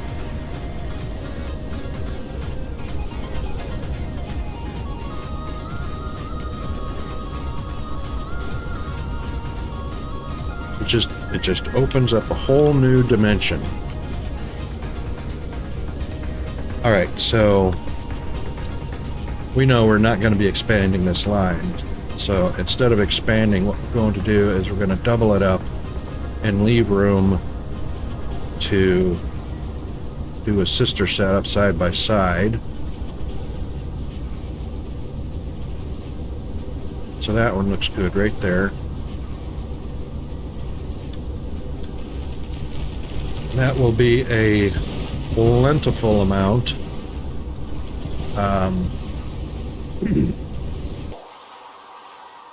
of quantum chips, since we've got them there.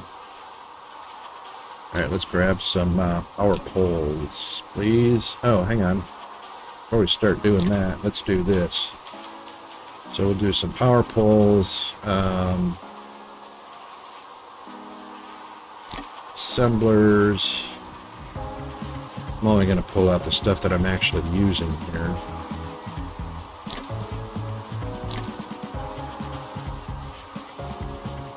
Yeah, that should do for now. And this is just within the last couple of hours. Yes, I'm making more MK3 assemblers as we speak to finish that line from ages ago. Very good. Monitors definitely give me peace of mind. They do. I mean, once you get a feel for it, you can almost see it visually. I mean, I can usually see, just by watching the count going up, I can usually see, 15, 20, 30, 60 per second going in. But yeah, the monitor's nice to have that going as well. Alright, let's get our boxes back out. Alright, I'm out of boxes, but I can bring PLS back out. And we'll grab some boxes from our storage.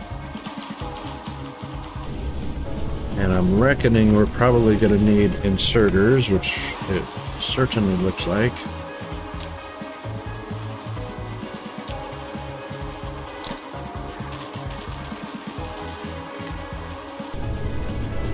And then we'll just connect up a doohickey power pole. And we call it done.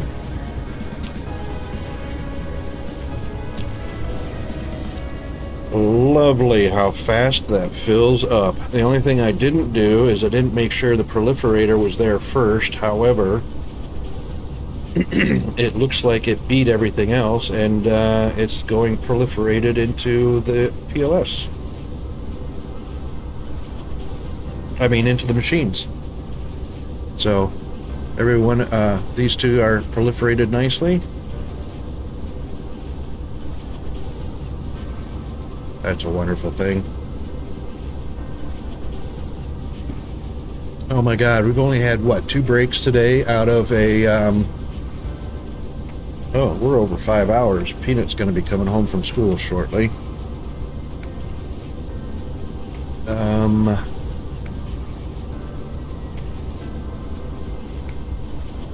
Where is it? There it is. 5 hours and 6 minutes in this stream. Be soon. We'll give it another 15 minutes and push the envelope here. I got a call from the school, so I'm certain they want to speak to the man about their boy. And of course, being a single dad, I have to do it all, just like single moms do. So I'll have to put my toys down and start adulting in about 15 or 20 minutes. Alright, that should be happy days. And here we go, boy. This is a situation where, when I look at this, because hydrogen is only a stack of 20, and Casimir crystals demand 12 for every machine, which is more than half a stack. That is so wrong, and the devs really need to give us a hand with that. But I look at that, I see how fast it's moving down the line, I see how only the end of the line is active all the time. This is one of those situations where I would do a side-by-side box line. Instead of a long extended box line, I would do side by side. Exactly. 3 towers to make 120. That's exactly right. So you have to be able to, you know, visualize what you're looking at. I mean, understand what you're looking at, visualize what you can be doing to fix that. You can see a couple boxes might be glitching down here. Just to overcome that, because that shouldn't be in the middle like that. It's either full on the end or moving along nicely, or full on the front end and nothing happening on the back end because it's all getting snatched down into the machines. Either way, that's fine, but this just shows you that the game has its moments, its glitches. So it's moving, but you can see only 6 moving at a time through there. This one is only moving, you know, rarely. So that's a box glitch. If I could remove that box and replace it, I would, because that would reset the game ticker on that. Same with those. But that's just something you have to watch for. But this is one of those lines I would do a bunch of side-by-sides rather than one long one.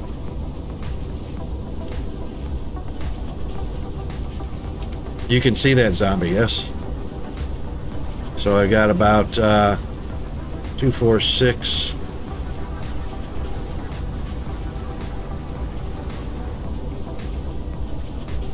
Yes, exactly. And this could also be it's not in this situation, but this could also be an inserter issue. So these inserters are all moving at speed. So 36 per second times 1, 2, 3, 4, or 1, 2, 3, that's 108 per second, 54, I'm sorry, 72 on the second one. Graphene, not such an issue.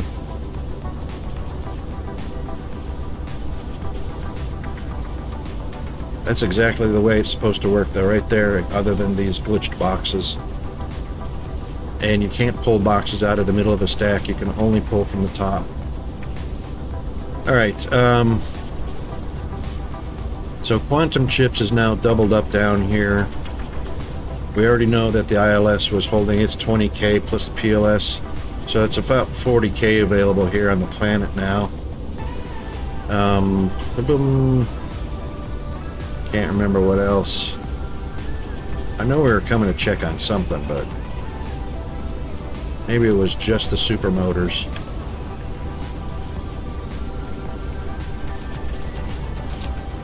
Alright, we've got another, it's almost up to 5k on that already, so no worries there.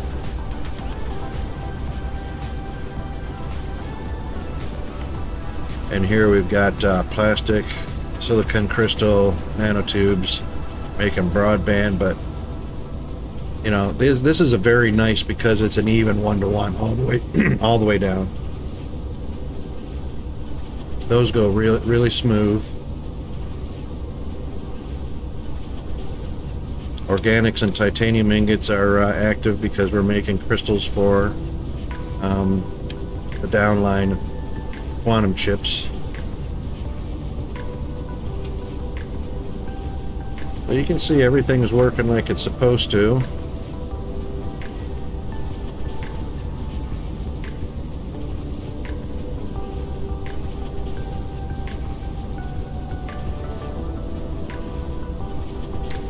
Assemblers on both sides. Which one were you looking at specifically, Zombie? Talking about these here.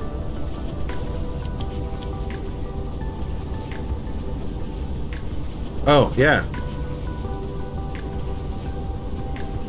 So, assemblers on both sides. So, the supply just runs down the middle, and assemblers or smelters or whatever you're using, chem labs, pull from both sides. And then, of course, sending the product back on the outside.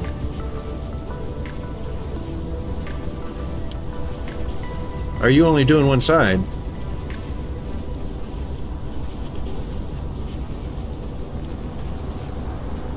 Oh.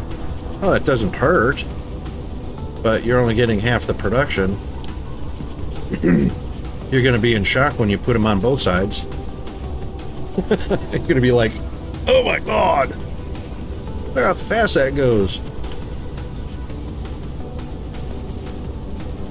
Yeah, I'm usually building from one side, but yeah, it's both sides. That's right, factory go burr, that's right.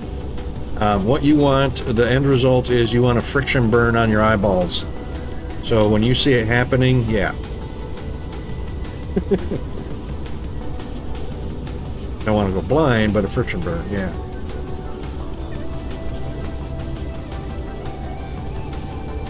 So there you go. Brown motors are going to town. No yellow lights on those guys, so they're all active, and no shortage of them, that's for sure. But you'll notice, you know, iron ingots are in 20 recipes. So whenever you see iron ore, dig it up, smelt it, put on it remote supply, and forget about it. It's used everywhere. Copper is used in 7 recipes. Iron ingots in 20. Even silicon, is it silicon or titanium? Titanium is used in more recipes than copper. I think it's used in 9. Hang on.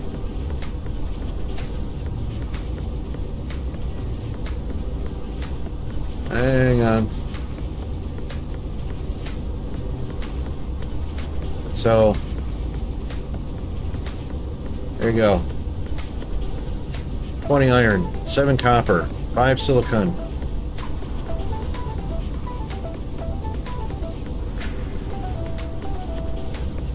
Oh, titanium's used in 6. Okay, sorry about that. My bad. I thought it was 9. Got it upside down. Stone is used in 11, mostly machines. But you know what? We use them a whole lot in foundation. So iron and iron ore and stone. Dig it up.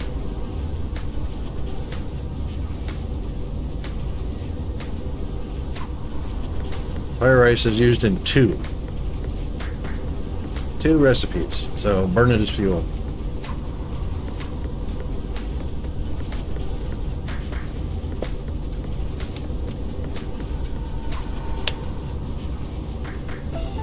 All right.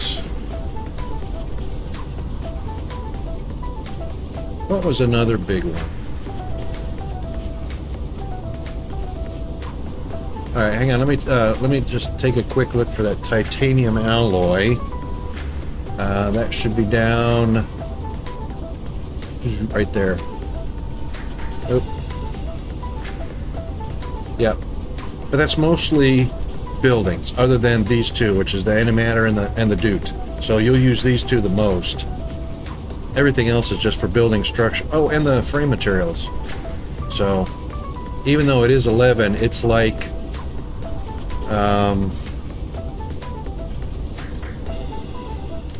stone, where it's mostly for things that you don't have a continuous running production line of it. Where did you get that cheat sheet, or did you make it? Oh, no, this was actually made by somebody else, actually a friend of mine. So, in a game called Railroads Online, a friend of mine that helps assistant manage the community for the devs of Railroad Online, his name's Sheridan. Sheridan played DSP with us long ago, and Sheridan actually made this. One of my streams, and you can find it on YouTube or on Twitch or wherever, one of my streams, I have a link to this. But I will go ahead and let's see. This is just the graphic I have stored on my machine because I can scroll it a lot faster. but let me just pull up my browser because I am sure it's in my browser history 100%. And it belongs in my info, probably down at the bottom somewhere.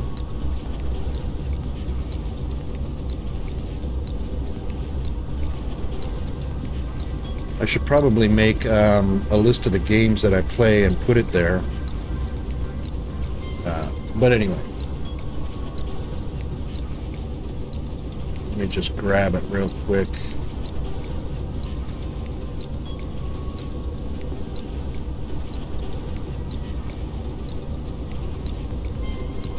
And this is the link to it. It doesn't work so good in the browser because you can only click to zoom in once and click to zoom out once, and you can only slide back and forth and scroll up and down. So that's why I say open it up in one of your graphics viewers, Adobe Photoshop or Windows Photo Paint or whatever. So, or Windows has a image viewer. It allows you a lot more versatility to zoom in, move around, scroll zoom, and whatnot. So you can have that. And anyway, well, this was just going to be a quick visit. I think we're done with this planet. Motors are back up to speed. That's great. I mean, the supermagnetic rings are back up to speed. We didn't have an issue with motors. The quantum chips are doubled up now. And let's just go back and check on our supermagnetics. Our processes are fine. Plane filters are fine.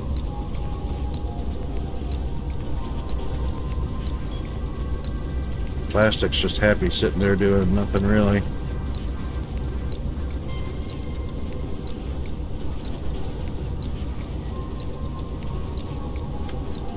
There we go. Everything's fine. Everything's fine. Okay.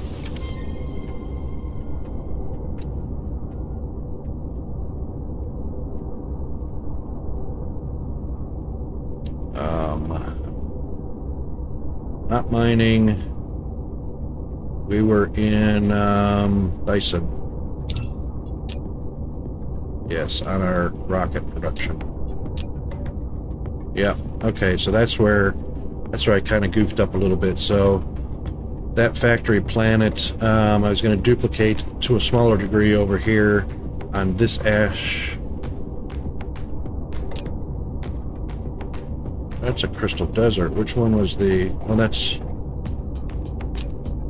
87, 99. On this volcanic ash planet, I was going to duplicate factory and then rocket here. So we'll go ahead and get back to business there. Oh, it didn't mark it. Yeah, it did. How come I can't see that? Alright. And we will warp in at a fantastic 0.6 light years per second. Yeah, something like that.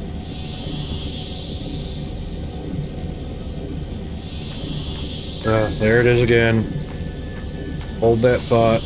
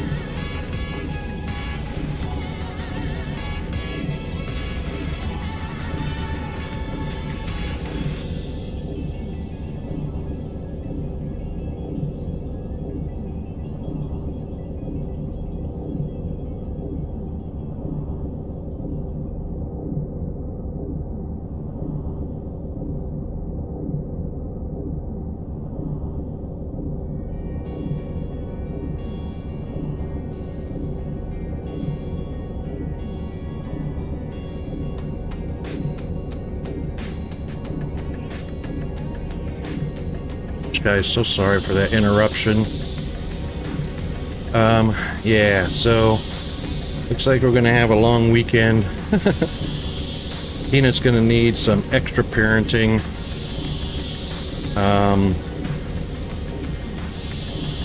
Yeah, he had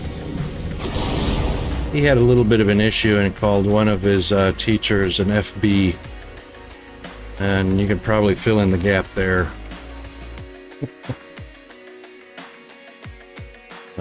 Had a rough day.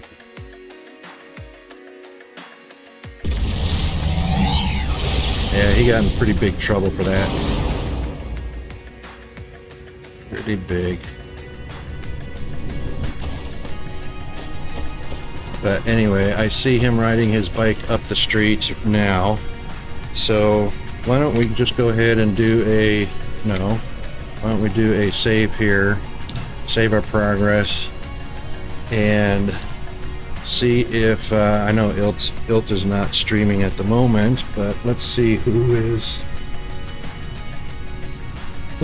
in the Dyson world. We have... we have nobody streaming that I can see out of my group. Hang on. Let's go to... There's a few. Alright, if you're all into it. I see a few streamers with low viewer activity, so why don't we go share the love. And before we do that raid, I want to thank everybody. Zombie, Muzzle, GFA, and GFA, thanks very, very much for the sub. Really appreciate that. I don't even remember if I saw the proper alert for that. I think I did, some sort of zombie. But when I get some emotes made and some actions customized for subs and whatnot, we'll get that fixed. And everybody that came over in the raid, there is never a need to chat. I enjoy people that just watch. I used to do that quite often myself in the beginning of computer days. Hope I'm bringing some entertainment, and hope that you return. So I think we're going to be going to a gentleman by the name of Entity GV. So let me just pop that in here.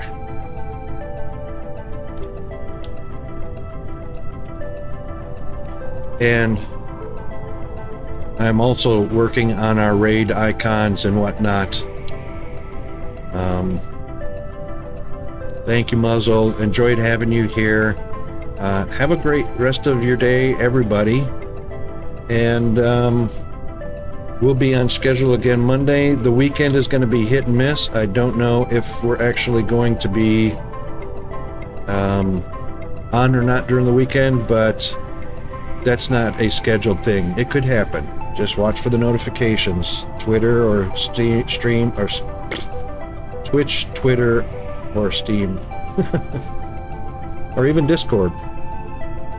Thanks again, everyone.